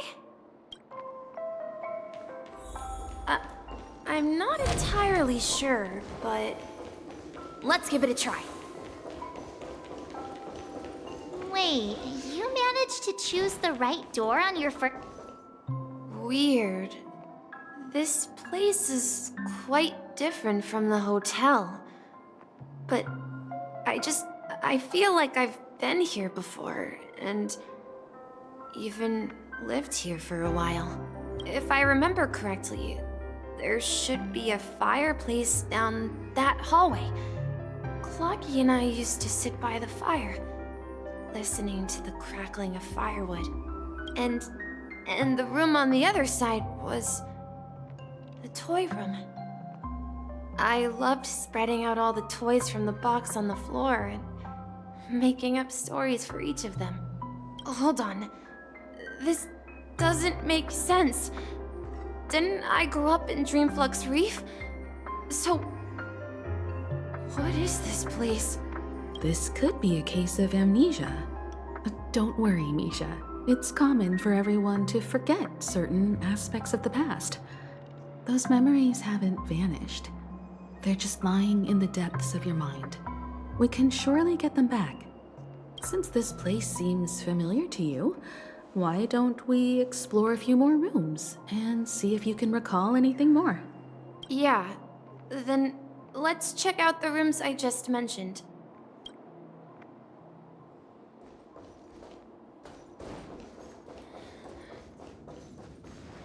Mikhail, that's the name. Now we all know him as the Watchmaker. So, who is he talking to? Do you know anything about it, Misha? I'm sorry, I don't know much about the Watchmaker. But, Mikhail... Anything special about that name? Mikhail is Grandpa's name. Grandpa? Do you mean you're the Watchmaker's grandson? But we haven't heard anything about the Watchmaker having descendants. And the name Mikhail is not rare. Perhaps it's merely a coincidence. Could you tell us more about your grandpa, Mikhail? Yeah, sure. He was a seafarer who fearlessly ventured into mysterious seas and storms. He was always on the sea and had lots of friends who accompanied him on his travels. He didn't want me to call him Grandpa because that would make him sound old. He believed he was still young. The name Mikhail was given to him by his parents, Mihaly and Elise, both renowned seafarers. Every time he came back, he'd share his logbook with me and tell me about his adventures at sea. I want to become a great adventurer, just like him. It appears that the Seafarer has nothing to do with the Watchmaker. So, perhaps it's just a coincidence? So, where is your grandpa now? He went off on a new journey. And it's been quite a while since I last saw him. So, where has Clocky gone? Did he leave to protect Dreamville? Tick-tock. Tick-tock. I heard some noises from the room. Origami Bird? That's a friend of mine. You and Origami Bird are friends? Yeah. It's a member of the Compass crew, just like Clocky and Miss Mirror. And there's more than just one Origami Bird. They are a big family with lots of brothers and sisters who look the same. They follow Miss Mirror's orders and handle all sorts of jobs on the ship. They're the best sailors. Sailors? Can Origami Birds be sailors? Could you tell us more about the Compass, Misha?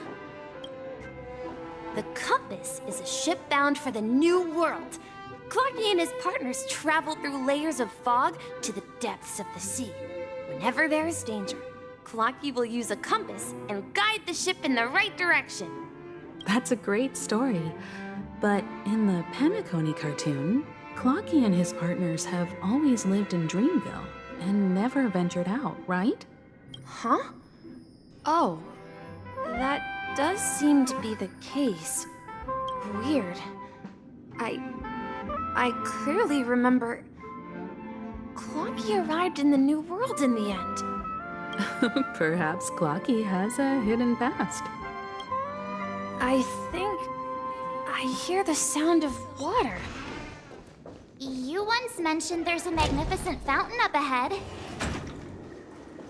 Look, there it is! The water resembles a precious jewel, embedded in the dreams of all seafarers. Every time I gaze at the shimmering lights beneath the waves, it feels as though I'm back in this place, standing by your side. Have you recalled anything, Misha? Yeah, I saw these sentences in Grandpa's logbook. He used to say that despite the perils of the sea, whenever he stood on the deck in the afternoon, overlooking the sparkling waves, he would think of this fountain in front of his house. He often said that those moments felt like returning to his family's side, and the difficulties at sea didn't seem quite as challenging.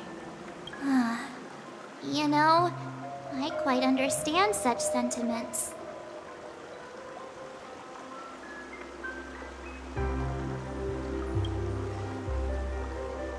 Hey, don't tease! I was just being a bit sentimental. Perhaps every adventurer far from home carries a fountain within their soul. Even though the other side of the sea remains shrouded in the unknown, the fountain in front of his house serves as a compass, leading him back to his cherished ones.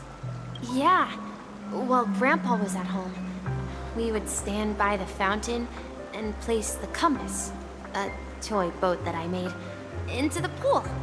Back then, I would ask him when I could go on adventures like him, and he would always laugh and say I was still too young. It seems this Mikhail is truly a seafarer and has nothing to do with the watchmaker. Yeah. Based on Misha's recollections, the scenes in the dream bubble appear to be his childhood memories. But this raises more questions. According to Misha, he was clearly born on an oceanic planet and led an ordinary life, with no connection to Penacony at all. Could this be some sort of metaphor?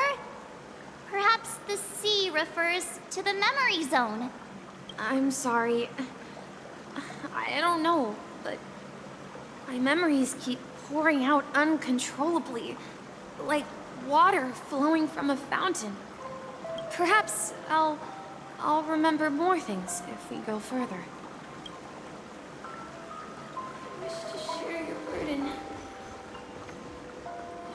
We're going to the opposite side, right? No, we should... Huh? Something feels different up ahead is Grandpa's study. The atmosphere in this room feels totally different. Misha! You finally come! Clocky, you're here! Yeah. This is the room where we first met each other. Are those books on the bookshelf logbooks left behind by that seafarer? Yeah. Whenever he came back, He placed a logbook on the bookshelf in his room. They contain records of his expeditions to every corner of the world. He described our world as a fountain. At some point, the sea started to gradually swallow up the land where people lived. To ensure that everyone had land to settle on, he had to continue exploring the sea and search for the source of the rising seawater. On that day, he called me to his study, telling me that he was embarking on another journey. However, I could sense the gravity in his expression. It was the same look I had seen on my father's face before his final voyage. I asked him if I could go with him, but he said that my adventure lay elsewhere and told me to stay home and patiently await a certain sound at the door. What sound? He told me about a vast ocean in the sky. An ocean of stars. He spoke of a train that transports children with a desire to venture far away, traversing the sea of stars without ever stopping. He said that he knew the crew on the train, and that he had asked them to take me along. He said the journey I had always dreamed of would start there. A train? Could it be? It's the Astral Express. I remember now. Grandpa's friends are a group of nameless who came to this world to resolve a disaster caused by a star. Then, he gave his pocket watch to me. It was his cherished treasure, appearing in every one of his adventure tales. He explained that difficult times were ahead, but assured me that the watch would guide me. He said, as long as I kept moving forward, I'd eventually reach my desired destination. And then, it was as if I heard the distant sound of a train whistle, echoing throughout the room. Exactly, Misha! And then we followed that whistle, didn't we? Yeah. I think I can still find the way we took back then.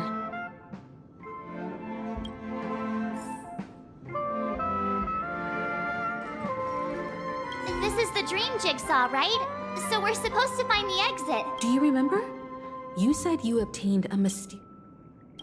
Hey. Looks like we're just one...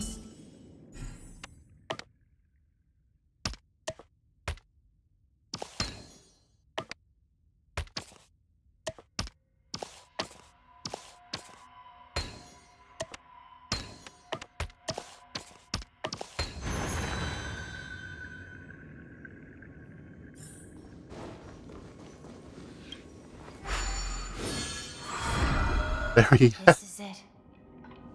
This is my room of clocks. While I spent my time waiting for Grandpa to return from his voyage, Walter gave me this workshop, and it became my secret base. Here, I learned how to repair clockwork and gears out of my fondness of precision mechanics. In my dreams, I was the captain of the compass, embarking on adventures with my companions, Clocky and Miss Mirror, in search of the new world. I was born and raised here. So, this building in the dream bubble is your childhood home? Yes, but not exactly. This dream bubble itself is my home. Looks like you've remembered everything now. Wait. Why does it feel like everyone else knows something I don't? Because they do.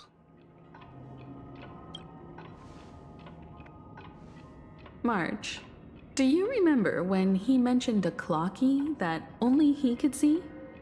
Yeah, the little guy here, right? But we all saw him in Dreamflux Reef, right? And Mr. Yang even greeted him. Looks like everyone on the Astral Express has a childlike spirit. The answer lies in the Astral Express. His experience shows that neither Firefly nor Acheron can see this Clocky. And when we were in Dreamflux Reef, you may have noticed that for some reason, nobody outside of the crew had ever talked with Clocky.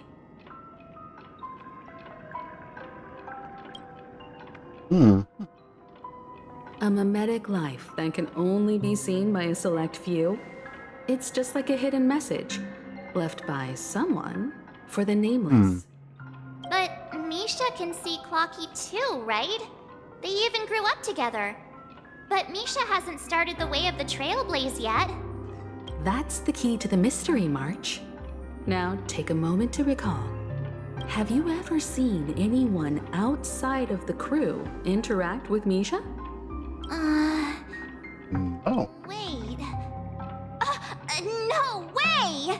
That's the answer, March 7th. This dream bubble is the place where I was born. And I'm a dweller in this dream. Just like a memory zone meme. I should have stayed here and waited for you. But when reality and memories merged, I unconsciously pushed open that door and left the bubble with Clocky. So it's not that the Watchmaker's dream bubble is empty, but rather the stuff inside ran away? And the whistle you heard was the sound of the Express arriving at Penacony? That's one way to see it, but I believe there's a longer story behind all this. It's best for Misha himself to explain all the details. How about we start with your name? Now, should we call you Misha, or...? Thank you all for helping me rediscover my true self. Now, please allow me to reintroduce myself. I was born on Lushaka, in the Presmere system. Adopted by seafarers Mikhail and Char. They gave me a treasure. A name that carried their hopes. Mikhail Char Legwork. Or simply, Misha. If you prefer, you can call me by a more familiar name. The Watchmaker. So, you're the Watchmaker himself? Unfortunately, that legendary figure... This got weird. No more. As for the child who has been with you, he's the innocent protagonist of Misha's childhood dream. Friend of Clocky, a young apprentice, and a future mechanic on the Express. And this also marks the beginning of his journey, devoted to the Trailblaze. At the end of the journey, I left this this little flame, which I so cherished, in my deepest dreams, hoping to pass it on to the nameless of future generations. However, he somehow left the dream bubble and forgot all about his task. I apologize for all the confusion this caused. Because he was born with a desire to trailblaze, wasn't he? I don't think Misha has forgotten his role as a guide. He remembered it, and that's why he mistakenly appeared as a hotel doorman in his dream from the very beginning. The one who brought our unconscious friend here must have been Misha. If that's the case, we encountered the Watchmaker's legacy from the beginning, didn't we? Well, I have a sarcastic friend who says I always take big detours and end up back where I started. Perhaps that's what every nameless has to go through. But in the end, you found me. I'm sure you're all wondering what my legacy is. I believe my hound has mentioned the Stellaron and my wealth. If I may apologize, the Stellaron part is real. As for my wealth, however, it's nothing more than a baseless rumor. I left my homeland as a child and embarked on the journey of Trailblaze. I traveled to various planets until finally reaching Asdana, where my friends and I built the original Penacony and fought for its future ever since. I've been moving forward all my life, doing what I could to overcome the obstacles in my path. But ultimately, so if you ask what's left within this worn-out train engine that can be called a legacy, I suppose it's the things that are still burning in the engine's furnace. Now that you're well aware of the current situation of Penacony, I certainly hope that you'll help me get this world back on track. But I'll leave that decision to you, for the path of Trailblaze is never paved by others. All I have for you is a story and 2 gifts. I want to give you my pocket watch. It has accompanied me throughout my long journey, guiding that naive child forward, and has been blessed with the presence of so many great people up to this day. And my hat, too. The one who navigated for me placed it on my head and planted a fanciful thought in my mind. The trailblazing expedition will never end. Now, it's time for you to make your choice. Once you've made up your mind, open that door and enter the long dream of an old man.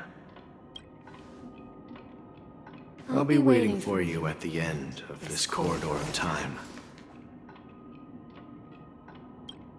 All right, everyone. Let's make a decision. Although I don't think anyone will have any objections. Trailblaze. Of course. We've come this far. Surely there's no other option than moving forward. In that case, it's unanimous. Then let's proceed together to the end of this dream and tell Mikhail our decision.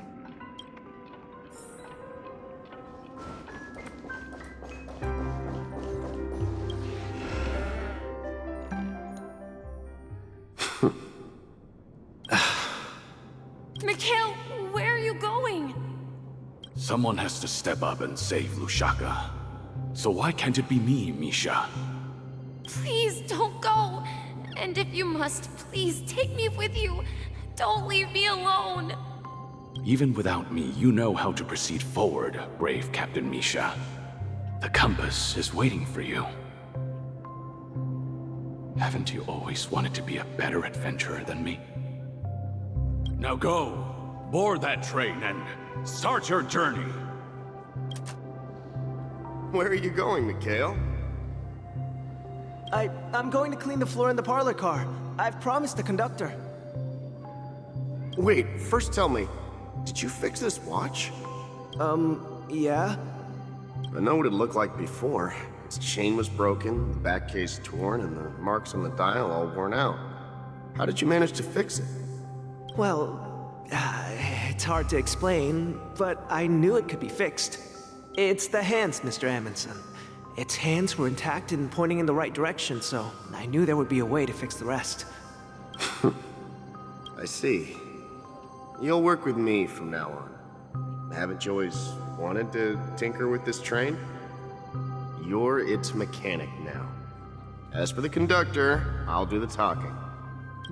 But I only know how to fix watches. Don't worry. You've got what it takes. I'll teach you what you need to know. Where are you going, legwork? It's time to head to our next stop. I'm staying in Astana with Rosalina and Tiernan. I see. This place reminds you of home. The people of Astana have only achieved a tiny victory and still have a long way to go towards true freedom. Hanunu needs us. Don't worry, not all journeys lead to the stars. Even if I leave the Express, our path of Trailblaze will continue. Yeah, I knew you wouldn't stay on the Express forever. Leave in peace, my friend. And, take this with you. This is Mr. Amundsen's hat. But why? When he departed, he said he would leave it to his best student. Well, I suppose the time has come. Farewell, Legwork. Take care of Tiernan and Rosalina. And don't forget to write to us.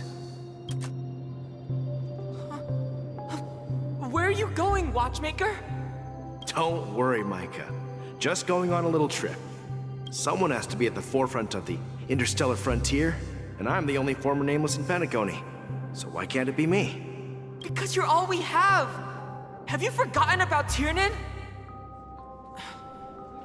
The cosmos is way more dangerous now. What will happen to Penacony if we lose you too?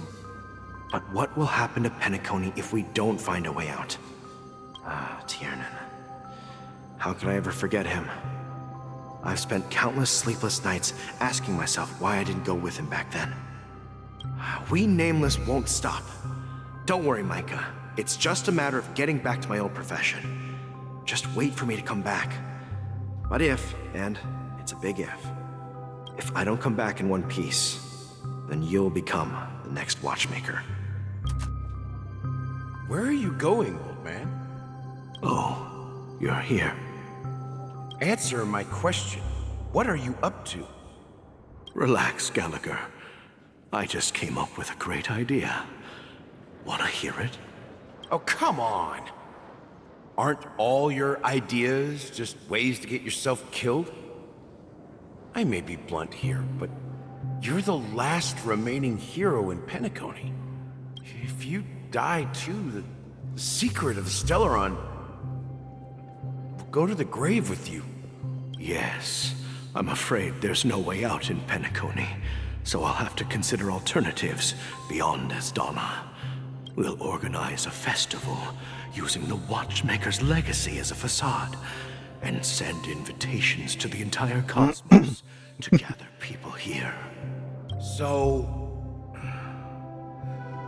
a desperate struggle against the family?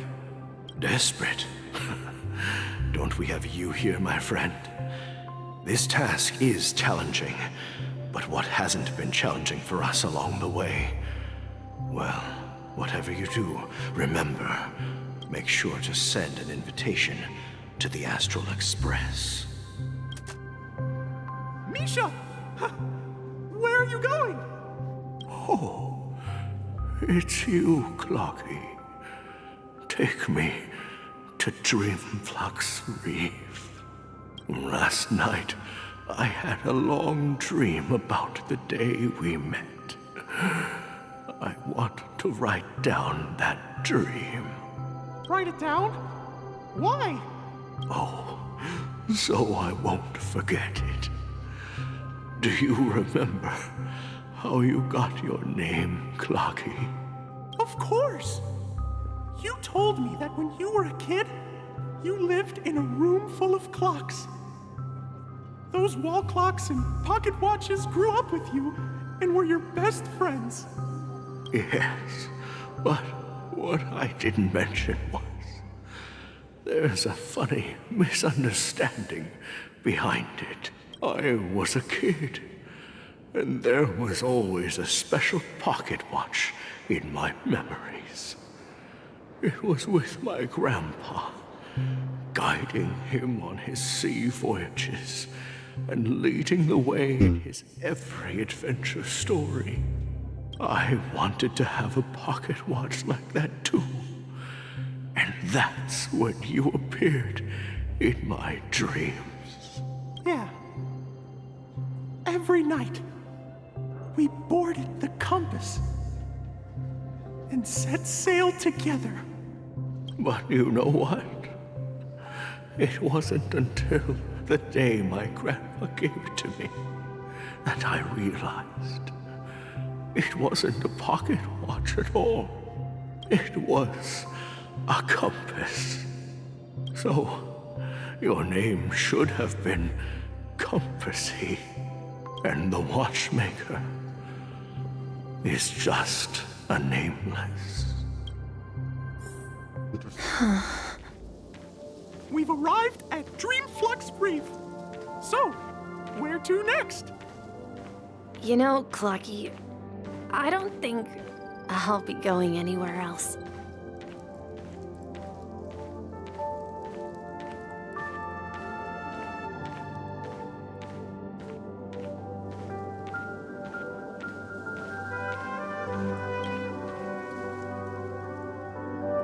I've traveled far enough, and it's time for a little break.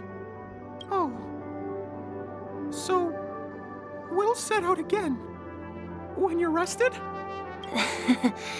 No, I'll stay here. And then, this is where it ends. This is... where it ends? What do you mean, Misha? You told me that the trailblazing expedition would never end. Yeah, that's what I said. So now, it's up to you to decide your next destination. My next destination? What's that supposed to be? I've been following you. Misha? You're acting weird today. If you're feeling down, we can just do what we usually do. With the clockwork. No, I'm not feeling down. As for clockwork, yeah, it resolves all problems in this dream. So, do you know what clockwork actually is? I'm not quite sure. Well, everyone gets lost at times. They may hesitate and doubt which way to go. That happens in this dreamscape and beyond. But don't worry. Everyone goes through moments of uncertainty and hesitation. Eventually, they gather the courage to make bold decisions. Whether it's calming, joyful, angry, or sad. All they need is a little nudge to take that step toward where they truly belong. I'm leaving that little nudge with you, and I hope you'll share it with others. Such is the essence of clockwork, the will of the Trailblaze. Clocky's hands spin around non-stop, indicating confusion, frustration, and weakness.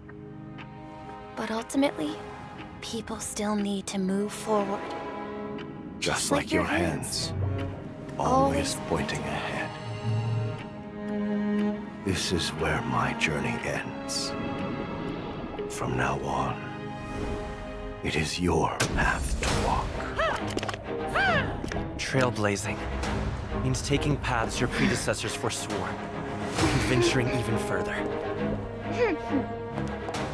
The Penacony in Mikhail's dreams does not belong to Order.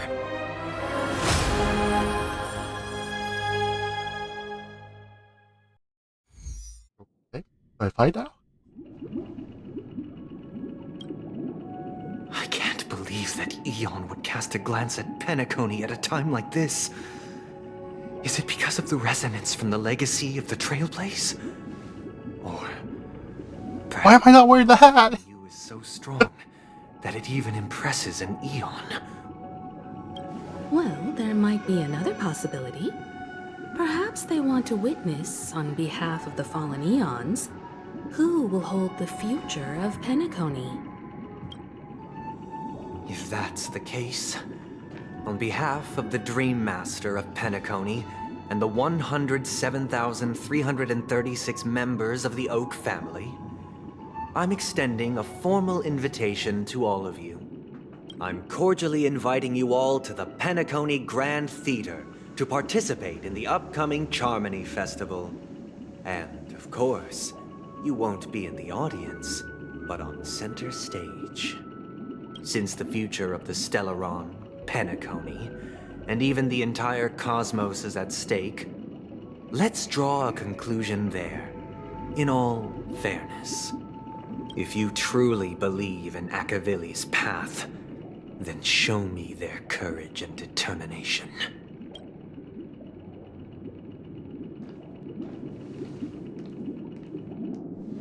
Why not beat the crap out of him?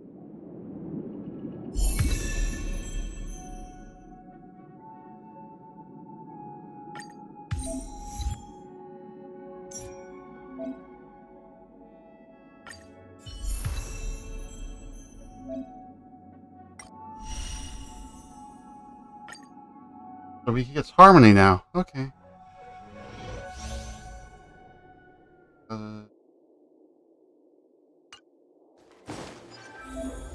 Please stay tuned.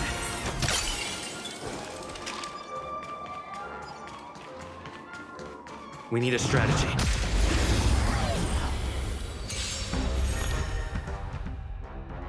Just 5 bonuses.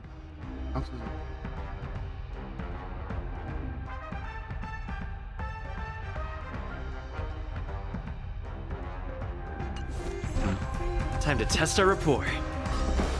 Let's improvise. It's time. It's nothing. Stay in step. Ready for another? Do you admit this Enemy crime? data secured. Net markers activated. Time for a good old counterattack.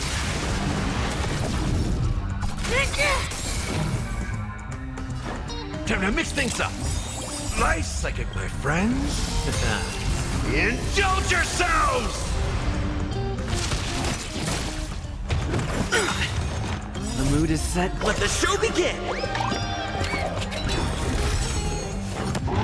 can't hurt me.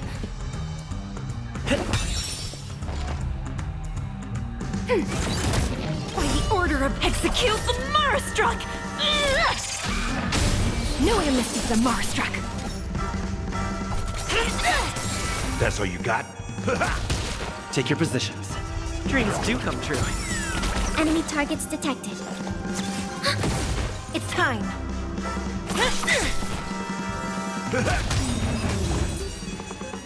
Weird, but okay.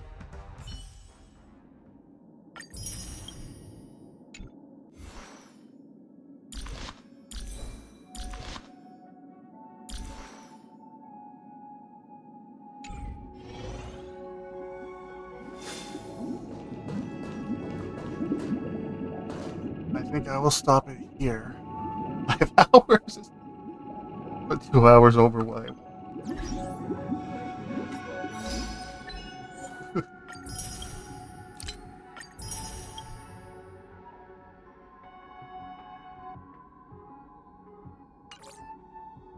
Maybe I'll come back on this Saturday. Oversleeping. So thanks everyone for coming. It was very long. Story and everything. I'll be on. Hopefully I'll be on tomorrow with Soul Black and Katsu doing some. Then maybe Saturday I'll come back to this and finish it off, or it'll be on Tuesday. Coming. Have a good day or night wherever you are, and I will next time. Bye bye.